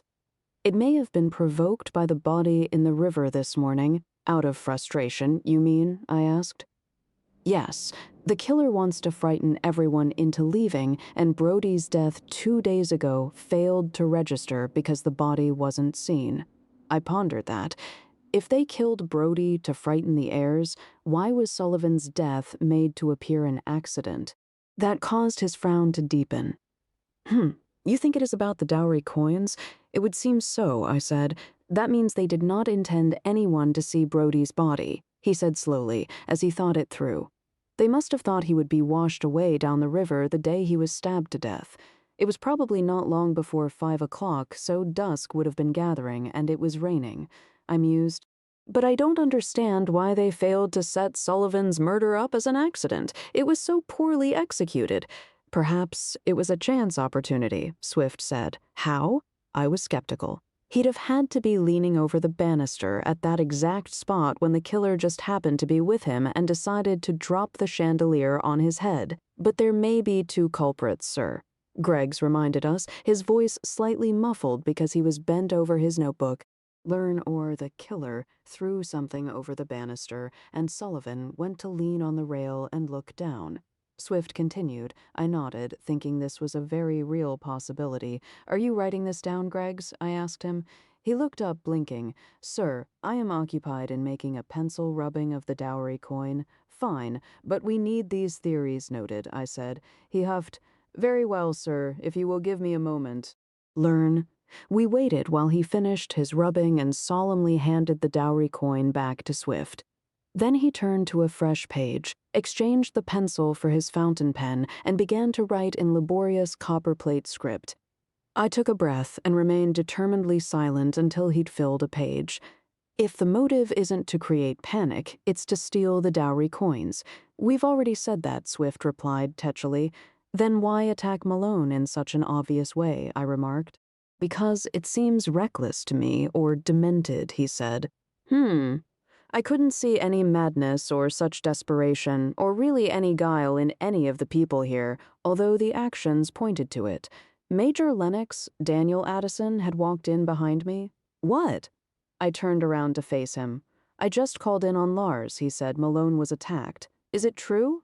Yes, I replied. You mean there was actually an attempt to murder him? He looked astounded. Yes, I repeated, but why? Learn he'd come further into the room. I mean, he's an irritating little oik, but he isn't going to become Laird. Fitzroy said his claim wasn't strong enough. Do you have one of the dowry coins? Swift asked him. His gaze slid away. No, I don't, actually. It was sold when Great Granny McFee married my predecessor. The money was used to build the Addison fortune. He focused back on me. I've spent some time exploring the oldest part of the castle. It's a bit of a wreck, but it's quite fascinating. I found something there the other day. Could I show you? What was it? Swift instantly demanded. Just old clothes, Daniel replied, then shrugged. I suppose it's nothing. I'll come. I'd thought to go outside and make a wider search, but it was all rather chaotic. And I wanted to question Daniel about his father's murder. Lennox Swift began, then lowered his tone. Learn, I'll return the coin to Lars before I telephone Scotland Yard again. Then I'll ask Fitzroy to call the guests together in the drawing room. You and Addison need to be there, too. Fine, I agreed. Come on, Addison, I told Daniel. Lead the way. The entry is behind one of the tapestries in the dining room, Daniel said, trying to match my pace. Really? How did you find it? I asked as we strode across the hall. I noticed it the other night at dinner. It was before you and the inspector arrived. I was sitting facing it, and the cloth was rippling from a draft, and I couldn't understand why. I had a look next day and saw it was an entrance. He opened the dining room door. It creaked as he pushed it aside. He led past the huge fireplace where the smoldering remains were damped down with peat turfs. Over here, I followed him beyond the long oak table, cleared of all but a white linen cloth. We stopped at one of the hunting scenes, and he pulled it aside. An old servant's entrance, I said, as he pushed against the paneled opening. Yes, I think half the houses and castles in Britain have hidden doorways, he agreed. I've seen a few that have priest holes, too. And some that lead to dungeons, I said. He grinned, lifting his long face and serious demeanor. I believe there aren't any here. He lit his torch, which almost everyone seemed to carry, given the lack of modern electric lighting. Too close to the river, I said. Exactly, he agreed. They'd only flood, although it would save the trouble of executing prisoners, I suppose. If they hadn't already frozen to death, I replied. The cold was bitter here, and there was very little light. I switched on my own flashlight and ran it over the stone walls and floor. Everything was mottled black and gray with traces of green algae. It smelled of damp and something deeply earthy, like the lingering trace of centuries of toil, men and women hurrying up and down with platters of roasted meats, flagons of ale, whiskey, steaming broths, bread, puddings, and all the fare that once filled the tables. What did you do after lunch? I asked him. Are you asking if I hit Malone over the head? He called back lightly. I went for a quick walk, then returned to my room. Learn I'm going back over my documents from the genealogists and finding out which need revision. My father did all the work initially, but I'll have to write to the company he used and ask them to take a closer look. I think my claim is valid, actually. The passage had widened, then formed a fork. The kitchens are off to the left, he said, and took the one on the right. When I came here earlier, it was a bit scary on my own. I almost gave up and turned back. The professor has been doing a lot of exploring. He says he's mapping the place out. I think it's a good idea. We carried on and came to some steep stone steps, the treads worn smooth in the middle. They must have had a great many servants in the past, I remarked. Yes, they even entertained kings of Scotland. Daniel was forging ahead of me. The McFees had grown wealthy from the gold. So Fitzroy said. I called back. Do you know anything more about the gold mine? No, only what was told to us. The steps had wound up and around a corner, then stopped at a narrow landing.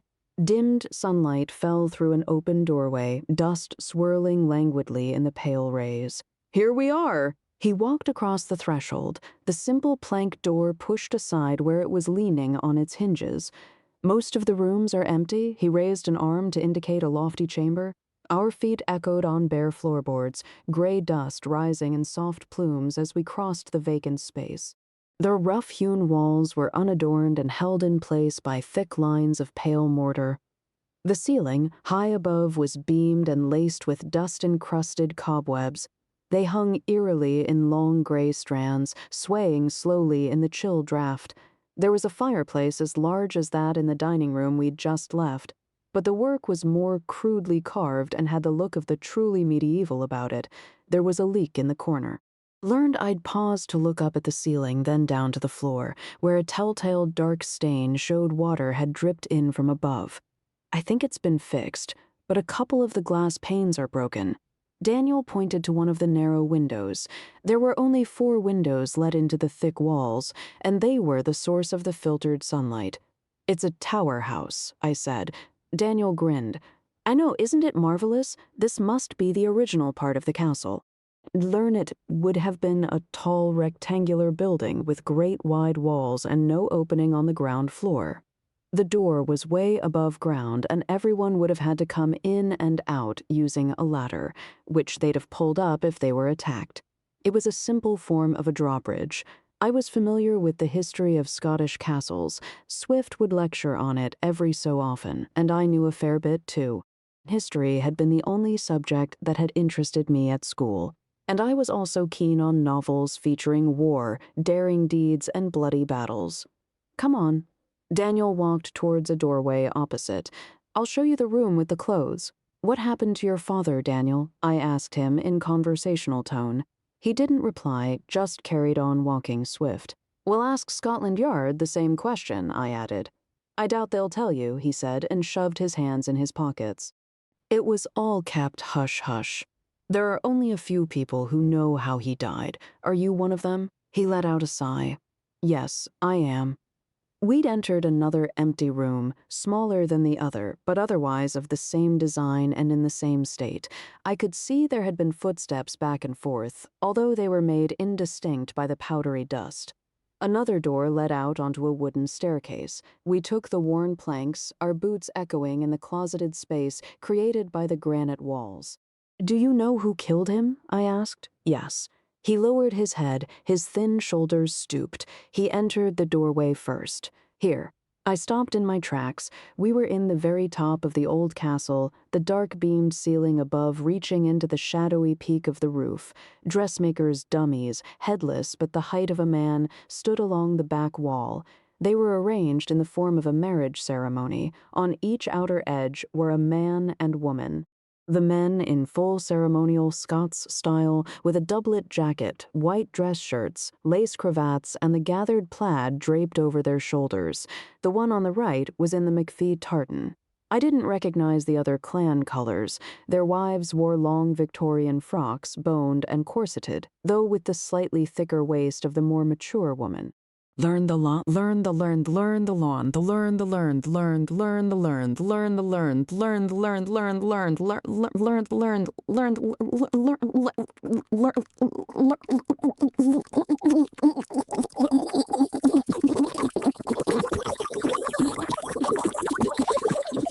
And on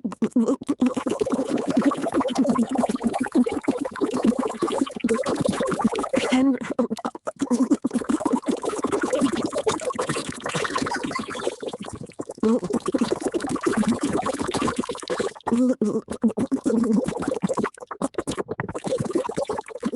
Learn.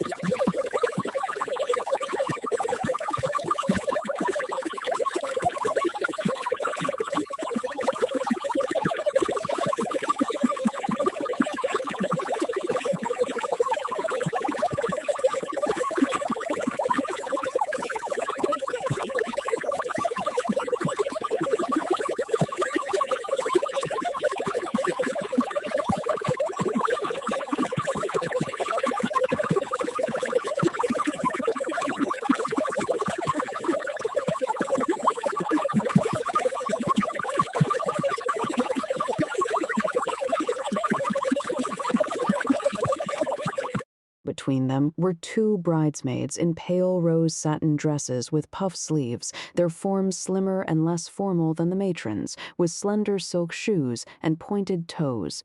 In the center was the bride and groom. He wore the unknown tartan. She wore white silk under a full-length veil of finest tulle. The veil had been placed over the neck of the dummy. A ring of dried rosebuds held it in place.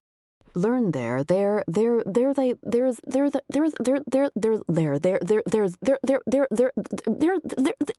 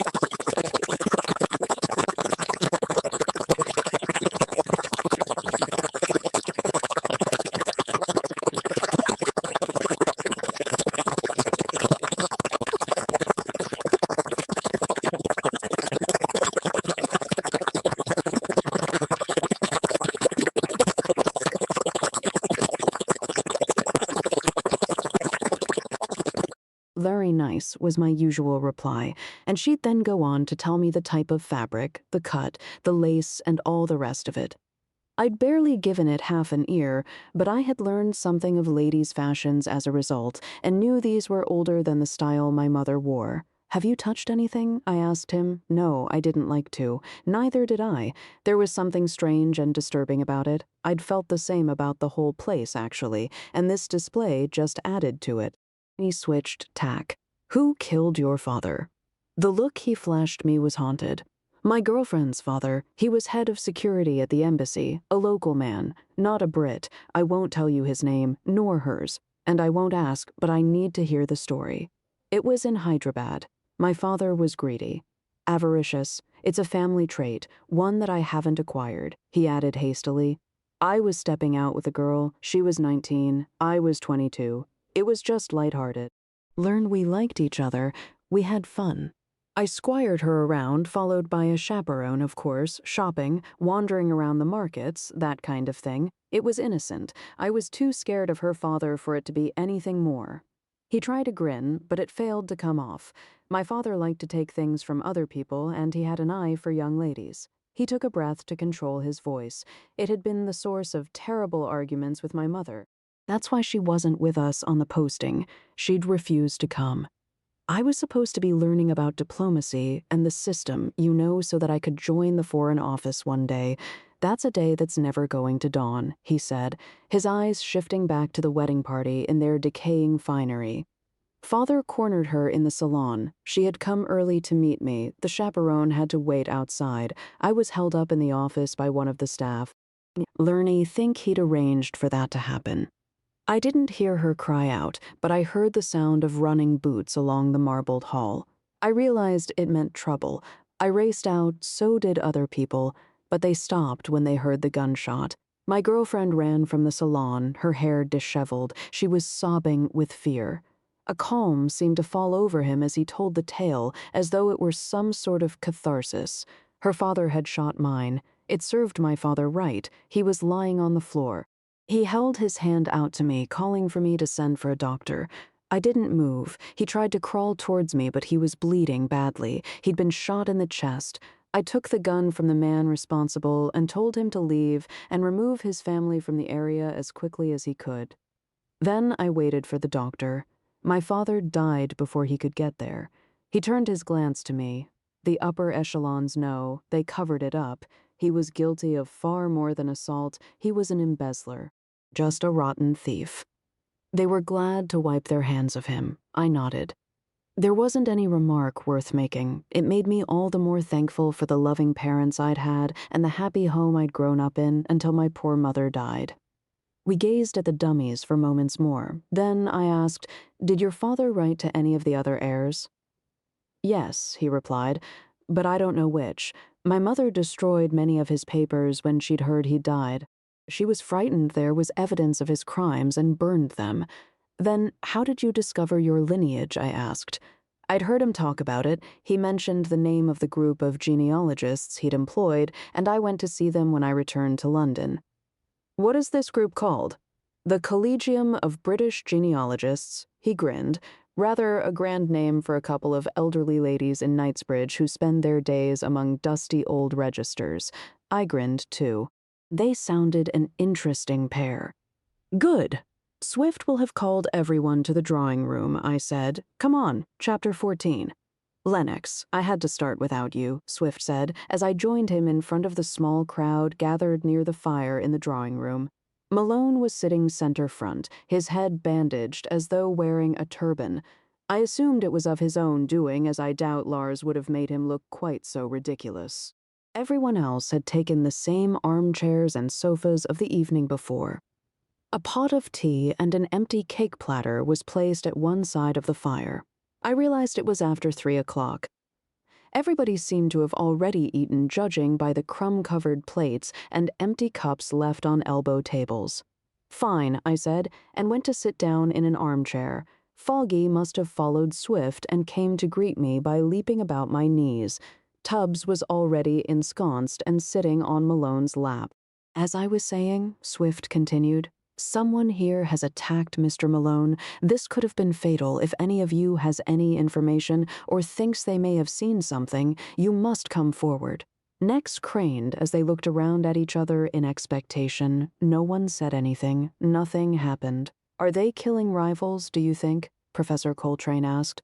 He held a journal open on his lap. It seemed he'd been making notes.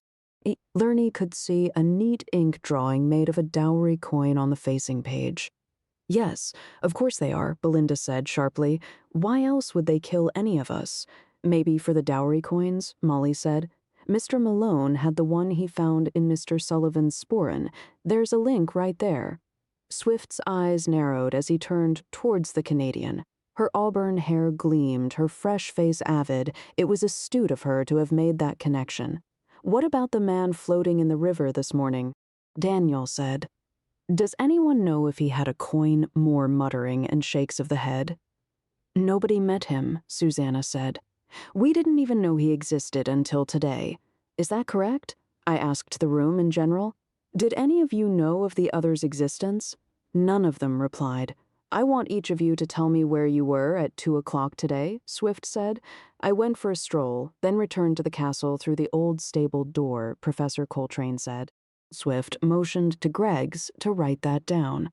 "I went for a quick walk for some fresh air," Daniel said. "I followed a path alongside the bank of the river, then returned to my room to go over some papers. That was consistent with what he'd told me." "I went to the library to look at the registers and the tree of McFee," Lars said. "I need to make a copy of my ancestor line for my family." "Oh, what a good idea," Susanna said. "I will do the same." "Could you tell us where you were at 2 o'clock, please?" Swift asked. "I sure can," she smiled. "I had a hot bath. It took such an age to fill, but I was just cold all the way through, and I felt so much better afterwards." "Fine," Swift said. "Belinda? I was reading my magazine in bed with the fire blazing. It was the only way I could warm up." "It's hardly cold," Molly said. "This is spring weather." Lerny wrote a letter to my folks telling them what was said this morning. Then I went for a walk across the bridge. I didn't see anyone while I was outside. Can I ask again if any of you saw or heard anything? Please think carefully. Swift wasn't giving up. Nobody replied. Greggs finished writing and looked up, pen ready, then put it down with a sigh. "Lennox," Swift said, "right." I moved in front of the fire. The genealogists employed by Mr. Daniel Addison's father were called the Collegium of British Genealogists. They provided information to more than one family, I stated. Who else used them? Swift frowned, as I hadn't had a chance to tell him this yet. Belinda flushed. "We did? Did you or your family contact any of the other heirs through information provided by this organization?" I felt quite the detective using such formal language. "There was some correspondence between Daniel's father and mine," Belinda admitted. "But my father's secretary managed most of it." "Have you seen these letters before coming here?" Lars demanded. She scowled at him. "Oh, very well. Yes, I did, but I did not write to anyone. Maybe your father did, or his secretary," Molly said. "Why would they?" Belinda retorted. "They would be rivals. I had a letter from your father, Professor Coltrane told her. He informed me that he had the greater claim and would not hesitate to prove it through the courts." Gasps were heard at that revelation. "Well, if he says he has a better claim than you, then he will have, and we have some of the best lawyers in California," Belinda answered hotly. "You did not tell this to us," Lars called out. "You lie by leaving out these facts. Well, the professor didn't tell you either," she retaliated. "Enough," Fitzroy shouted.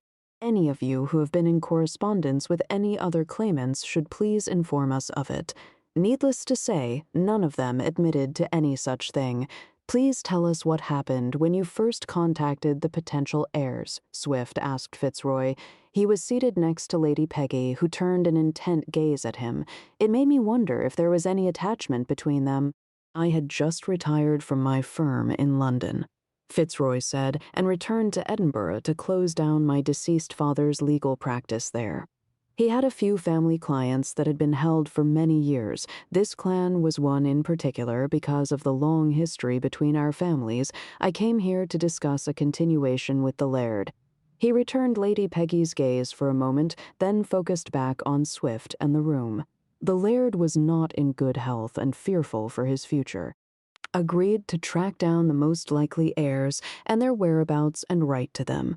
This took some considerable time, and fortunately the Laird improved and lived another 8 years, but as I'd requested legal proof of each claimant, it triggered some to track down their ancestral history and use a genealogist.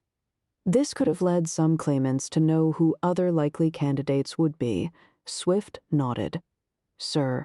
Greggs was seated a little way behind everyone and had been making determined notes while bent over the page. He now put his hand up.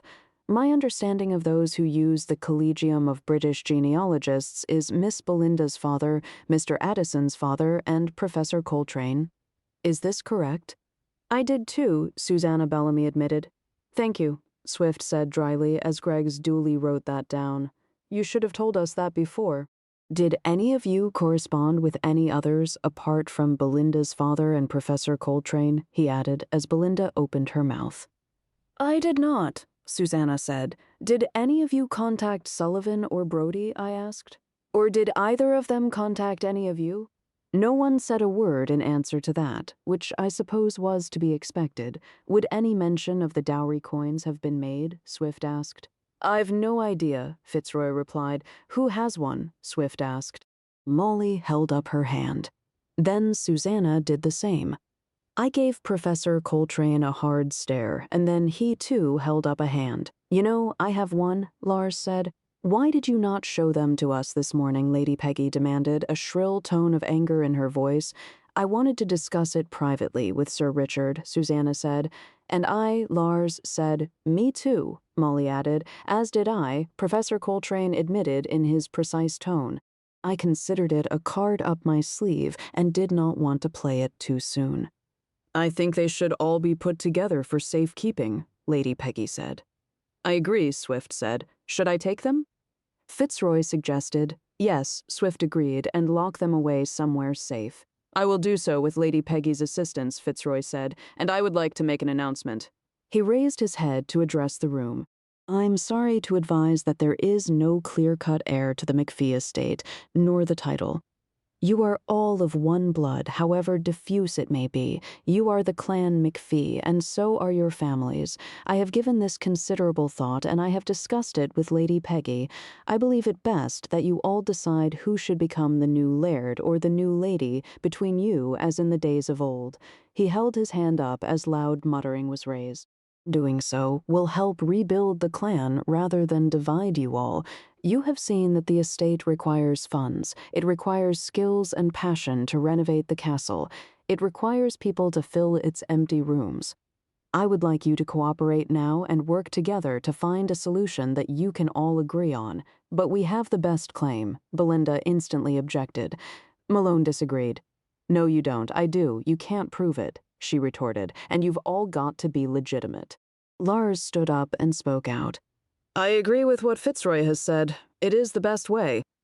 I too agree, Susanna said. And I, Daniel added.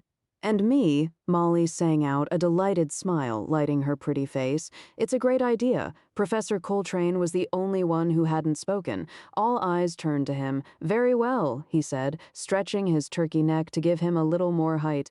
I accept that this would be a democratic solution, and I hope it works for the best, but it may be overturned by the legal process if one of us can prove their claim beyond doubt.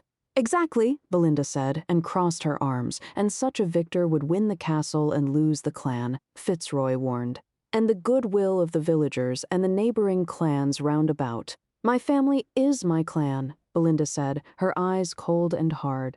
Learn we don't need a bunch of locals. We have servants of our own. Susanna gasped at that piece of arrogance. Well, I hope you know what you're doing, because I believe this will be a cold and lonely place if you ever need a helping hand. Yeah, and you just put a target on your back, too, Malone added. 'Cause whoever's doing the killin' will be goin' after you next. Absolute rubbish. Belinda snapped back and stood up. If she intended stalking out, her intent was interrupted. Craggy had entered the room behind us, his umbrella held high. I found the shillelagh, he called out from the rear of the room. 'Tis in the braidwater some un will have to go swimmin' for it, or it'll be lost to the river. What is this shillelagh? Lars asked as everyone rose to their feet. The thing I was probably hit over the head with, Malone said. A shillelagh is an Irish cudgel, Professor Coltrane explained. Craggy, what is this? Lady Peggy went to ask her butler. I saw it, milady, he replied, looking up at her. I searched all aboot. Then I thought it might be in the water like yon man this mornin'. And I was right. You had better show the detectives where it is, she said with an irritated sigh, then added bitterly. Another monstrous act perpetrated in this domain. I went over to him. I'll show ye now, Craggy said to me as Swift came over too. Come on, Daniel called out, and the room emptied to loud chatter and the clatter of feet, rather like a bunch of school children being released from class. Craggy led outside and onto the middle of the bridge to stand and point into the broad stretch of water where it was at its widest. There ye go. I thought it might be here, and I saw a flash o' light from where the sun caught at it. We all crowded round to peer into the crystalline water and its stony bottom. It was fairly easy to spot. Should you be looking for such a thing? The shillelagh itself was black, but the brass ferrule fixed around the end was bright and clear. Did you see who threw it in there? Swift asked, leaning on the cold stone parapet. Nay, course not, or I'd tell ye if I did, Craggy replied. Someone needs to dive in and fetch it up, Swift decided, then looked at me. Absolutely not, I said. The water will be freezing. Learn, you're a strong swimmer, Lennox, he said, then lowered his voice. We should set an example. By we, you mean me, I replied. You know, I'm not very good in water, he replied. Well, here's a chance to practice, I replied. I go. Lars said as he pulled his sweater over his head and laid it over the coping of the bridge wall. I swim most days in the rivers at home. It is good for the blood. He took his thick vest off, too, and put that on top of the sweater. Ooh! I heard some of the ladies behind us exclaim as Lars bared his broad, muscular chest. I looked around. Susanna, Belinda, and Molly were grouped together watching quite intently. Lars yanked his belt undone, unlaced his boots, kicked them and his socks off, then his trousers. We all took a step backwards. He laid the trousers with the rest, then placed both thumbs into the top of his undershorts. Keep your pants on, Lars, I told him. Oh! A groan came from the ladies, Swift, and I turned to frown at them. So did the professor. They straightened their faces, assuming an air of innocence. I do not like to get my clothes wet. Lars was still poised with thumbs at the ready. There are ladies present, Daniel told him. You can't strip to the buff in front of them. It's not done. Lars looked around at the bright-eyed women watching closely. They are grown. It is nothing they do not know of. No, I insisted. Just keep them on. Craggy can go and find a towel. I turned to the old butler. Can't, Craggy replied. Craggy, will you please do so? Lady Peggy told him. He didn't move. Are you going in or not? Malone said. Lars, no, Swift ordered, but too late. The Dane had dropped his last vestige of decency, stepped onto the parapet, and dived into the water. Giggling broke out behind us. Lady Peggy, Fitzroy said to her, perhaps you could escort the ladies inside? Indeed, I shall do so. Lady Peggy was straight-faced, but the others, including Belinda, were all laughing. Mr. Greggs, perhaps you can come with me to retrieve a towel? Certainly, milady, he offered, and put his hands out as though to shoo the women indoors. They went in as Lars broke the surface, the shillelagh held high. He spluttered water from his mouth. It is more heavy than I thought. It's made from a root ball. Swift leaned further over the parapet. Try not to hold the end. Ah, you think of fingerprints. Lars was treading water. I have read of it. He laughed suddenly. I must swim like this every day now. Like back home in Denmark, the water is exhilarating. He let himself drop below the surface, rose again to take a breath, then swam arm over arm for the shore. Chapter 15. Whose fingerprints are they? I asked, and leaned forward to make out the swirls and whirls picked out by Swift's assiduous dusting of powder. Learned we'd returned with the shillelagh to the gunroom, and Swift, along with Greggs, had gently dabbed the wooden club dry. It was now laid on the work table, a thin towel laid beneath it and generously daubed with gray-white powder. "No idea," Swift said. "Are we going to take everyone's fingerprints, sir?" Greggs asked, anticipation in his voice. Yes, Swift was just as excited, but better at hiding it. "Lennox, can you ask Fitzroy to call everyone together?" "They're all in the drawing room admiring Lars's heroics," I said and stood up. "I'm going to walk Foggy." He frowned, but didn't try to stop me. "Fine, we'll go and find them." He was always a man on a mission, whereas I needed some quiet time, away from the chatter and the undercurrents swirling below it. "I won't be long," I said and left as he and Greggs were gathering the usual requisites: ink, foam pad, a stash of paper. Greggs was having a wonderful time. He had found an old leather game bag and now filled it with the items, plus more as he and Swift thought of them. Foggy raced off ahead of me, tail high, ears flapping as he ran across the hall. He stopped at the front door, eyes bright black nose twitching and tongue already hanging out. Tubbs had decided to attend, though he insisted on being carried. Lurney put him down once we were on the track leading to the bridge, then paced behind them as they scooted off with tails high and paws bounding on the stony surface. The track wound around a high hill. It was the route I'd driven in on, as had Macduff with his pony and trap.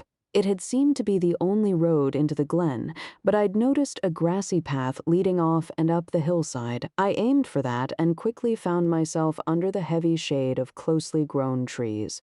It was cold out of the sun, but it condensed the sharp scent of pine sap oozing from the trees.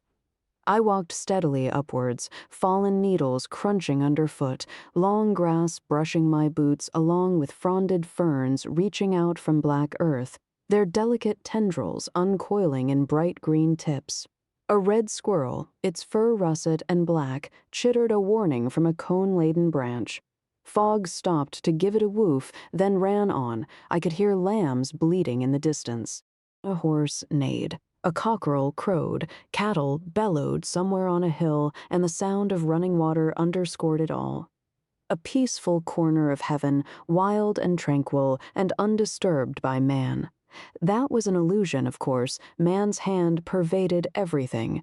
The sheep had been brought here, as had the chickens, cows, and horses, and the round tower that I was aiming for was another sign of man's endeavors. Tubbs decided he had walked enough and stopped to lie down in my path. He scooped him up and carried him in my arms. Foggy reached the tower before me and ran barking around it for no good reason. I scanned it as I moved closer. The dry stones forming it were rough and bound together in interlocking form. It was a skilled job made by people who knew the ancient ways. It was half buried in the hillside, and I was able to climb behind it on an earth-beaten track, liberally dosed with rabbit droppings. It wasn't very high, around 20 feet or so. The top seemed unfinished, with loose stones around its brim, indicating it was not a lookout tower. I gazed down into it. It was around 3/4 full with large stones. Mostly they were flat, or flattish, rather than round. They appeared to have simply been dropped in and had scattered within the confines of the thick, round walls. Lichen in brown, black, and green stains had spread across the walls. Moss filled many of the gaps, bright green and sponge-like, with small yellow flowers sprouting amongst them. Bees were already busy gathering their pollen. I was above the trees and had a fine view of the glen from here. The castle dominated the scene, although the gray stone walls gave it a more natural air. Actually, it reminded me of a huge man-made cave.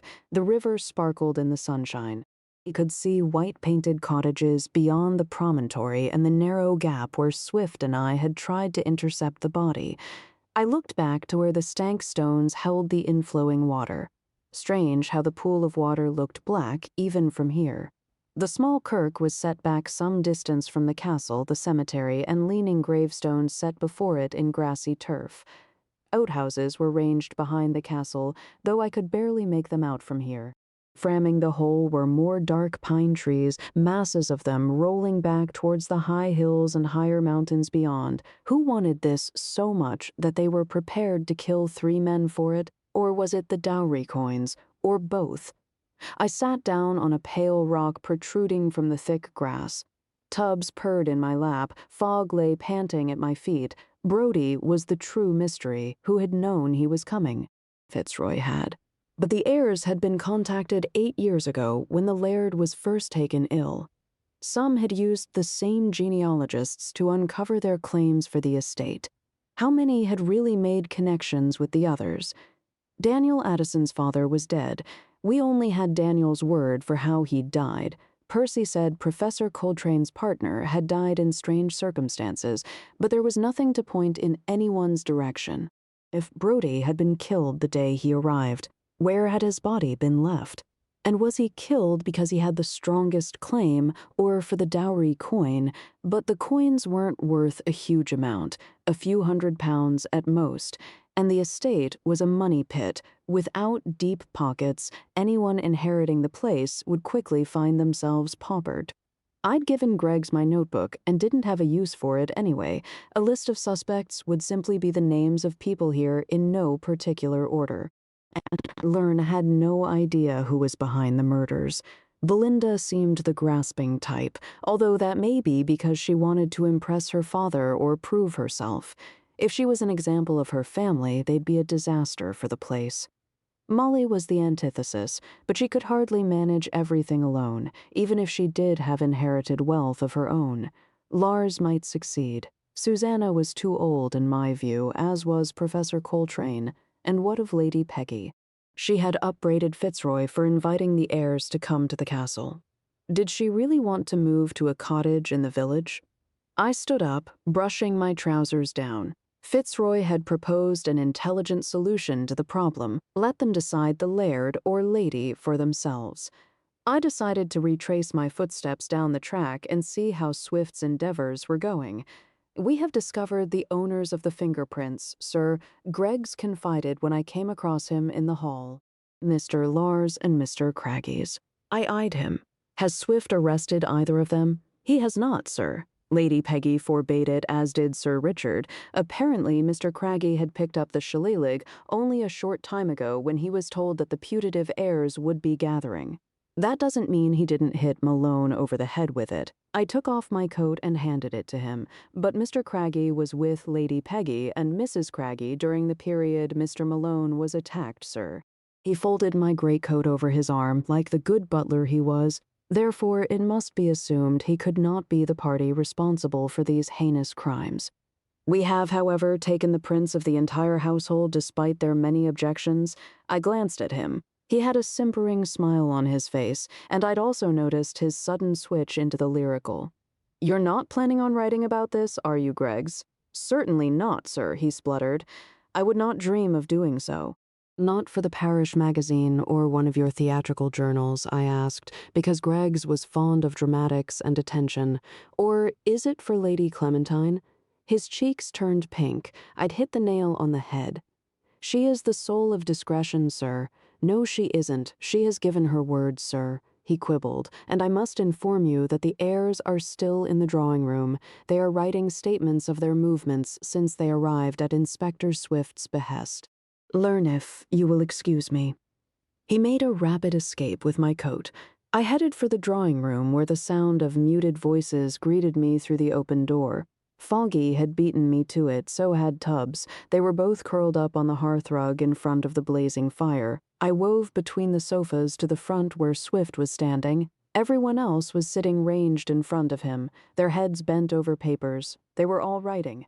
Lady Peggy wasn't there, nor was Fitzroy. "Lennox," Swift said in a low tone when I reached him. "We've taken prints and the heirs are writing statements. I know."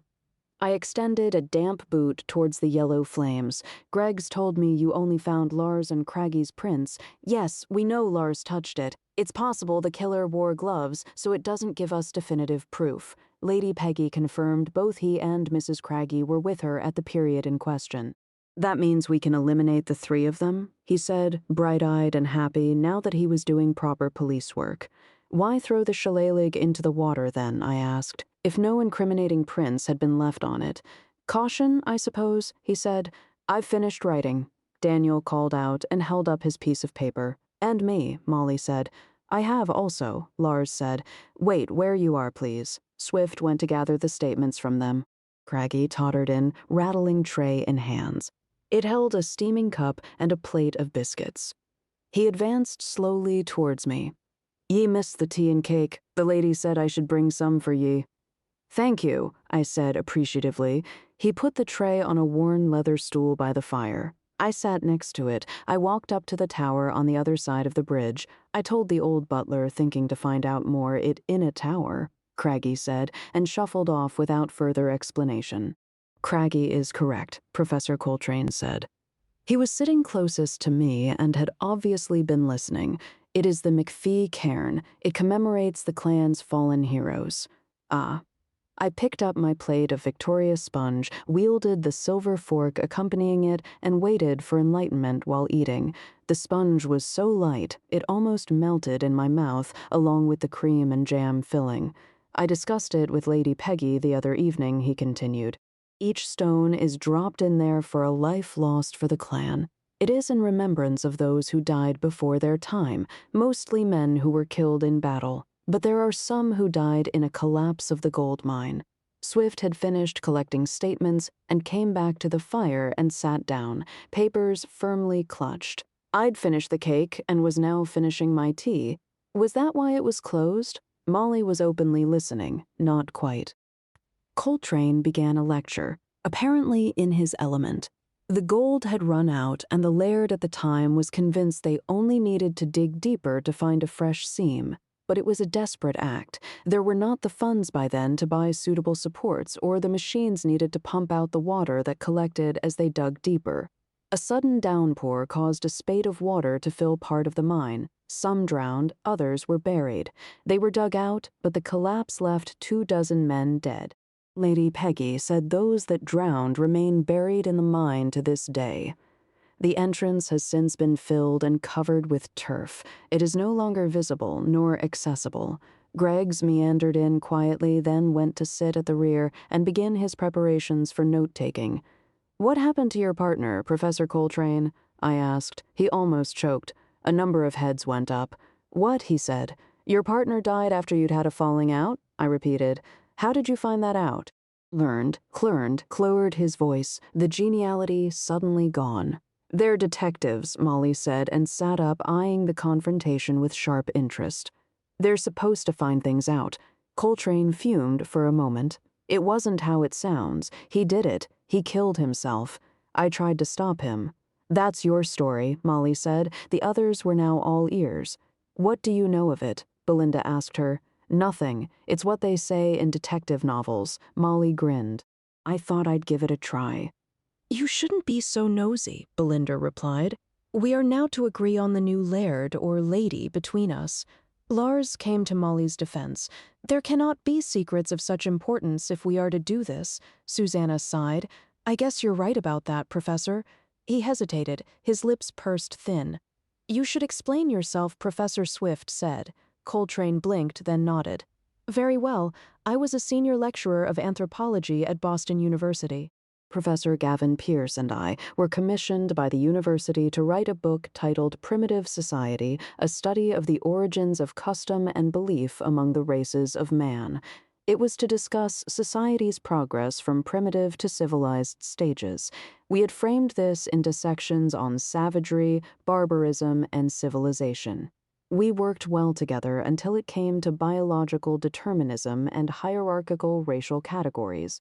This was an area Pierce and I had argued about before, but I thought he had realized that the principle of racial hierarchy was utterly flawed. "Wait," Malone cut in. "What does that mean?" "It's the presumption that some people are naturally superior to others," Susanna said with distaste, her southern accent more clipped than usual.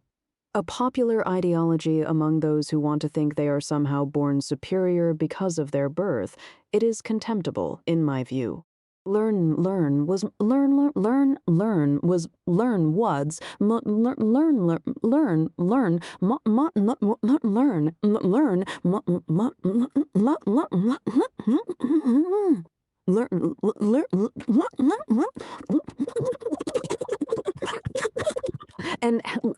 and it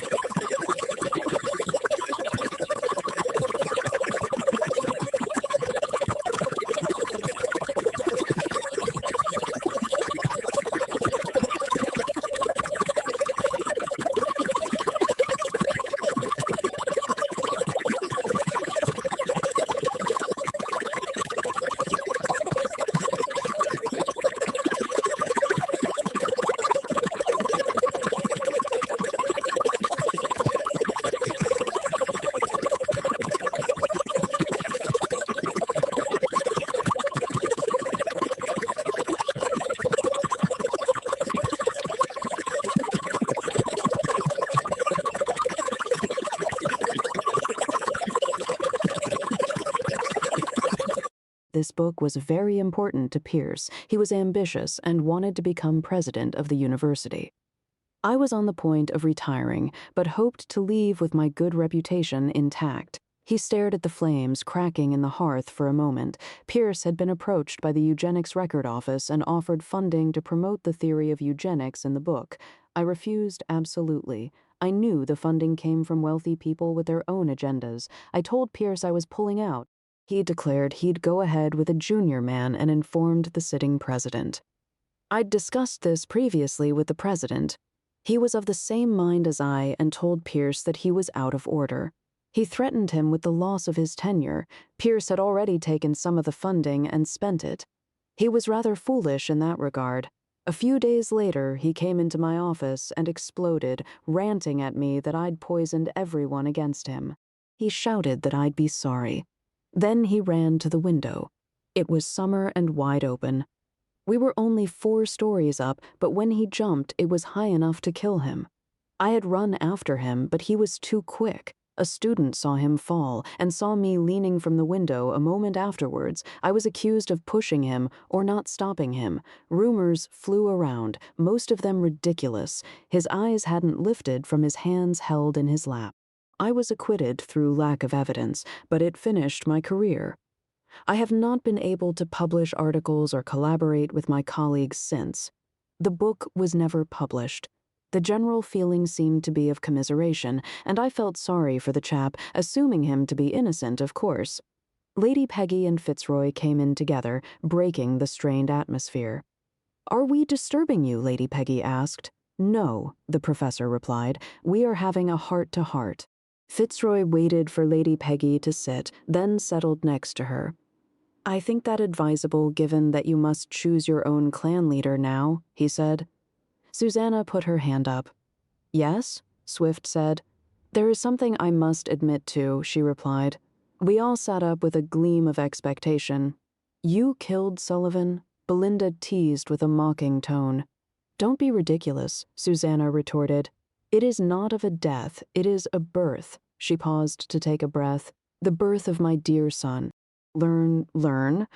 "Well, that's surely," Daniel began in positive tone, then stopped, presumably recalling Miss Susanna Bellamy was a spinster. "Y'all will realize that I was unwed at the time," she continued, "and I never did wed because I was made almost an outcast. My dear parents stood by my side, but our close-knit society didn't want anything to do with me, so I left. I went to live in Arizona where no one knew me. I did good works and made friends with folk who were enlightened. Now I run a charitable foundation, and my boy is grown up and getting along just fine." "I don't understand," Lady Peggy said. "Was your community so harsh as to condemn you for a youthful indiscretion?" "They were," Susanna replied, "when that indiscretion was with a colored man. Most of us had guessed the connotations of what she'd said, but Lady Peggy had probably lived a very sheltered life here in the Highlands." Her eyes flew open. "But how awful for you," she said. "I am so sorry to hear you were persecuted in such a way." "I think Daniel may want to explain the death of his father," I said, and gave him a meaningful look. He reddened instantly. This is very painful for me," he stammered, "but I agree that we must all be honest." He explained in very broad terms the facts of his father's death and skimmed over the abuse of diplomatic privileges. Shock and very little sympathy followed the revelation, but there was no condemnation of Daniel, who was visibly upset at having to recount the tragic event.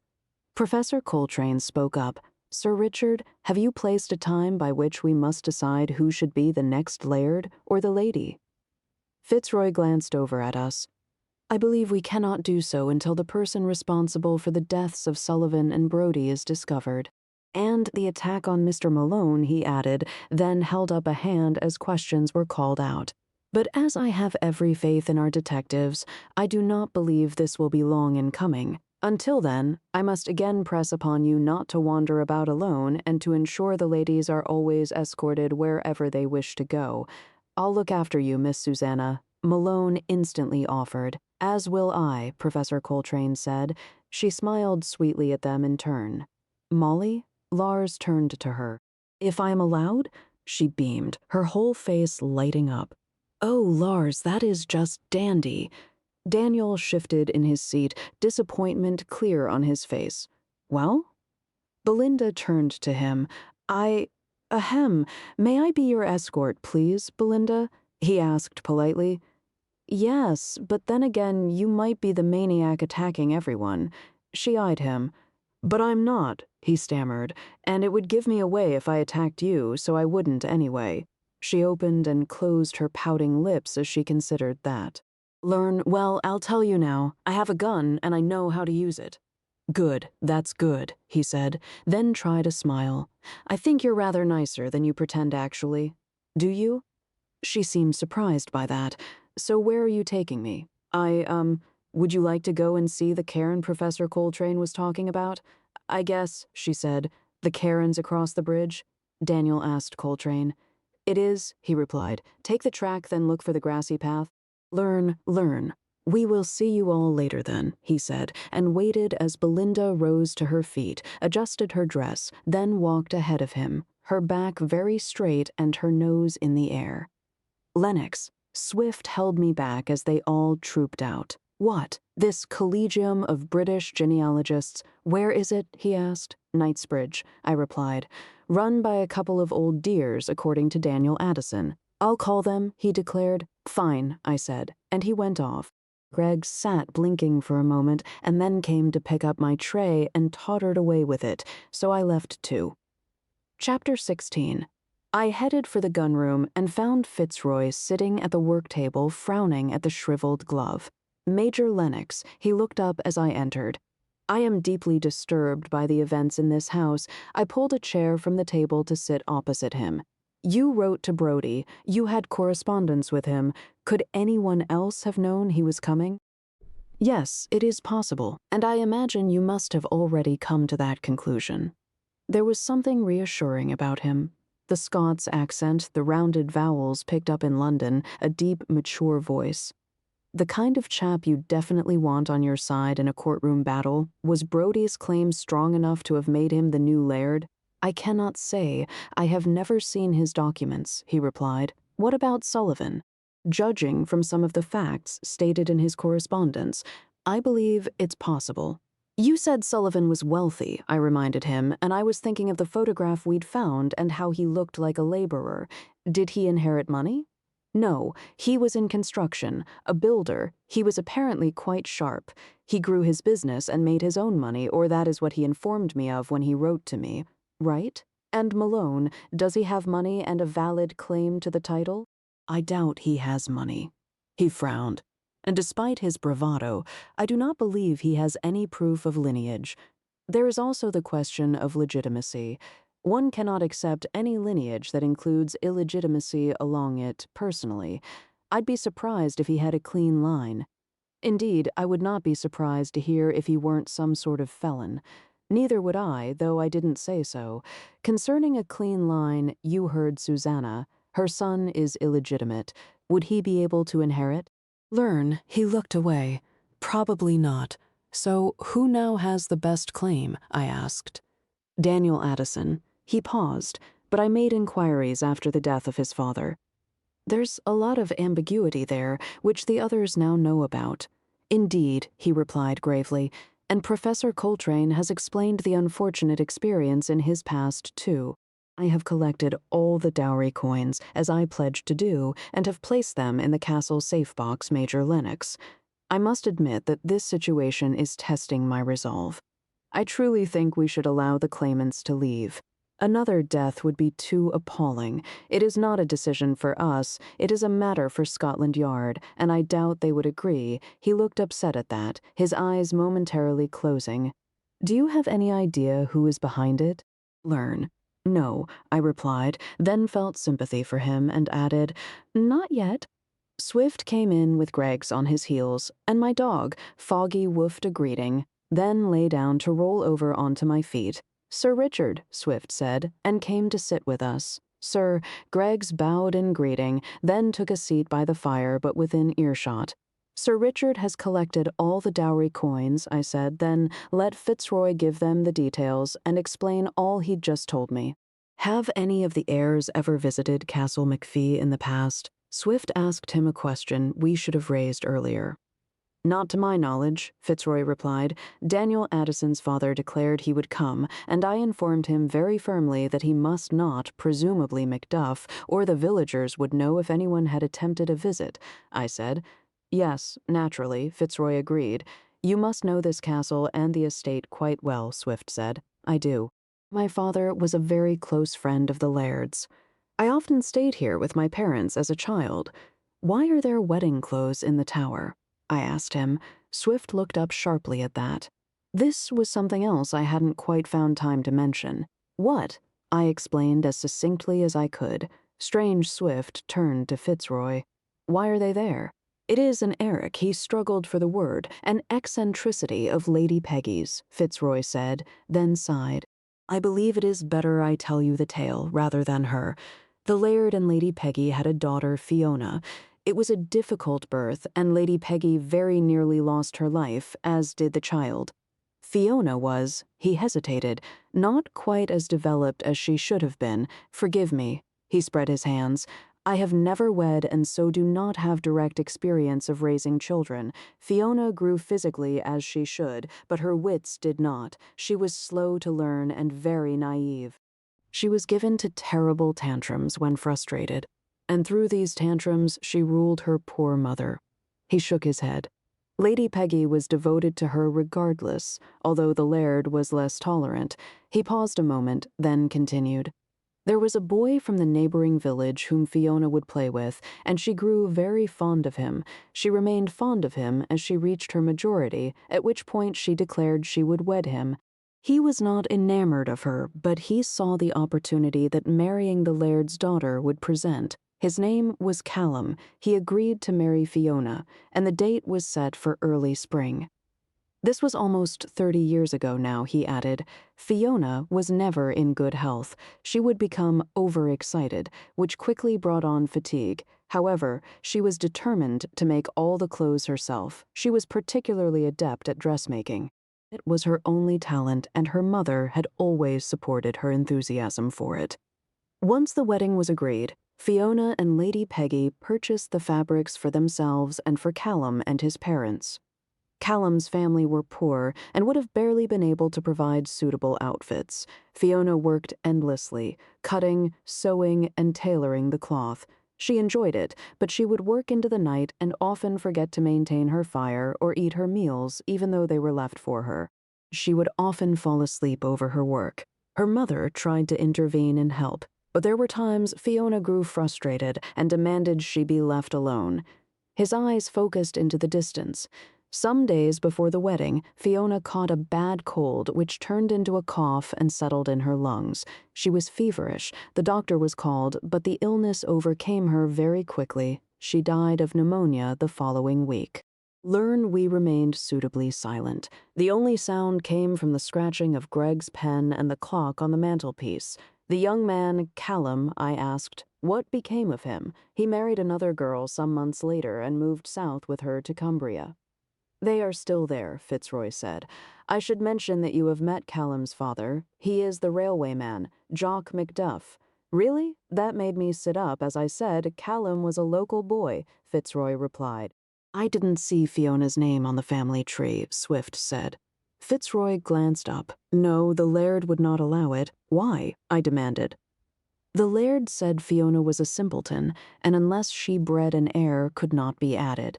Fitzroy spoke heavily. He was a harsh man, and Lady Peggy argued with him, as did my own father, but the Laird was the ruler of his own domain. His word was final. What was Lady Peggy's life like here? I asked quietly, angry at the treatment of the girl and her mother. She was expected to work, Fitzroy replied. There was neither money nor adequate staff, and the Laird handled his resources carefully. You should not judge him on this. He had no choice in the matter. Lady Peggy was from a minor line of nobility and came without a dowry. The Laird was quite a few years older than she. He was titled and head of a once powerful family with a long lineage. It was considered a good enough marriage, and Peggy had no other options, as far as I am aware. Fitzroy shook his head. Fortunately, times have changed over the last 50 years, although too late for her. Now, if you will excuse me, I will take some time before we gather for drinks and dinner." He nodded to us all and went off. "Sir," Greggs said once the door had closed on Fitzroy, "it could be the railway man. He would have been ideally placed to murder Mr. Brodie." "Why on earth would he?" I asked. Greggs didn't have an answer for that, but it didn't stop him trying from spite, because his son missed an opportunity to become laird or to stop strangers taking the castle. Perhaps the villagers want to thwart outcomers from taking control, and Macduff is their modus operandi. A modus operandi is the method killers use, not the killer, I said, and it still doesn't make sense because he couldn't have killed Sullivan or attacked Malone. He harumphed at that. "Exactly where is this wedding party?" Swift asked. "It sounds almost deranged." I told them both in more detail about how Daniel Addison had shown them to me, and I described the clothes. A tragic tale, Greggs declared. He'd come to sit at the table with us, almost Dickensian. "I agree," I said, "but it paints Lady Peggy in an unexpected light. She'd seemed quite upright and stable to me." "The loss of a child," Lennox Swift said and shook his head. "It doesn't bear thinking about." "Learn." We remained silent for moments. "Was there anything useful in the statements?" I asked. "No. We already know they'd all gone to bed when Sullivan was killed. Brodie would have arrived." He paused to check his watch, around now. "It's always a quiet hour before drinks. They said they were all in their rooms, or using the bathrooms. Some were reading, they'd all just had tea together and wanted a break. It's been quite intense." Swift sighed. "Malone was attacked after lunch." They repeated the stories they'd already told us. I sometimes wonder why we take statements. Nobody ever admits to anything incriminating. "Well, why do you?" I asked. "Because it's procedure," he replied. "It's really of more use when there are innocent bystanders and they describe what they saw at the scene of crime or an accident." "Could a lady be the culprit, sir?" Greggs asked, "including the attack on Mr. Malone?" "Possibly," Swift replied, "and there may be two working together." "Learned they'd be taking quite a chance walking through the men's quarters," I said. "It would be remarked on, particularly if they were carrying a shillelagh," Swift said, then grinned. I glanced over to it. We'd left it on the windowsill, the fingerprint powder still visible. It's not even the length of my arm. It could easily be hidden under a coat or jacket. If there were two heirs working together, as has already been discussed, Gregg said ponderously, "It may indicate a man and woman." "Fine," I said. "We haven't questioned Mrs. Craggy about the knife yet. Should I go and ask the lady to come to the incident room, sir?" He had picked up the hint. "Yes, please," I replied. He went off, and I turned to Swift. "Did you call the old ladies in Knightsbridge? The Collegium of British Genealogists?" He grinned. "Talk about eccentric." "Yes, I did." They vaguely recalled the search for the McFee line. They couldn't find any files or correspondence. I had the impression they're in their dotage. They promised to look through their archives, but I called Billings after that, and he agreed to send a sergeant down there to help them along. He raised a brow. "I didn't think we'd get anything from them otherwise, and Billings has sent a man to Brodie's flat in Stirling. We should receive a report on that later today, or tomorrow. What did Daniel tell you about his father's death?" I gave him the full facts that Daniel had related to me up in the tower.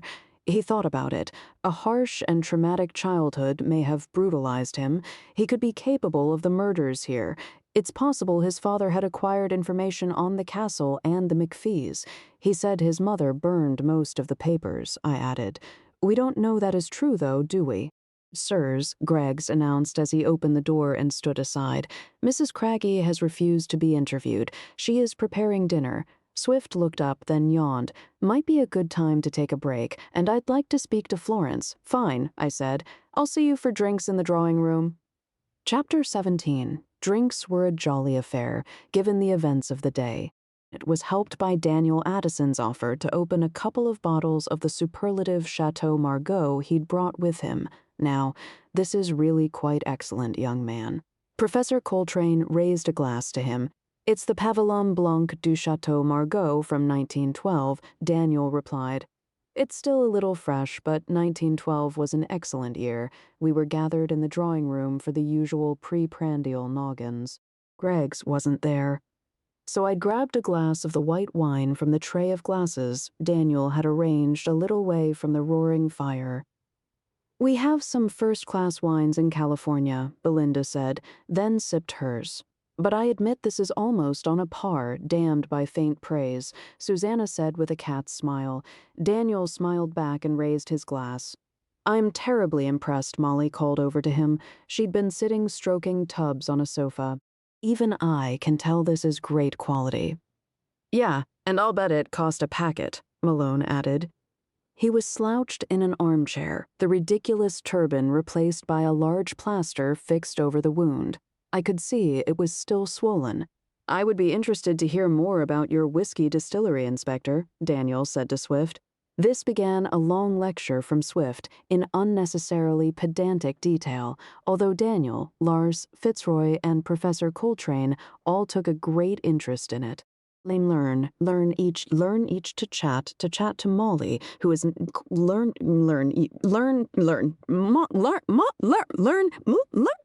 rapid and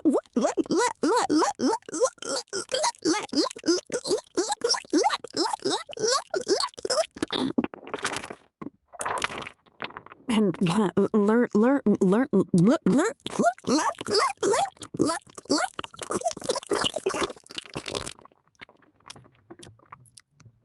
Oh, maybe. Her smile dropped away into seriousness. I didn't think it would be so big or so run down. She lowered her voice as she said that, glancing over at Lady Peggy, who was talking to Susanna nearest the fire. "You have family, don't you?" I sipped the exquisite wine, hoping that Daniel had more squirreled away. "Sure, I have my mom. She'd love it. And I have 2 younger half-brothers," but she paused. She raised her wine glass and took a sip. "It would be amazing fun having our own real castle to live in, but it's even more remote than our ranch in Calgary." She plucked with her free hand at the long woolen skirt she'd changed into for dinner. It was russet, with flecks of purple and dark orange, and suited her auburn coloring. The cardigan she wore over a white, high-necked lace blouse was the same hue. She looked exceedingly pretty, and very proper in a country kind of way. "We're only 3 miles out of the town, and I've got a truck now, so it doesn't take long, not like when we only had the buggy. I imagine it would be very expensive to repair the castle, too." I prompted her. "Yes, that was my thinking. My pa left me a ton of money, and we've got cattle and horses. We have a great guy managing it all. I mean, it's not that I'd leave home and come live here all the time. That wasn't what I thought. I talked it over with my family, and we just reckoned on vacations, but it needs more than that. It needs dedication, like your friend, the inspector, does with his castle." Learn. We both looked over at him. He was expounding on types of casks and the aging process and all things in between. "What if you were to wed and your husband wanted to run it with you? And what do you mean by that, Major Lennox?" She raised auburn brows at me, a hint of mischief in her blue-gray eyes. Lars hadn't looked over at her once, but I'd noticed she'd glanced at him a couple of times, and she did so again now. "Lars wants to breed cows here," I said. You said you have a ranch and cattle. You must know something about them. "Oh, I do," she laughed. "Calgary is known for cattle. We have the Stampede every July. It's a celebration of our lives out there. Rodeos, wagon racing, steer wrestling, wild bronc riding, just all-round country living and a huge pancake breakfast. That's my favorite." She looked me in the eye. "Yes, I know all about cattle, horses, and ranch life." So maybe Lars and me could make a match, if he's of a mind. But I've only just met him, so it's not something I'm planning on right now. "Which brings us back to the question," I said, then emptied my glass. "If I'd like to become Lady of the Clan," she replied, then stopped to think about it. "I guess I would.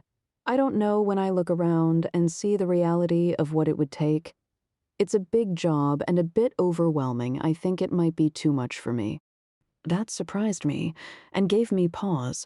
I hadn't imagined her as a suspect. There was something too honest about her, although I know Swift would warn me to keep an open mind. "So you have no motive for murder?" Her eyes flew wide at that. "You bet I don't, and I just don't get it." She leaned forward to speak more quietly. "Is this place really worth killing for?" "Plenty of people fought over it in the past," I said, thinking of the cairn on the hillside. That's because it was their home, she replied. You have to fight for that, because without it, you've got nothing. No shelter, no way to grow food, nowhere to keep livestock. Without a home and land, you and your kin would be dead pretty quickly. We're not living as pioneers in Canada anymore, but we still have our feet firmly in the soil. She finished her glass, too, then held it up with a big smile at Daniel. He must have been aware of her because he instantly excused himself and came over with the bottle. Top up? He asked, then filled her glass before turning to me. Major Lennox? Yes, please. I raised my own glass, and he dribbled the remains into it.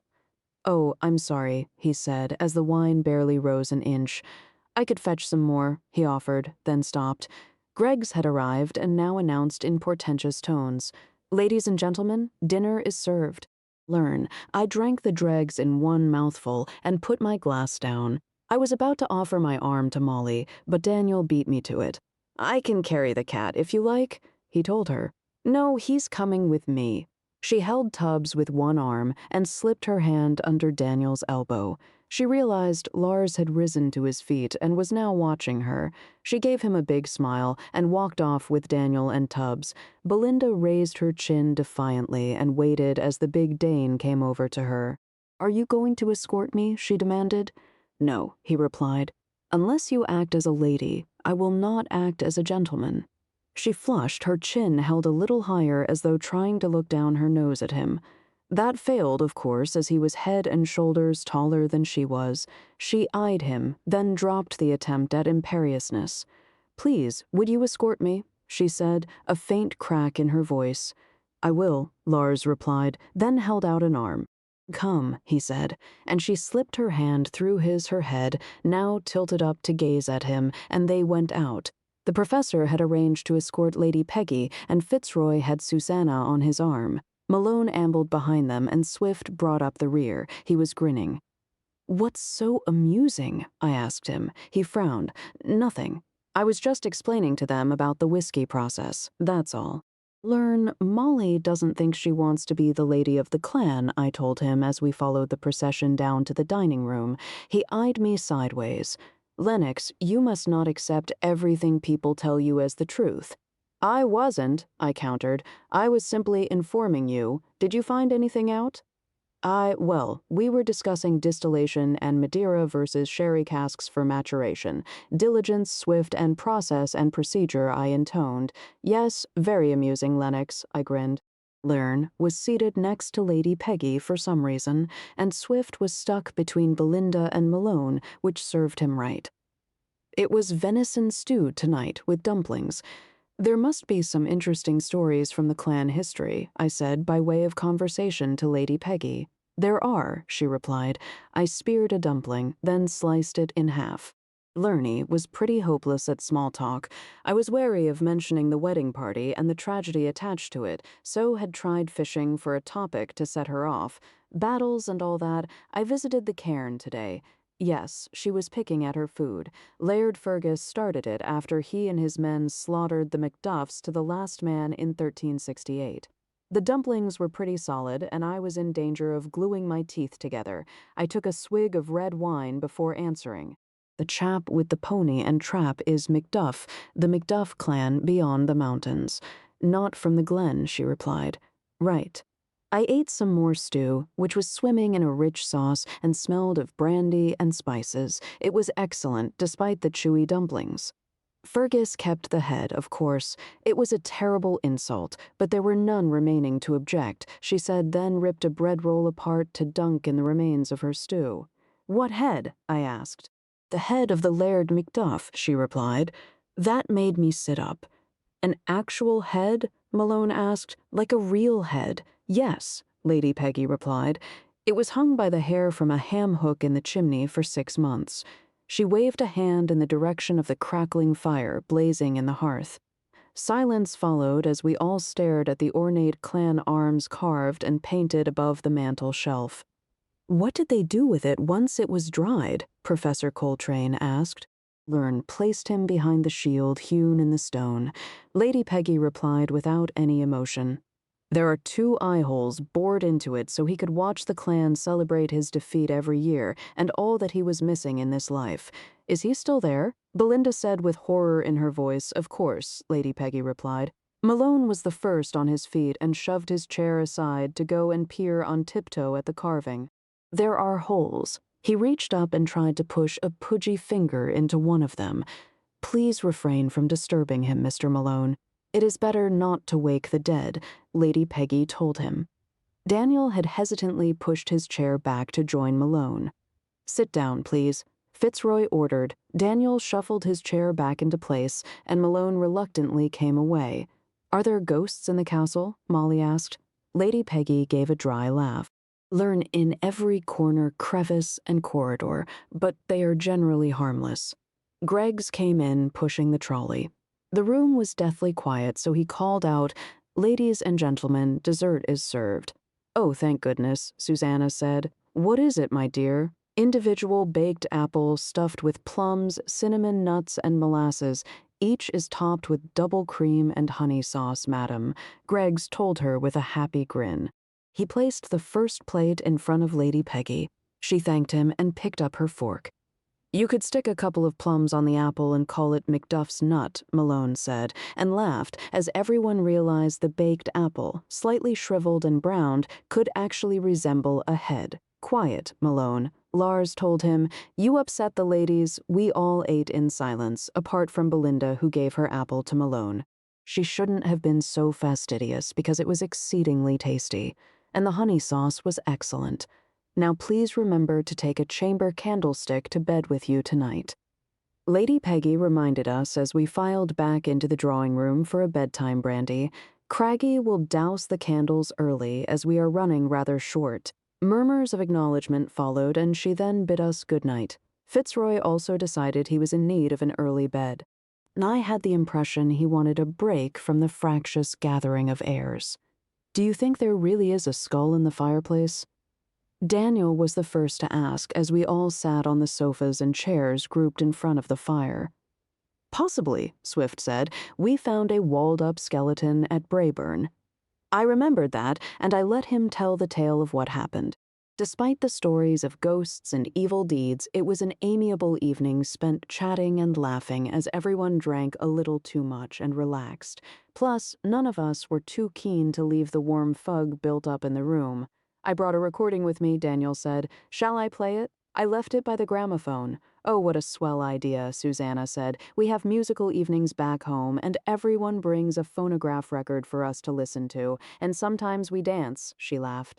"I enjoy to dance," Lars said. "We have the Lands Bible. I like the Schautische best. I'm not sure if my recording is for dancing. It's an old folk ballad sung by Juliet Fairhurst. Daniel went to set up the gramophone. She has a wonderful voice. She's very popular in England." "I'll help," Molly said. "I saw some Highland recordings on the shelf next to it. We can play those too, right?" Daniel leaned over the player, his nose almost touching the conical horn as he lined up the needle. The song is called "Oh, Sally, My Dear." We listened to the lilting tune. It was quite beautiful and plaintive. Although it had that typical earthy pragmatism of so many folk songs, I decided to remember Juliet Fairhurst's name. Greggs could order a copy for Percy. It might keep her in one place for a while as she listened to it. "That was quite marvelous," Professor Coltrane murmured from the deep-cushioned chair he was slowly sinking into. "There's a recording of the Bonnie Lass O' Phoebe here."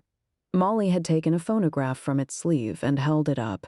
"We might be able to dance to that," and we did, and to the Sky Boat song and a few others we found, and we had a jolly good time of it before the fire burned down, and we decided we'd better all head for our beds. The hall was in darkness, but we all pulled out our torches. The ladies had grouped themselves closely together and set off along their passageway as we men turned into ours. We hadn't even reached the corner of the corridor before we heard the screams. Lars, Daniel, Swift, and I raced back to the landing and continued to where they were standing huddled together staring about. I felt something. It brushed my head, Belinda shouted. She was ducking down, her hands raised. "What is it?" Lars demanded. "There's something here," Molly called, fear in her voice. Please shine your light, Susanna cried out. We can't see. She was bending down, scrabbling for the torch they'd dropped. It was lying on the floor near her feet. It's a ghost, I swear it's a ghost. There was a note of hysteria in Belinda's voice. We went to stand with them, shining our torch beams about. Swift picked the one up off the floor and pressed it in Susanna's hand. "Ugh!" Malone shouted out. He and Greggs had lumbered up in the rear. "It's flying round me. Get it off!" He flailed his hands out. "What is it?" "I think it's a bat," I said. "Ah, yes," Swift agreed. We carried on aiming our torches about, but needless to say, we couldn't see or hear a bat in the dark. "Is that all?" "A little bat?" Lars said. "You're scared by a bat?" "I didn't know what it was," Belinda said, then put a hand over her mouth to stifle a sob. "Can I help?" Daniel offered, and put his hands out. She stepped forward and suddenly buried her face in his shoulder. He put his arms around her and held her to him. That was a bit of a surprise, and we all gazed at them for a moment. Then Foggy spotted the bat and started barking, making everyone jump. He raced off along the corridor back towards the landing, presumably in pursuit. "Come, ladies, I see you to bed," Lars decided while I shouted at Foggy to be quiet. And I, Professor Coltrane, gently took Susanna's hand. Swift and I left them to it. Greggs came with us, as did Malone. "You sure it was a bat?" Malone said, looking distinctly unhappy. "Yes, you can adopt it," I replied. "We have quite a few bats at home," Greggs remarked. "I know," I replied. "We have a few hundred," Swift said. "So you got your own castle." Malone looked at him. "And it's full of bats?" "No, only in the attics," Swift replied as we walked back to the landing. "I might be going off castles," Malone said, shoving his hands into his pockets. "May I ask, sir?" Greggs said. "What were you referring to when you said 2 plums could be added to the apples for eyes?" Malone told him. "And it's probably just bits of skin and bones now. A shriveled head," Greggs gasped, his chins wobbling. "In the dining room?" "It's behind the chimney breast," Swift said. "But in the dining room, sir?" Greggs was horrified. "It is most unhygienic." "Better than mounting it on the wall," I said. Chapter 18. Morning dawned without cries of murder or any more screams in the night. It was quite refreshing, actually. Swift had been up first and lit the fire. I lay in bed thinking to leave him to it, although Fogg and Tubbs had their own agendas, and sat on my chest until I gave in and got up. I put Tubbs under my arm, and Foggy scooted down to the hall and straight to the front door. I wandered out after them.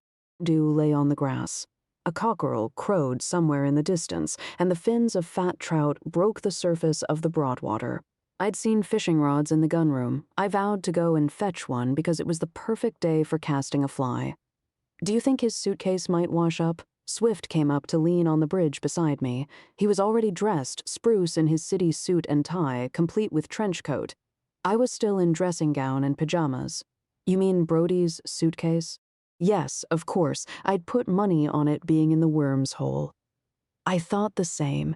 "You should have brought a rod, Lennox. Look at the size of that trout." "I'm looking," I said. "Shame the Laird's rods are in such a poor state," he remarked. "Are they?" "Yes, I checked. Damn, we need to search the outhouses, see if there's any sign of a place where Brody's body might have been left. I think he was dumped in the water just after he was stabbed," I said. "And I'm not dressed yet? You could get dressed." "Fine, I'll do that. But I'm not going anywhere until I've had breakfast," I replied. "Right, come on then," he grinned. "I'll just go and call Billings." Swift in a chirpy mood was bad enough, but on an empty stomach, he could be really annoying. Some half an hour later, we were comfortably ensconced in a small breakfast parlor at a round table set by a sun-filled window.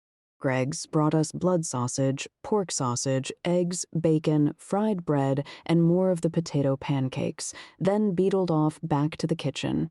I felt decidedly better after such a sumptuous meal. Foggy seemed quite happy. We'd shared quite a lot of sausage with him, and Tubbs was dipping his paw into the cream jug, a bad habit he refused to give up. I sat back in my chair. "I'm going to telephone Percy." "I've already called Florence," Swift replied, putting his napkin on the tablecloth and rising to his feet. "You'd best be quick. They're going to the mainland to view the old cairn today. The weather at Braeburn has improved." Percy is supposed to be resting. Well, you'd better tell her that, he said. I'll see you in the incident room. We're interviewing everyone today. I told Greggs to bring them in one at a time. I left the little duo to help out with the next set of breakfasters, crossed the hall, and aimed for the telephone room. I didn't get very far. Mrs. Craggy stomped into the hall and stopped in front of me. "Yer man said you'll be wantin' to speak to me." She folded her arms, legs set apart and looking decidedly belligerent. I sighed. Right, could I? And I'm busy. Just done breakfast and I've fires to tend. Then please come this way.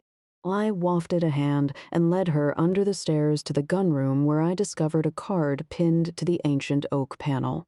It read Incident Room in fine copperplate script. Swift had beaten me to it. He glanced up as I opened the door. The lady bustled in, took a hard stare at the fire as though to satisfy herself that we were feeding it properly, then went to sit opposite Swift and banged on the table. "So have ye found oot? What's all this aboot then?" she demanded.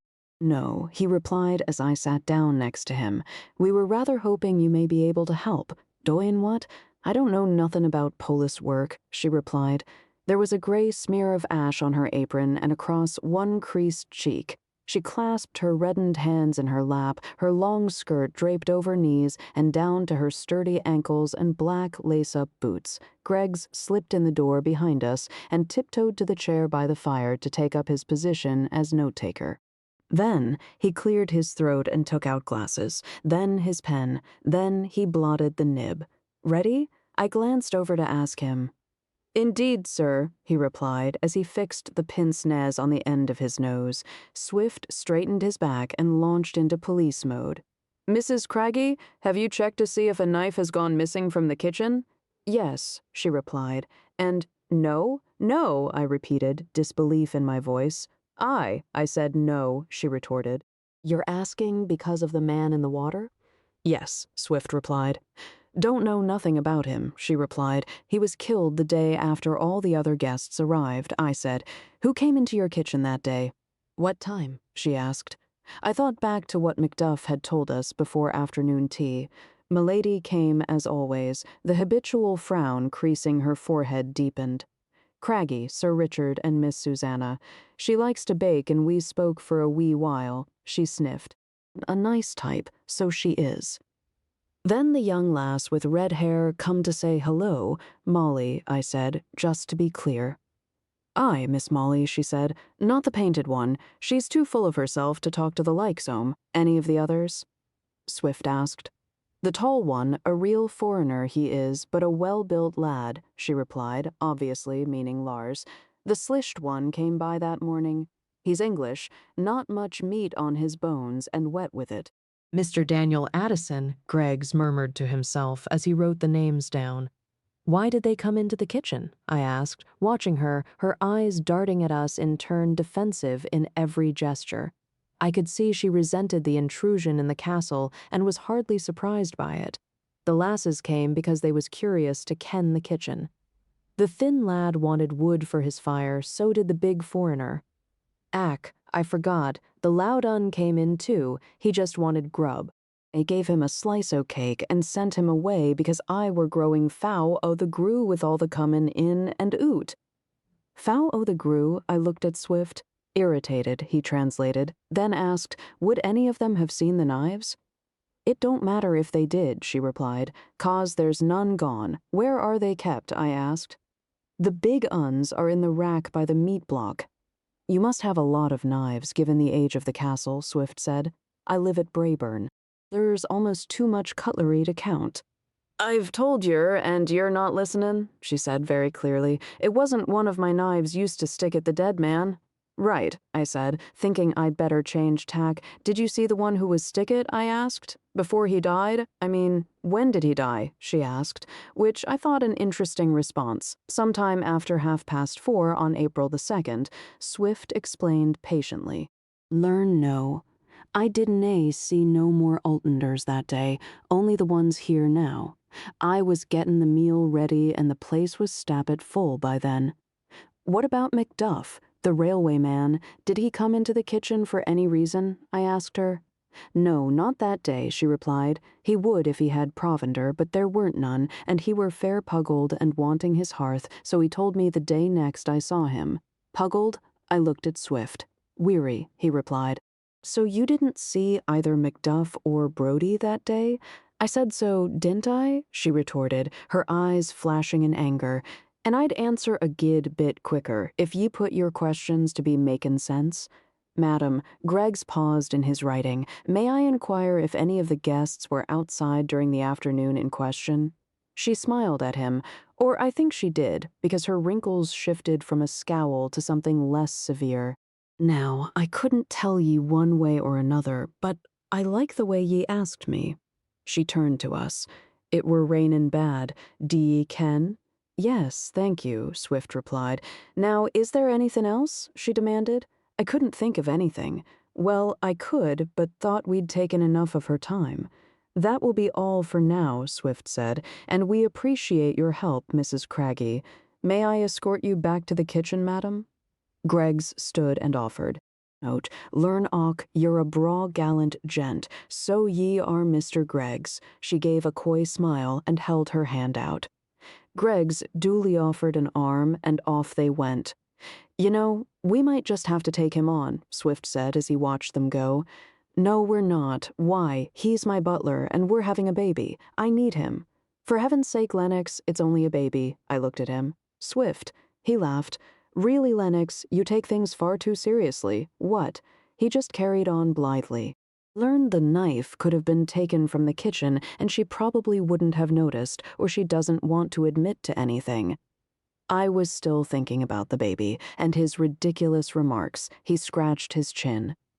Or the murderer could have brought the knife, he mused. Make your mind up, Swift. He glanced at me. We don't know, and may never know, unless we catch the culprit. Yes, Billings was tetchy when I spoke to him before breakfast. Lurney didn't want to speak in front of Greggs. But we'll have to let the heirs go if we don't solve this soon, Lennox. We can't have another death. I nodded and understood. We'll have to keep that quiet, or it'll be an incentive for the killer to murder again. Exactly, he said. Did he say anything else? No, he was waiting for the police from Stirling to call. A knock sounded on the door. Belle Inder entered without waiting for a response. A frown marred her smooth forehead. Her pouting lips painted the same color peach as her stylish silk dress. I want to talk to you. She came and sat down opposite us, a look of distaste at the stained work table between us. I have sent a telegram to my father. I want some other policemen brought in. I don't think we are safe. She eyed us with a shrewd look. And I don't think you can make us stay much longer either. Swift turned policeman. He picked up the statements and shuffled through them until he came to hers. Did you know Douglas Brodie, or were you ever in contact with him? Don't try questioning me. I'm not answerable to you. I can have you arrested, Swift said. Try. She glared at him. He dug into his inside pocket of his trench coat, which he'd donned, and pulled out a pair of handcuffs. It was an endless surprise what Swift kept in his pockets. I'll walk you to the station, and you'll be wearing these. She blanched. My father will sue you, I laughed. It didn't help. And you, she snapped at me. You have a choice, Miss Guthrie, Swift said. Cooperate or be held in the local station. She sat and boiled for a moment, arms crossed, her plucked brows almost meeting in the middle. Then she let out a squeal of anger. You rats, I don't see why I should put up with this. You aren't winning any popularity contests here, I spoke amiably. You need to understand that trying to railroad people is only going to create conflict, and your fight against everyone is a lonely battle that you are never going to win. She threw me a scowl from the corner of her eyes. But I'm right, she muttered. If you are, I replied, you're going about proving it in entirely the wrong way. She sniffed. Nobody ever listens to me. I've got 4 brothers, and they're all younger than me, and they do anything they want. I'm just patted on the head and told I'm going to make somebody a good little wife one day. Go get your hair done and pretty up. That's what they say. A tear of self-pity rolled down one cheek. This castle is ours, and I'm going to prove it, then start earning it, Swift said. Lennox is right. You can't fight everyone. That's not leadership, and this clan needs leadership. He dropped his voice. And we have to put a stop to whoever is killing your clan members, and we can't do that without cooperation. She dashed away the tear with the back of her hand, sniffed once more, and straightened her back. Right, I'll stay here and help. Tell me what to do. Answer the question, I said. She threw a sulky glance at me, but nodded acquiescence. I was telling the truth. I've never heard of him. Where were you after lunch yesterday afternoon? Swift snapped out the question. I told you. I suppose you're trying to figure out who hit Malone, and I just don't know. I don't think it was a woman because he was in the men's quarters. There could be two people working together. Her eyes rounded. Really, that's despicable, she thought about it, then jerked her chin up. You don't think I might be one of them, do you? Because I'm not. I'm sure you aren't. Swift moved smoothly into police mode. I think he'd decided to play the friendly one. Did you see anyone taking notice of the umbrella stand in the hall, or find anyone somewhere unexpected? No. She paused, raising one manicured fingernail to her lips. Although I think the butler is really weird. I'm always finding him in strange places. Susanna and the professor are real tight, and they do go poking around. They said they're fascinated by the history. And you heard what he said about the guy at the university? Maybe he's got the killer instinct. You came over on the same ship as him? I said. I didn't meet him. He wasn't in first class, she replied, as though I were being tedious. We only have your word for that, I sniped back. If Swift was playing the nice policeman, I suppose I was to be the unfriendly one. She glared, then shrugged. I promise I didn't, and why would I? You might be paying him, I said, then realized that sounded ridiculous. So did she, and laughed. Seriously? A dottery old assassin? How much do you think he might charge me? Swift grinned. Well, it was a long shot. I agreed, then smiled too. You were the first to arrive here, I stated. Yes, I was. Susanna came shortly afterwards. Douglas Brody was the last to come. It seems he never entered the castle, I continued. Had he been in touch with your family or anyone to your knowledge? He's the man you said was stabbed, she said. I didn't see him. Not at any time. And I've never heard the name until you said it. I don't get it. She shook her head, her reactions seeming more natural than the spoiled little rich girl she'd been acting before. Who knew he was coming? Neither of us answered that. It was the question we wanted the answer to. Were you outside on the afternoon of April the 2nd? Swift asked. God, no, she exclaimed. It was freezing and pouring with rain. It's so cold here, even when the sun comes out. Learn what time did he get here? Somewhere after 4:30, I replied. We'd just finished afternoon tea. They have it every day, you know, tea and scones or cakes. Most of us go freshen up or have some quiet time afterwards. It's a strain being with a bunch of strangers in a place like this, and there are dummies up in the old part of the castle. Susanna took me up there. They were dressed in old clothes, and one was a bride. It gave me the creeps. And that story about the head in the dining room. Ugh, do you really want to win this? I asked. She looked at her long, slim hands. I wanted to prove to my family I could do something, that I wasn't just some sort of ornament waiting to be handed to a husband. Like Daniel Addison, I suggested. She stared, then laughed. Don't be ridiculous. You practically fell into his arms last evening, Swift reminded her. So, she shrugged. I was upset. He was being nice. Your family doesn't have a dowry coin, I said, leaving her to answer no. It was lost or sold. Her face fell, her pretty lips turning down. The shingles in her blonde hair had softened. It suited her better than the rigid style. Nobody knows where it went. It's kind of a shame. We should have one. What does your mother think about your trip here? Swift switched tack. She wasn't in favor. A flash of defiance glinted in her eyes. She thinks I should be grateful for what we have and leave it at that. Do you really think the people who live here and the families in the village deserve to have someone use their home as a plaything? Swift said. Because that's what you've been suggesting. Swift married into the Brayburn clan, I told her. He's worked hard to integrate and add some worth to the place. I know, Sir Richard told us who you were. She looked away. I'm sorry, I can't be much help, but you must catch this evil person quickly, or let us leave, because you have no right to put our lives in danger. She stood up and went to the door. Swift jumped up to open it for her. "And I promise I'll think about what you said," she stated solemnly, then walked out, peach frock flowing with her hips. "Do you think she'll see sense?" I asked Swift once he'd sat back down, difficult to say. It could just be a new tactic once she realized belligerence doesn't work. If the motive for the murders is to remove the heirs with the best claim, why wasn't she targeted? I mused. Possibly because her claim isn't as strong as the others. If she can't win the title and castle, perhaps she'll settle for a dowry coin, I said. He frowned at me. "You think she might have killed for one?" "No, not really," I admitted, "but at least it would be a trophy or some such to return home with."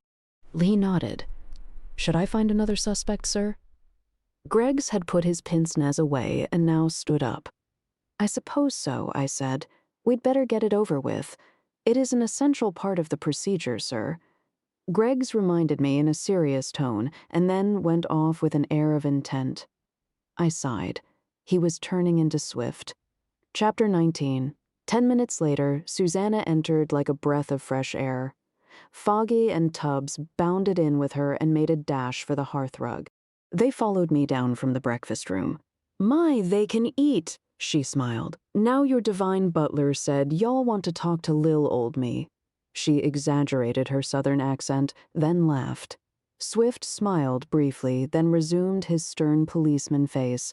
"We would like to interview you regarding the 2 murders and the attack that have taken place here."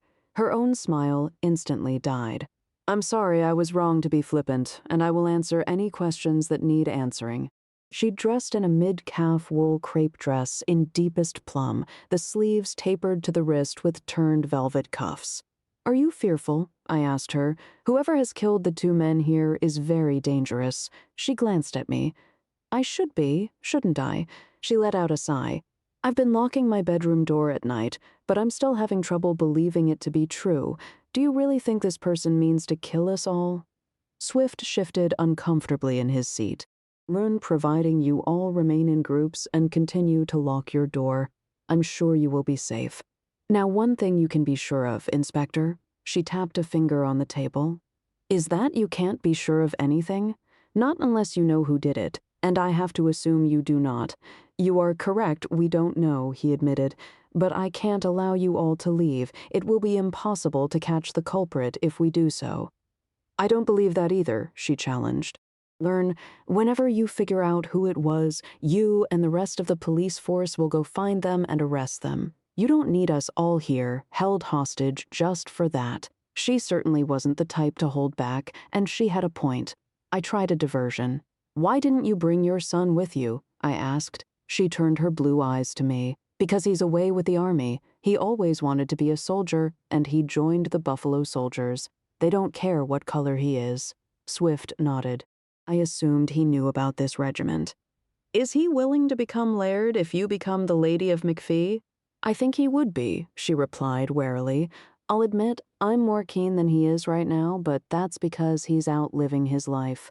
Once he's seen the castle and the land, I just know he'll adore it. The question of her son's lack of legitimacy must be a subject hanging over any discussion on the clan leadership, and presumably he would inherit it from you when the time came." I said. "He would. And all the money I have, which I'll tell you now is a great deal," she replied. "Not that I'm in the habit of sharing that information with all the world, but I know it will be an important consideration." "Did you inherit this money yourself?" Swift asked. "I did, and I've made a lot more since. I invested in the railroads and oil. I always thought transport and energy was what America needed to grow, and we'd want to keep right on growing. Lurney was proved right on that," she said, then narrowed her eyes as though inviting us to challenge her. "Is there any reason you think a woman should not be able to handle money herself?" "None at all," I replied. "My wife's much better with it than I am." She laughed at that. She was a lively soul and gave the impression of enjoying life and her adventure here in the castle, despite the murders. "Did you meet Brody?" Swift threw in. "No, I did not," she replied, once again becoming serious. "Where were you around 4:30 or 5 o'clock the day he arrived?" Swift continued. "You'll have to remind me which day that was," she said. "April the 2nd, I said. It rained." We had afternoon tea, then split up. I don't recall anyone going out nor coming in with wet clothes. What did you think of Sullivan? Swift spun the conversation around again, her head tipped slightly to one side. A puffed-up fool tooting his own horn. Why, he thought he would be Laird. I just don't know. Presumably he had papers to prove his claim. Swift said. He said he had, and he said he would show us the next morning, she replied. Richard asked if he'd prefer to give them to him then and there, and Sullivan refused. He said he didn't trust anyone, including him. Fitzroy was aware of Sullivan's claim, I said. He was no higher up the list, nor more likely to inherit than anyone else. But Brodie was, Swift reminded me, and he would very probably have been declared the heir, unless someone had documents proving they had a better claim, Susanna said, which they didn't, I replied. But no one knew that for sure at the time, did they? Susanna said, which had taken us around full circle. If you weren't chosen as the lady of the clan, Swift asked, who would you support? Professor Coltrane, she said without hesitation. Why? I asked. He has a level head on him, she replied, and he has no children or family, and we have become friends. We are agreed that he will pass the estate to my son, and until then, I will supply the financing required to build the place back to its glory. That gave us both a moment's pause. Are you going to marry the professor? I asked her. She laughed at that.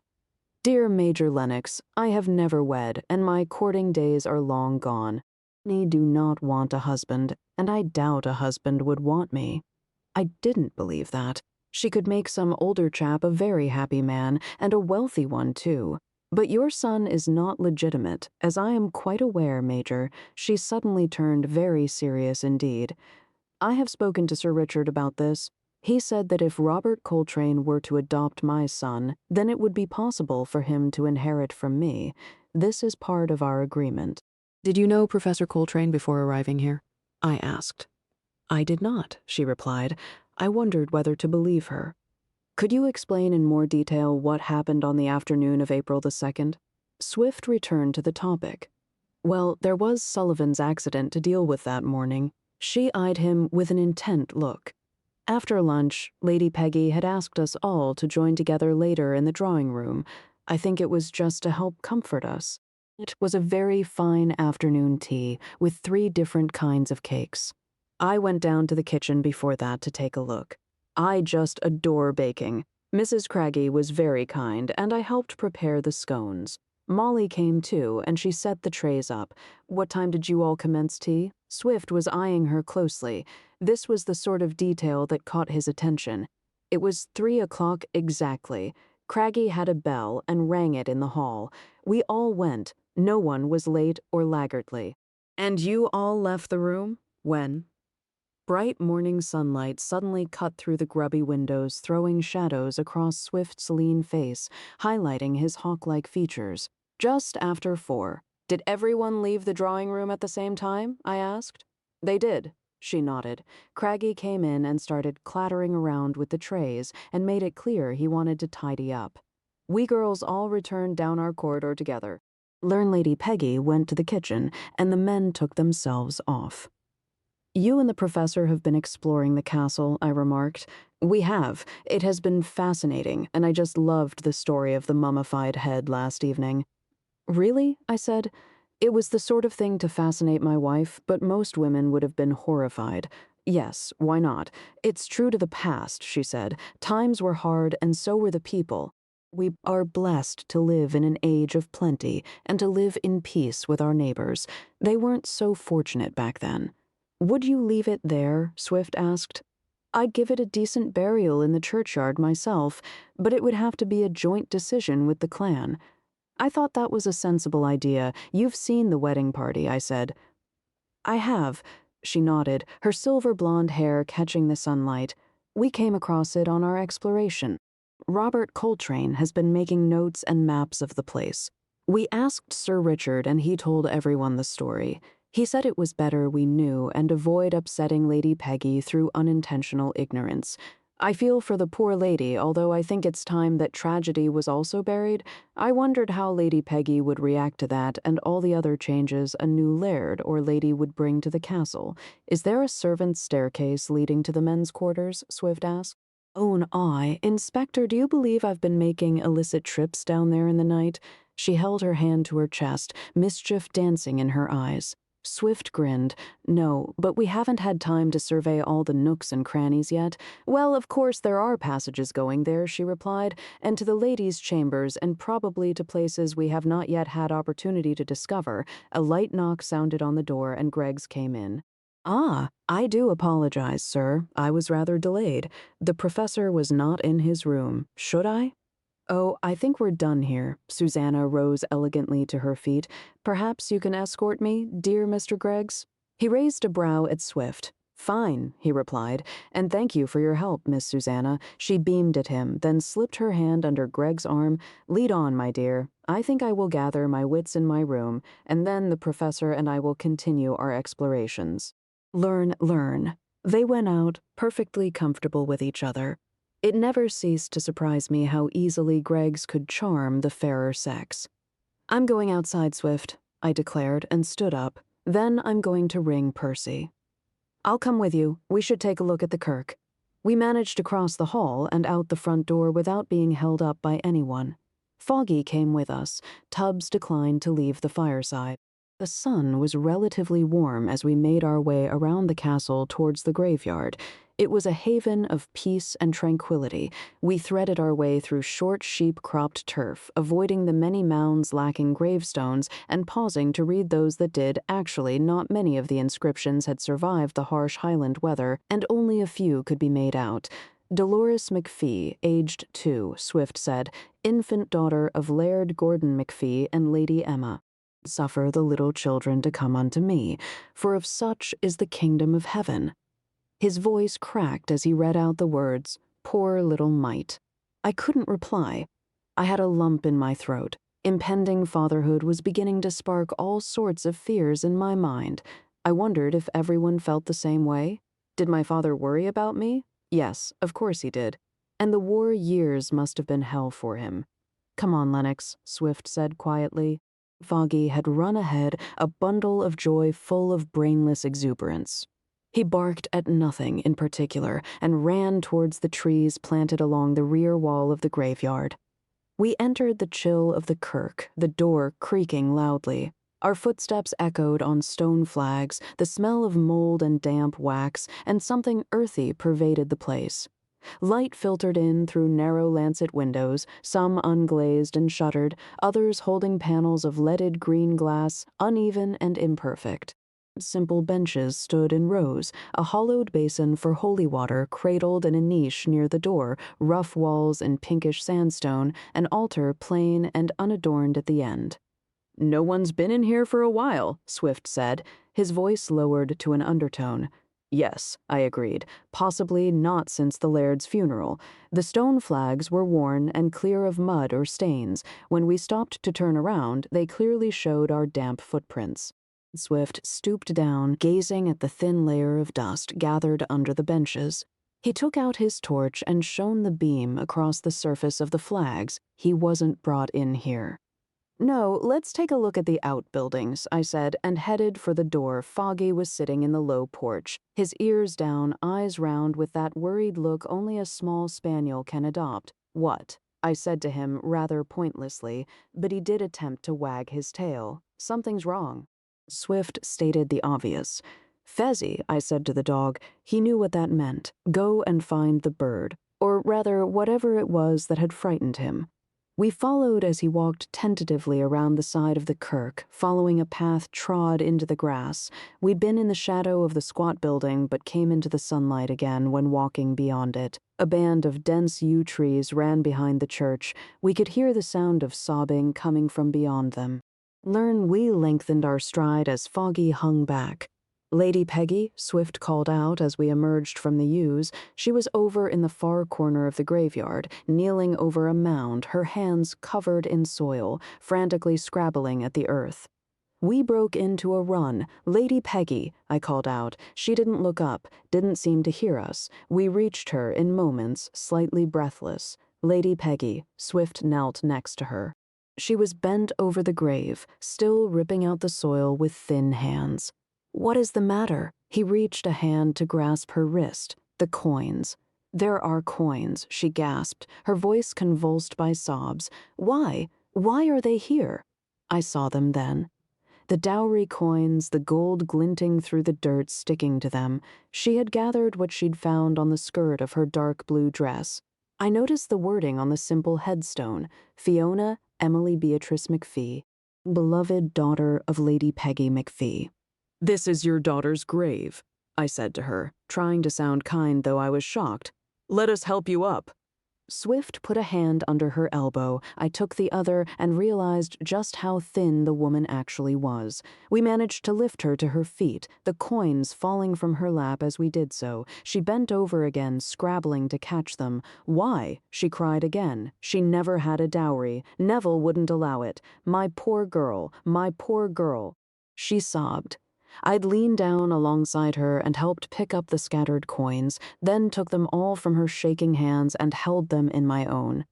"How did you find them?" Swift asked her. She took gasping breaths, leaning on him for support. "The grass was pulled out. I saw the gold. I couldn't understand it. Then She took another heaving breath. "I found a clean handkerchief in my pocket and handed it to her." "Thank you." She sniffed. "Did you dig into the soil?" Swift asked her. She nodded and blew her nose, trying to regain control over her distress. "Somebody put them there, didn't they?" she said. "The person killing them all." A cold shiver ran down my spine when she said that. "Do you know anything, Lady Peggy?" Swift asked quietly. "You know the castle well? Do you have any idea who did this? Have you seen anything?" No. She had the handkerchief gripped in one hand, her fingers now claw-like and filthy. "It's Richard's fault. I never wanted them here." Learn, where had the coins been placed? I asked her. "In the library. There's an old safe box," she said. "Nobody saw us put them there. We made sure of it." "Somebody must have done," Swift said. Yes, of course," she muttered. "How many are there, Lennox?" Swift turned to me. I counted them in my hands, thinking of the heirs who'd admitted they had one: Molly Lars, Coltrane, Susanna, the one Malone found in Sullivan's Sporin and was then stolen, and one more, Brody's, 6. His frown deepened. He must have gone through the names just as I did. 6? Yes.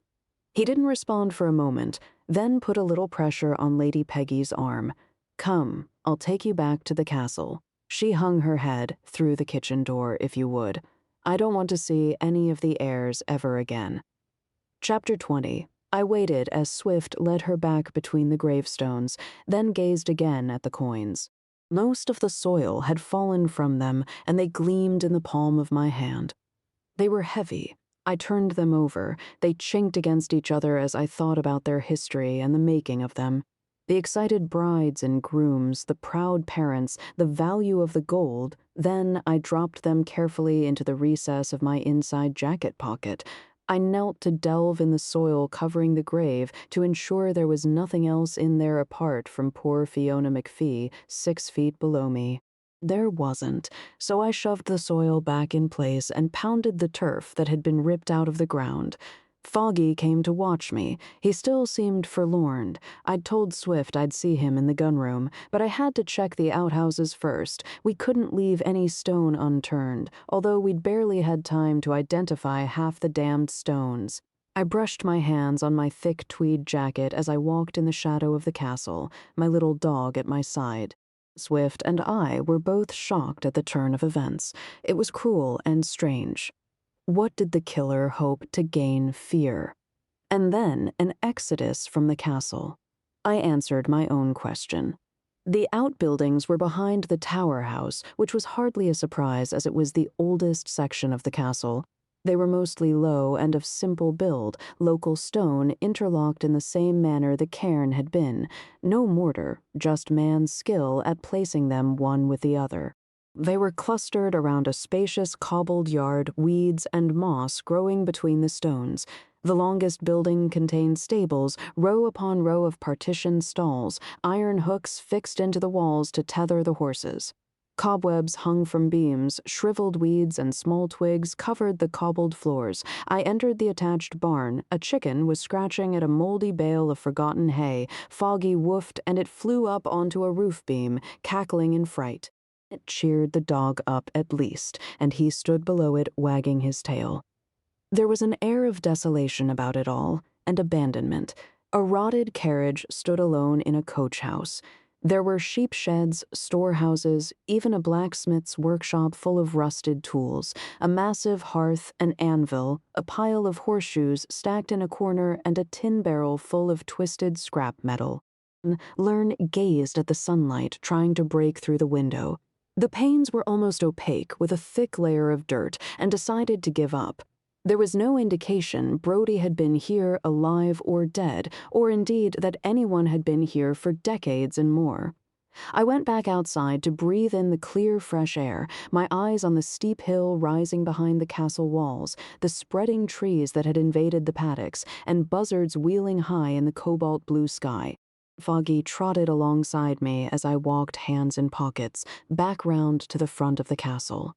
I noticed Molly leaning over the bridge, staring at the water, and veered off to see what she was watching. It was Lars swimming easily across the broad width of the river.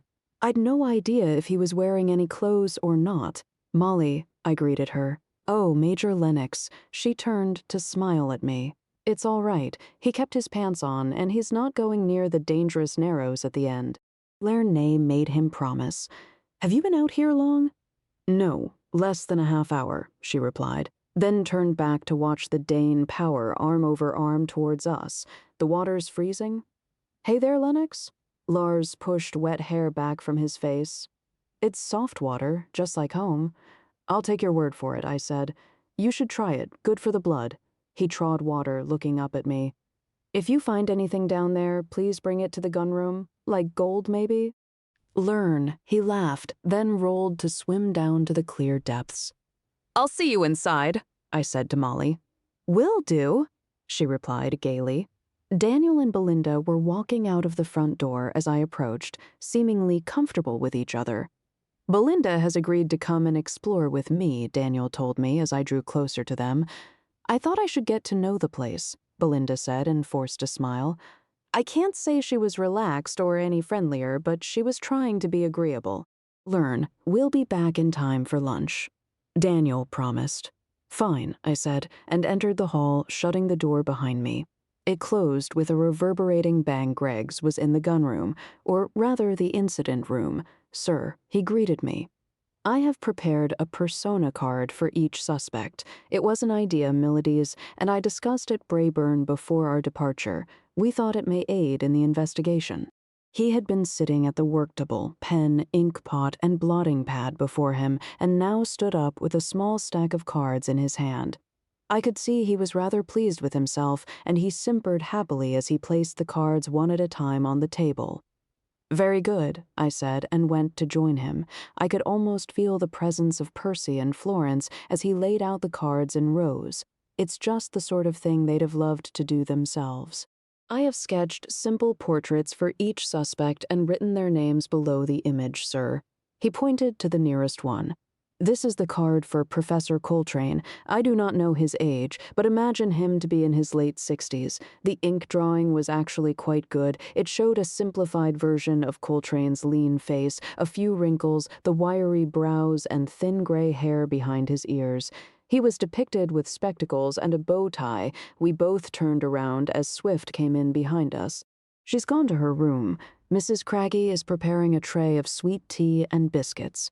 Greggs raised sparse brows.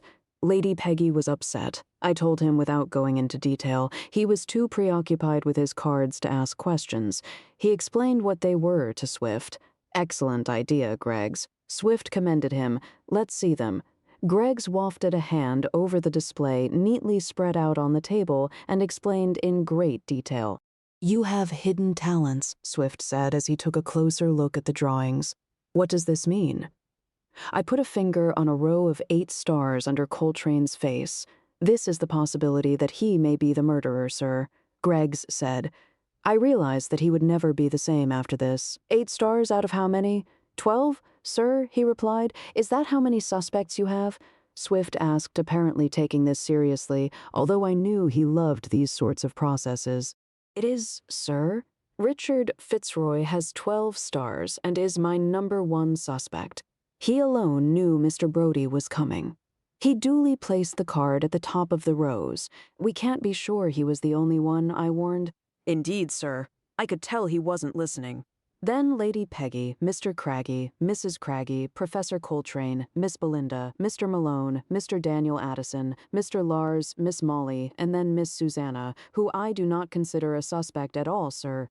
Oh, and the railwayman, Macduff, whom I have only just added. As he hadn't seen Macduff, this picture was very simply of a round face and cap. Needless to say, it looked nothing like the wizened old man. Lady Peggy and the Craggies were together when Malone was attacked. Swift pointed out, "Ah, indeed, sir." Greggs reached for their cards. "Or so they say," I said. His hand hesitated. "Should I leave them in place?" "Yes," Swift said. You need to move Addison further up the line, I told him. He's a dark horse in all this. Very well, sir. He took Daniel's card and added more stars, then placed him next in line after Lady Peggy. What of Professor Coltrane, sir, innocent? I said. The American police would have investigated his colleague's death thoroughly. But the professor may have pushed him from the window, sir, and unless there was a witness, he could very easily have got away with it. Learn. No, Swift countered. It is possible to set someone up to fall. But the man came into the room of his own accord and was presumably already very agitated. If he were in a fight or attacked by Coltrane, there would be evidence. Ripped clothes, blood spattered inside the room or on the assailant's clothing, it would all indicate murder. Unless he used subterfuge, Greggs turned to me. "As you have yourself encountered, sir," he reminded me. Learn? Well, not directly, I said, thinking back to a murder I'd been accused of and hadn't done, obviously. But Brodie was murdered with a knife. Stabbing someone in the back is very different from shoving someone out of a window. Greggs frowned at the professor's card, but returned it to its place in the lineup. Could it simply have been an opportunist murder, sir? No, Swift replied. The knife had been stolen from the kitchen. But Mrs. Craggy denied this, sir. She either didn't know or was covering up, I said. Perhaps the killer simply intended to murder someone, sir, without any particular care who it would be. He wasn't giving up, Swift, considered that, "You mean a random murder? If that were the case, the culprit would want to create enough fear to drive the heirs from the castle. They'd have made sure the murder was obvious, but that does not fit either Brodie's or Sullivan's murders." "Exactly," I said. Sullivan's murder was designed to look like an accident. "But Mr. Malone's was not, sir," he said. "Yes," I said, "I think at first the killer wanted to remove the competition without arousing suspicion, but having failed to do so, changed their mind and is now trying to frighten them away." "I agree," Swift said. I dug in my pocket to draw out the gold dowry coins and put them on the tabletop. "I think the incident this morning was part of trying to frighten people, sir." Greggs stared at them, wide-eyed. "I thought the coins had been locked away." "So did we," Swift said, then told him what happened. "But that is appalling, sir." Greggs was understandably upset. "The poor lady, you've put her as suspect number 2, I said. "Well, yes, sir, but that was before I realized she had suffered this cruel atrocity." "She could have fabricated it all," Swift said, then thought about it. "Actually, no, I retract that. She couldn't have known we'd find her." Learn, would she have to have witnesses? I countered. "She could have run back to the castle and showed Fitzroy the coins." Swift raised his hand to his chin. "It's too obvious she had easy access to the coins, as did Sir Richard Fitzroy," Greggs said, pointing to the card of his suspect, number 1. "Let's bring him in here," Swift said. "Wait a minute," I countered. "What motive would he have? Perhaps he has had a secret longing to take the castle for himself," Greggs offered. "Learn why?" I said. "I cannot know the desires of men," he replied, rather pompously. I refrained from rolling my eyes. "I'll go and find him," I decided. and I must telephone Billings, Swift stated. He might have news from Sterling or the old ladies at the Collegium of British Genealogists. Really? I grinned. No stone unturned, Lennox, he replied, however unlikely. Chapter 21. I didn't get very far as the top of the stairs to the landing, actually. Murder. Learn Craggy was calling out, his voice hoarse. "Come, sir, come," he called when he spotted me. "What? Murder, sir? Another one dead." He looked disheveled, his hair on end, butlering togs more crumpled than ever, his eyes rounded with shock. He didn't even have his umbrella with him.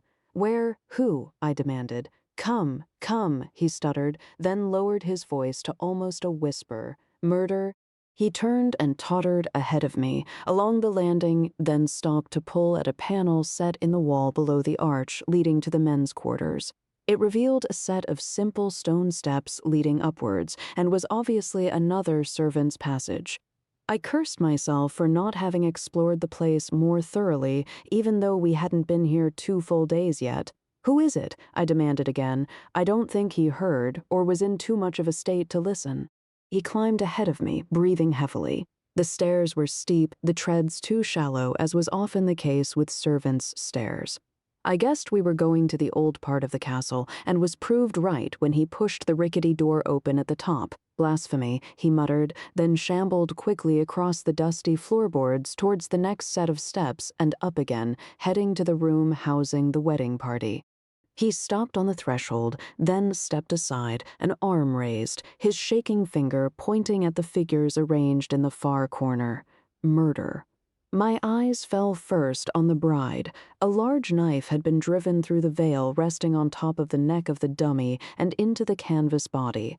There was something horrifying about it, as was the blood spattered on the knife and the faded white fabric of the gown and veil. The blood came from the body lying on the floor in front of the wedding party. I strode quickly over to kneel next to him. The knife had been used on him first. He'd been stabbed in the back, blood already congealing on his jacket and the slashed fabric around the wound site. The killer must have waited for him to die.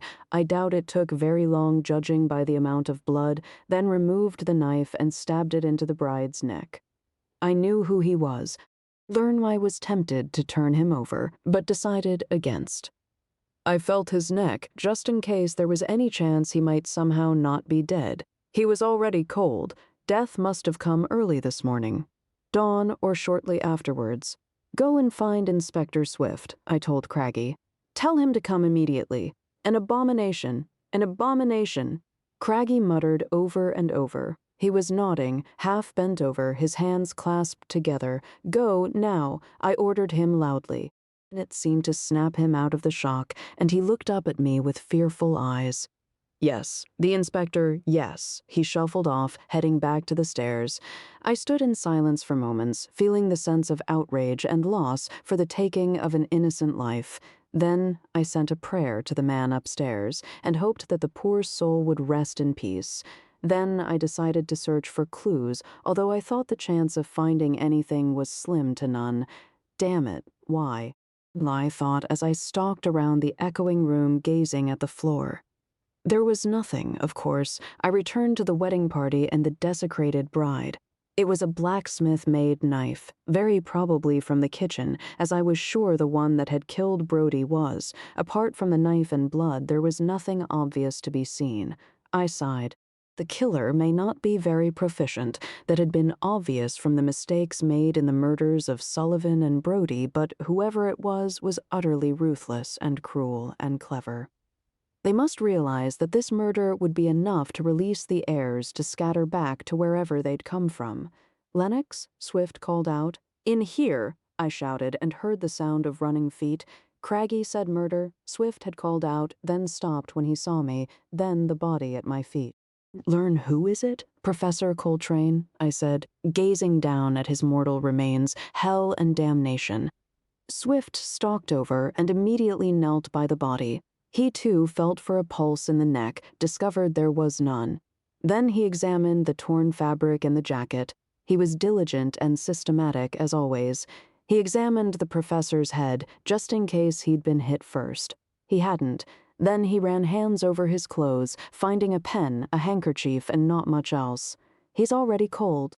He must have been killed around breakfast time, or shortly afterwards, he said. Yes, I agreed, having thought the same. Help me turn him over, Swift said. Right. I knelt down and we gently lifted him between us and placed him on his back. His glasses were broken. His bow tie crushed, and askew dust and grime were smeared on his shirt and waistcoat, the skin on his face showing light impressions of the floorboards he'd lain on, the small indignities of a life taken. His notebook, I said as I plucked it from where it must have fallen beneath him. Looks like he was holding it when he was stabbed, Swift said. Yes, I agreed and began leafing through it as Swift examined the body for anything useful. He was making notes on everything, including the murders. Was he now? Swift looked up. Did he come to any conclusions? I carried on, flicking through the pages. The pages were creased, but free of blood, which I was thankful for. There's an entry for last night. I read down the page, the writing small and cramped, but legible. He thought Fitzroy was behind it, really. I'm not so sure, he said, then sighed. Damn it, I liked Coltrane. So did I.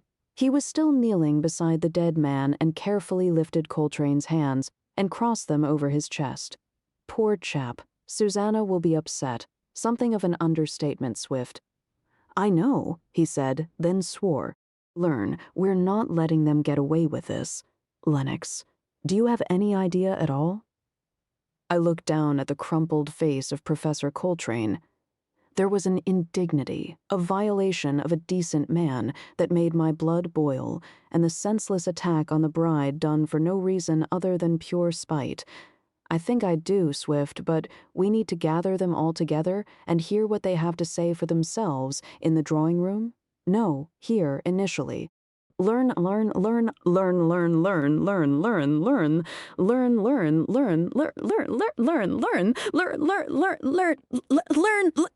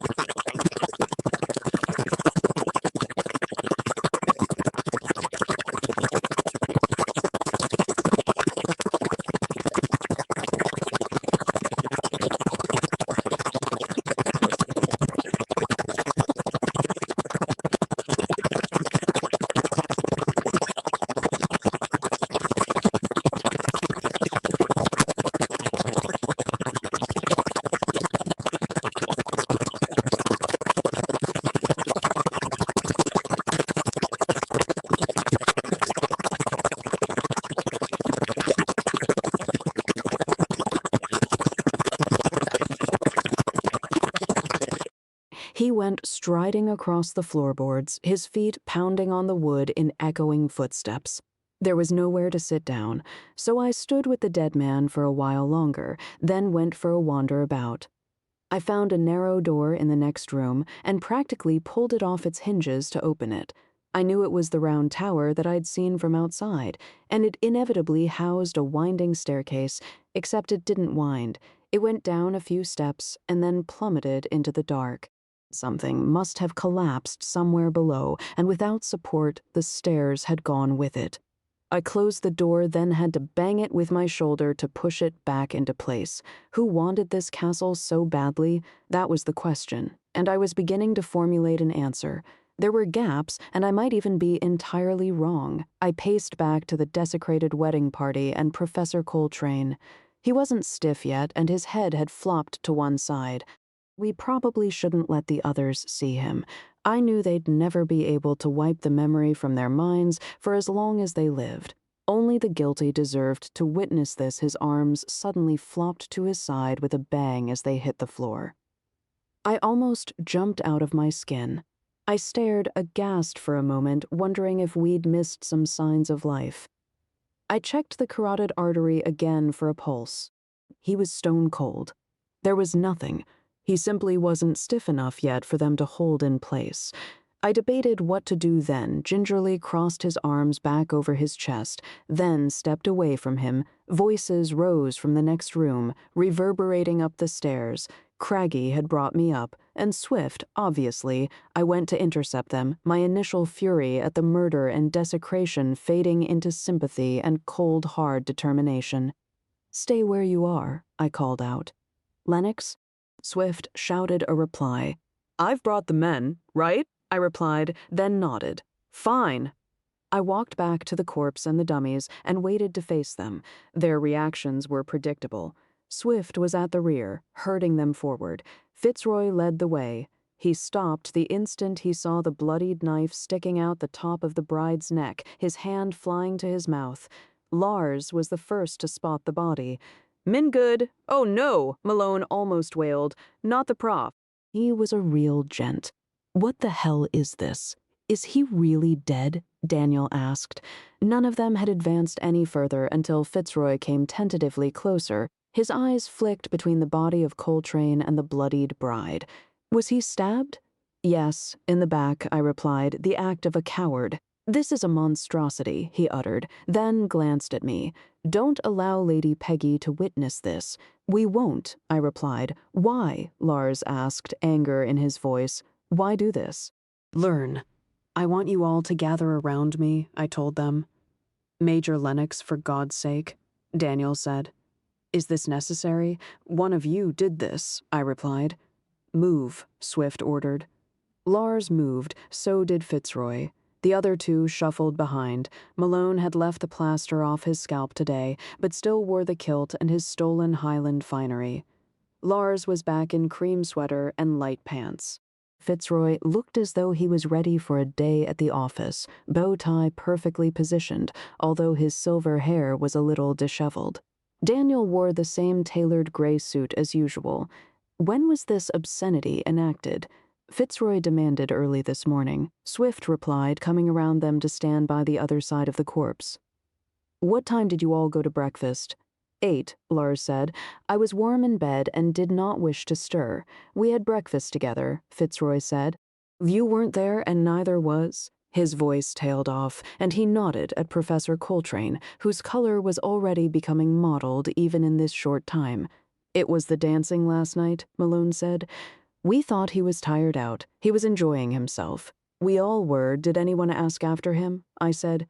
"Yes, everyone, but we didn't want to disturb him," Daniel replied. Susanna joked about him being worn out by the jitterbugging.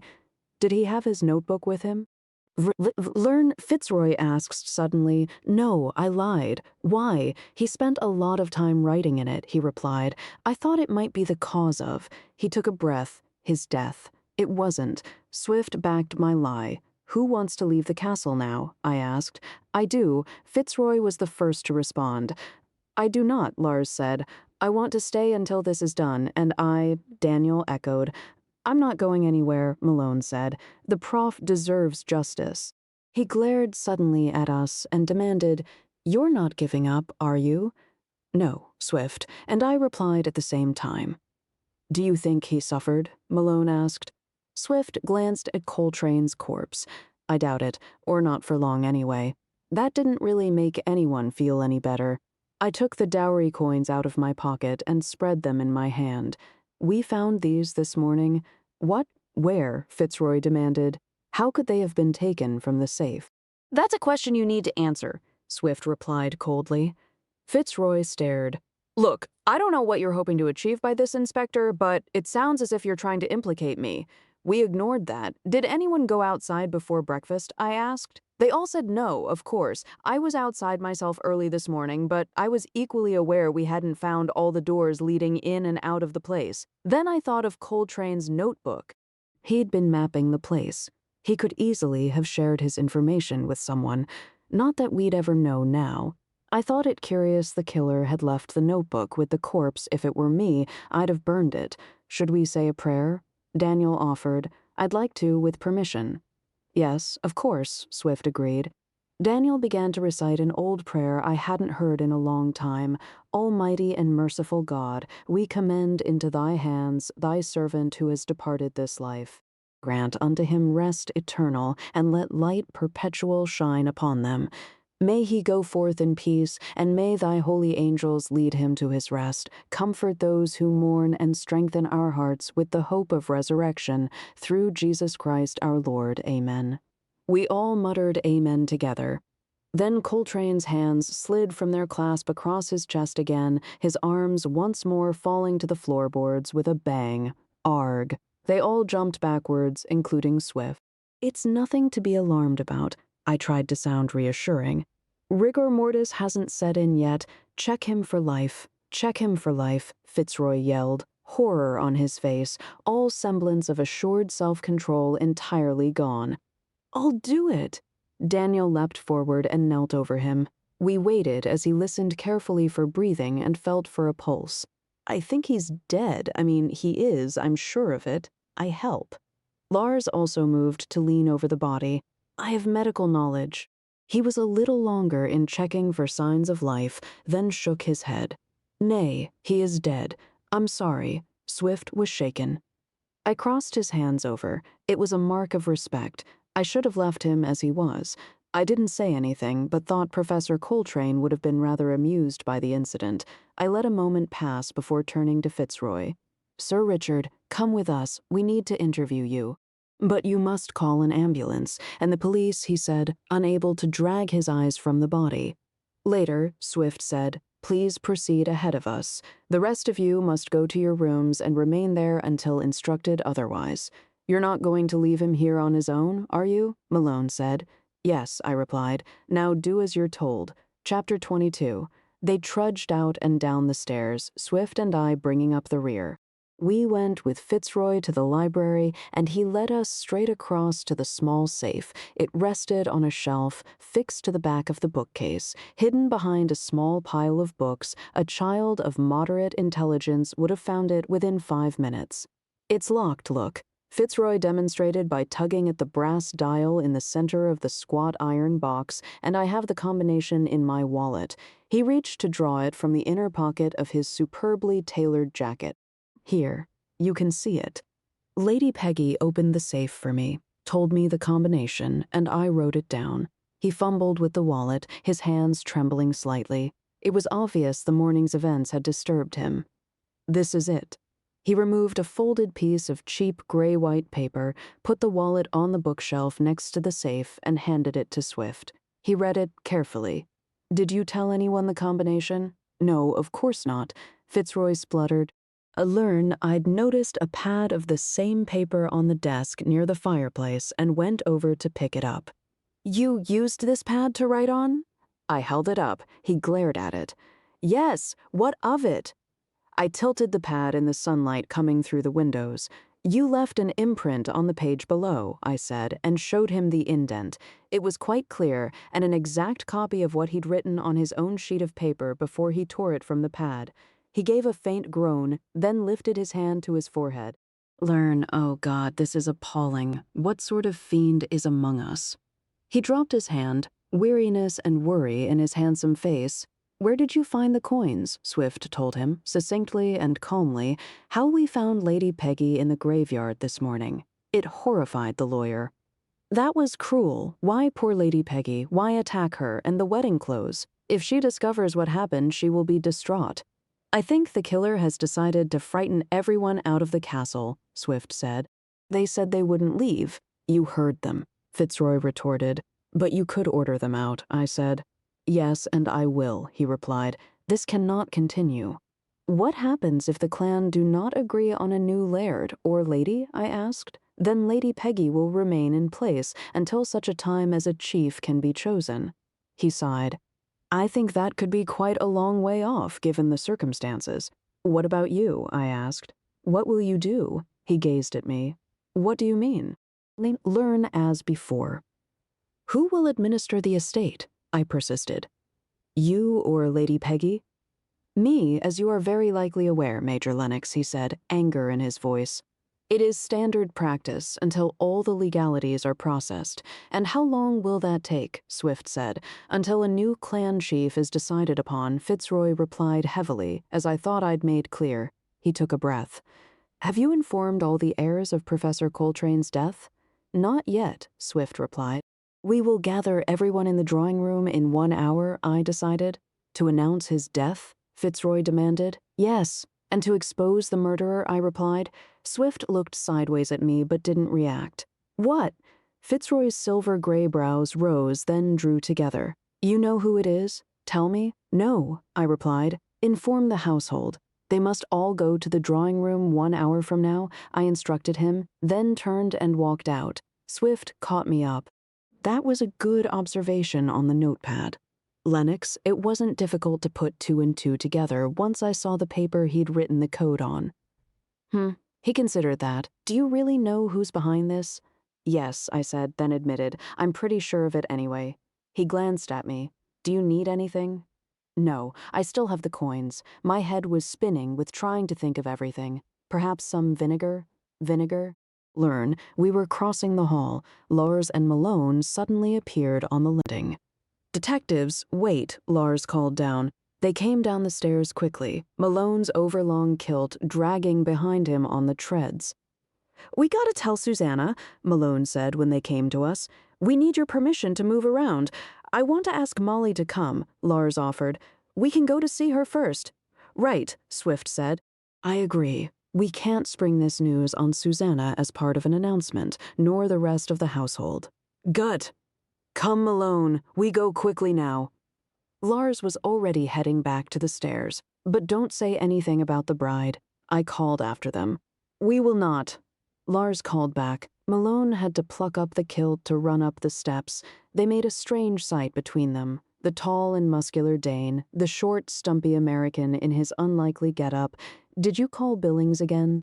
I asked Swift as we watched them rush across the landing towards the ladies' quarters. Yes, he shoved his hands in his pockets. I meant to tell you, but with everything that's been going on, a sergeant went over to talk to the old ladies who run the Collegium of British Genealogists. He couldn't get much sense out of them.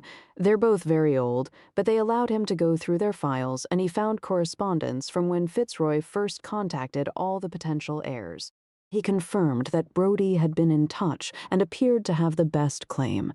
His letters to the old ladies implied he'd been contacted by some of the other claimants, but didn't state who. Presumably, the old dears were working for Brody. No, he'd told them he'd carry out his own research. He sounded very sure of himself, judging by the tone of his letters. Was he a wealthy man? Not by the sounds of it. The Sterling police searched his flat. They weren't impressed. He was a bachelor and careful with what money he had. He kept himself to himself. The neighbors saw him leave on April the 2nd, but he didn't tell them where he was going. The police didn't find any papers either. Presumably, he brought them all here with him. Mrs. Craggy came bustling into the hall, a basket full of peat turfs on her hip. Is this all you're doin' when there's good folk dead and the girls' graves been dug over? She glared at us. Swift frowned, but didn't respond. Come on, Lennox. I'll catch you up, I replied. I'm going to call Percy. right? He said. I'll see you in the incident room as soon as you've finished. He pulled back his cuff to check his watch. We have 40 minutes. Fine, I said, and strode towards the room housing the telephone. Lennox? Oh, how lovely to hear from you, Percy said, once I finally got through to her. Learned I'd managed to shut the door by lifting the chair onto the desk, shoving the door closed, then putting the chair down with its back resting against the damn door. I thought it might be the only way I could talk to her without being overheard. I kept my voice low anyway. How are you? Perfectly fine, she said, laughter in her voice. Being pregnant isn't an illness, you know. I know, but you haven't done it before. There's a first time for everything, and I'm perfectly fit and well. Now, tell me what you and Jonathan have found out. That took quite some time, and she sounded upset at the violation of Fiona's grave and the murder of the professor. Why leave the coins there? Was it to imply the girl was too poor to have a dowry? I think so, and was forced to sew her own clothes, although it sounds to me she'd have done it anyway. How could anyone know Lady Peggy would go there? Learn, I don't know, and we don't know when the coins went missing from the safe either, I replied. Strange they should add the missing ones, she mused. Brodie's and the ones stolen when Malone was attacked? Yes, I agreed. It's almost as though they're taunting us. Who do you think did it? She asked. I told her, almost whispering it, just in case. Really? Gosh, that's a surprise, she replied. Do you have enough evidence to make an arrest? No. It's not going to be easy, Heathcliff. I know, I said and sighed, then turned the subject before we both grew downcast. What did you find at the cairn? Oh, it's fascinating and huge. Its origins date back to prehistoric times. They started with two huge walls built in concentric stone circles, rather like the outline of a donut, but with a passageway cut into it so that the center can be reached. And then they started placing loose stones between the walls in memory of those who died, and then they just carried on. It's extraordinary that they have kept up the continuity for thousands of years, and an indication of how isolated the clan is, I replied, then told her about the tower I'd visited on the hill. It sounds similar in principle with a slightly different structure, she remarked, then asked, would the local clan really accept an outsider as laird? Blood runs deep in these places. I know, but sometimes they need new blood. Look at what Swift has achieved at Braeburn with the whiskey, she murmured agreement, then asked what I was going to do.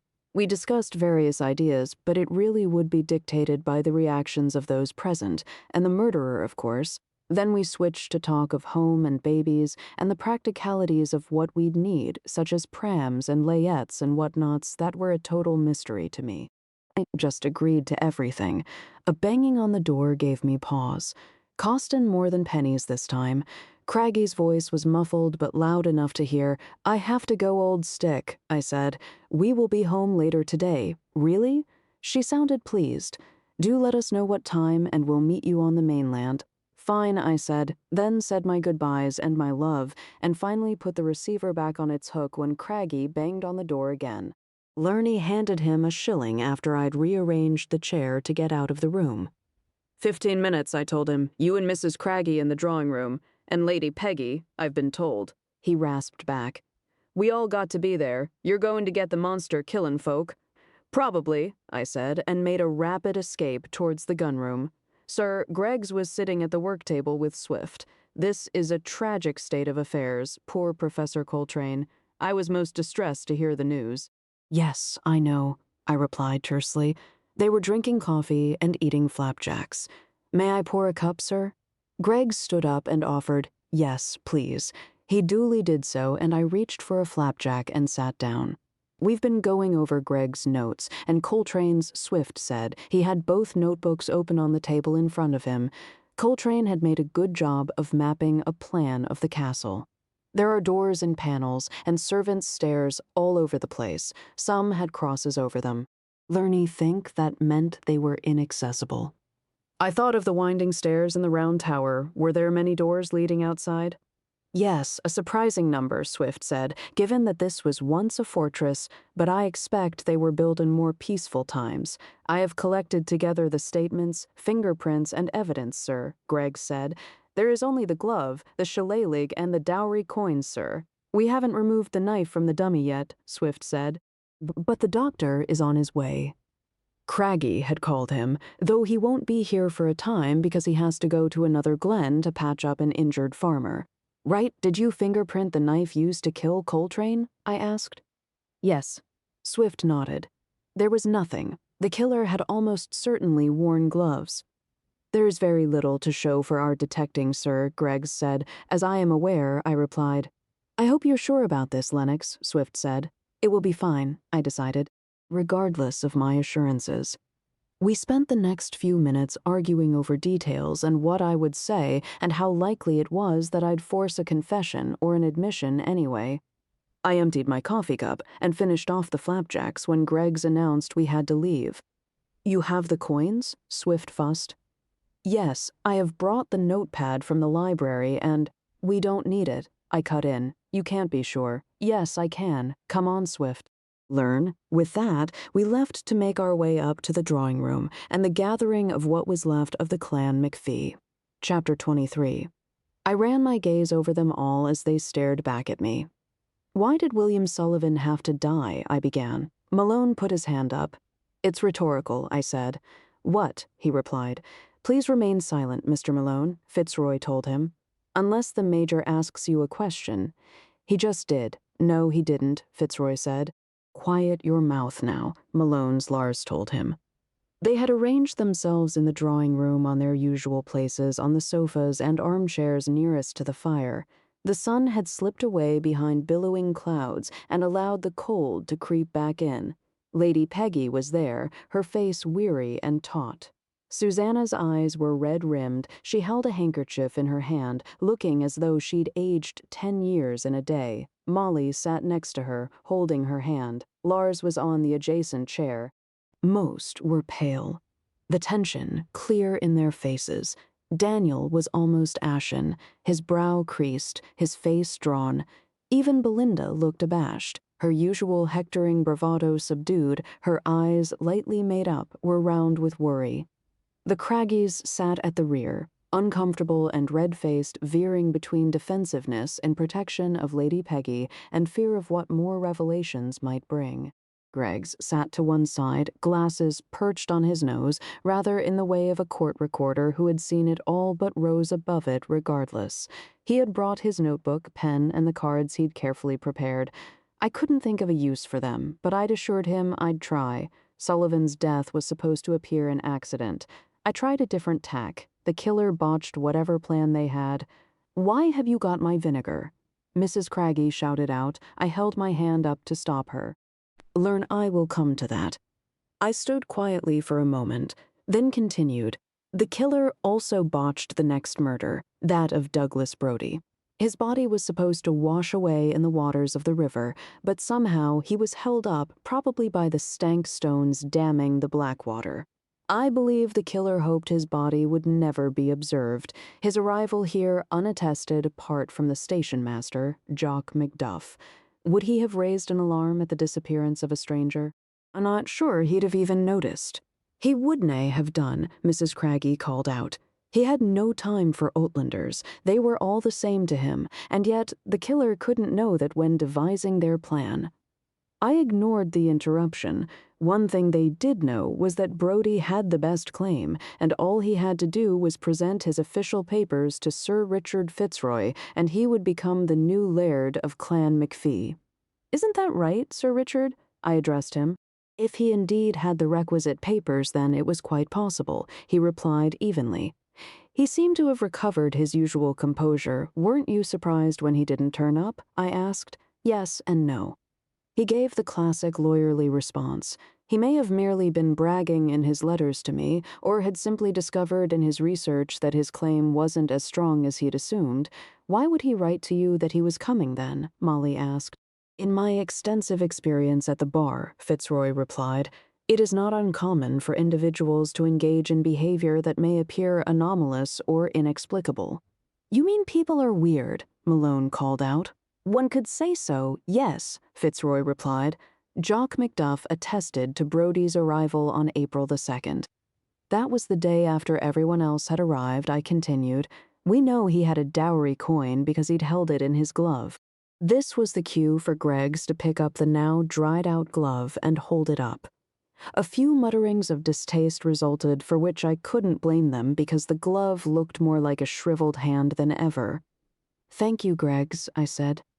He sat down, smiling to himself at his role played in the proceedings. We found an imprint of a coin inside the glove, and we have interviewed a witness who saw the glove in the river on April the 2nd. I might have slightly exaggerated the role of the chap who'd handed it to me. "So the glove was taken from the hand of a dead man?" Lars said. "Yes," I replied, "in order to remove the dowry coin. What happened to the papers he'd brought with him?" Daniel asked, raising his hand at the same time. "We believe they're in the depths of the Blackwater," Swift replied for me. "Surely someone could prove the validity of Brody's claim, though," Daniel continued. "To what end?" Fitzroy answered. "The man is dead. He cannot inherit, and he doesn't have any family to step forward and make the claim." "Would he have had enough money to renovate the castle?" Belinda asked. "I think that's unlikely," I said. "He was said to live by modest means, and he had not chosen to use the Collegium of British Genealogists to carry out research for him. That may be because he was careful with money, or he couldn't afford it." "Maybe that's why he was killed? Because he'd have run the place further into the ground?" Belinda said tactlessly. "This estate is not run into the ground." Lady Peggy leaned forward to give a sharp reply. "Are you saying he was killed because he wasn't wealthy enough to save the place?" Molly asked Belinda. "Because that implies it was done by someone who really wanted it saved, like Lady Peggy." "Don't put words into my mouth like that," Belinda retorted, color rising in her cheeks. It seems our talk to her about not making enemies of the clan members hadn't had much impact.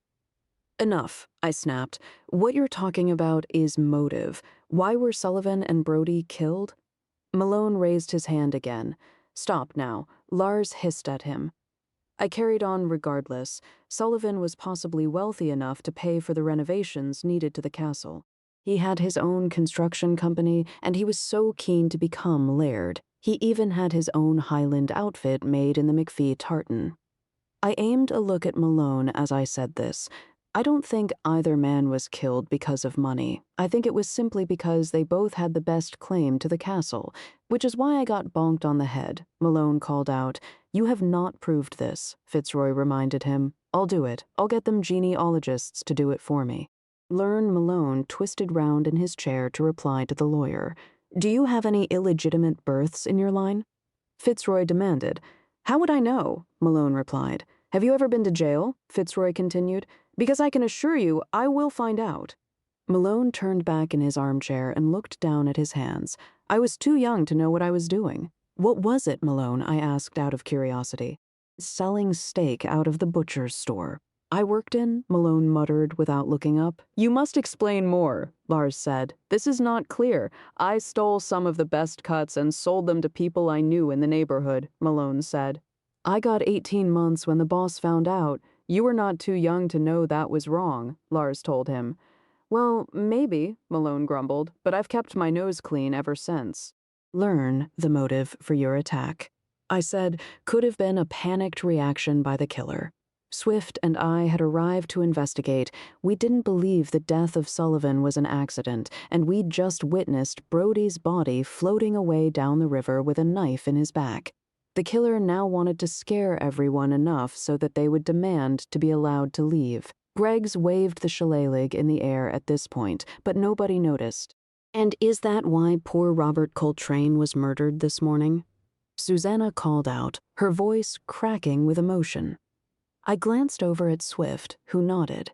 "Yes, we think that was the reason," I replied. "For nothing." Susanna carried on, tears now running down her face. "His life was taken for nothing." She broke on a sob and raised the handkerchief to cover her eyes. Mutterings of sympathy were made by everyone in the room.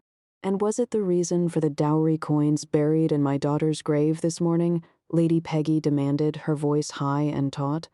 "Probably," I replied, then explained what we'd found in short and precise words. I took the 6 coins from my pocket and laid them on my palm so they could see them all together.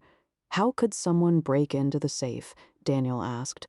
"Sir Richard said he had locked them away." "Swift?" I said.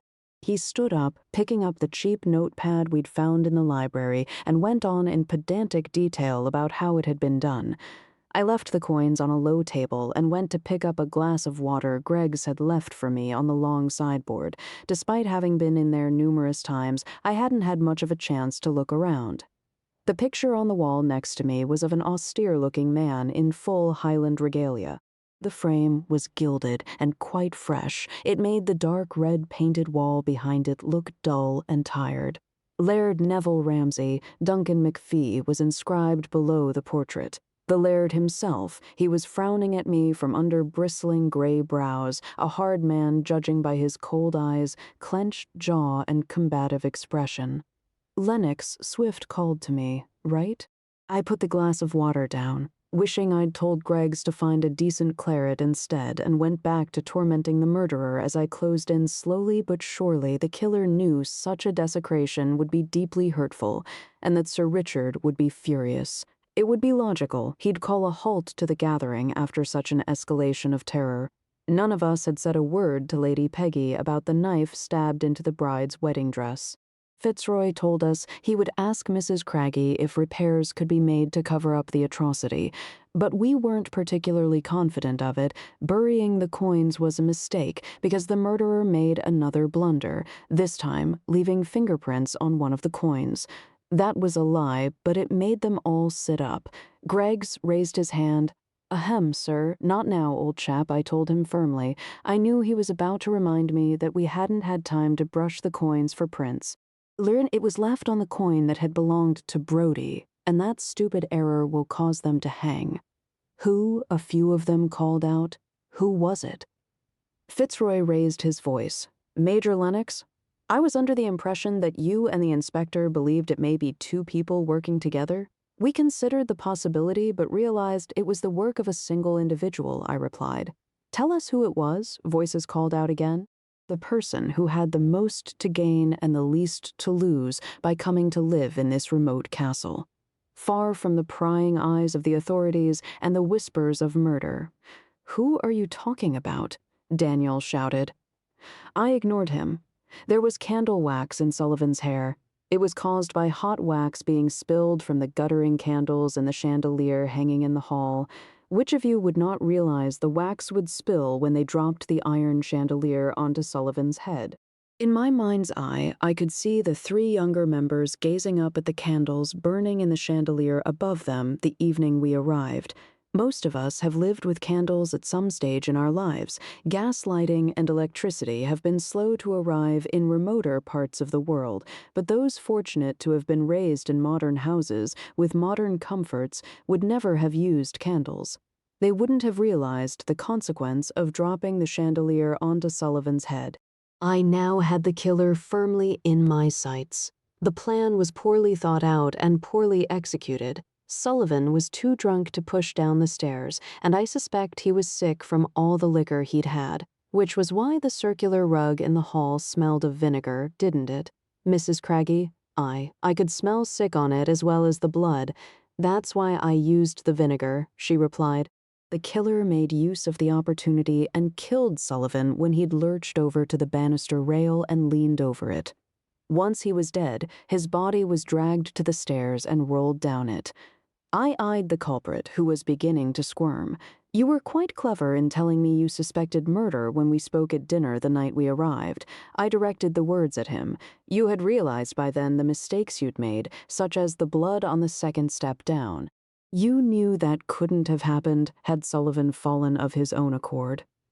"You wanted to know what we knew or had discovered?" "You mean Daniel did it?" Belinda called out, leaping up from her seat and pointing.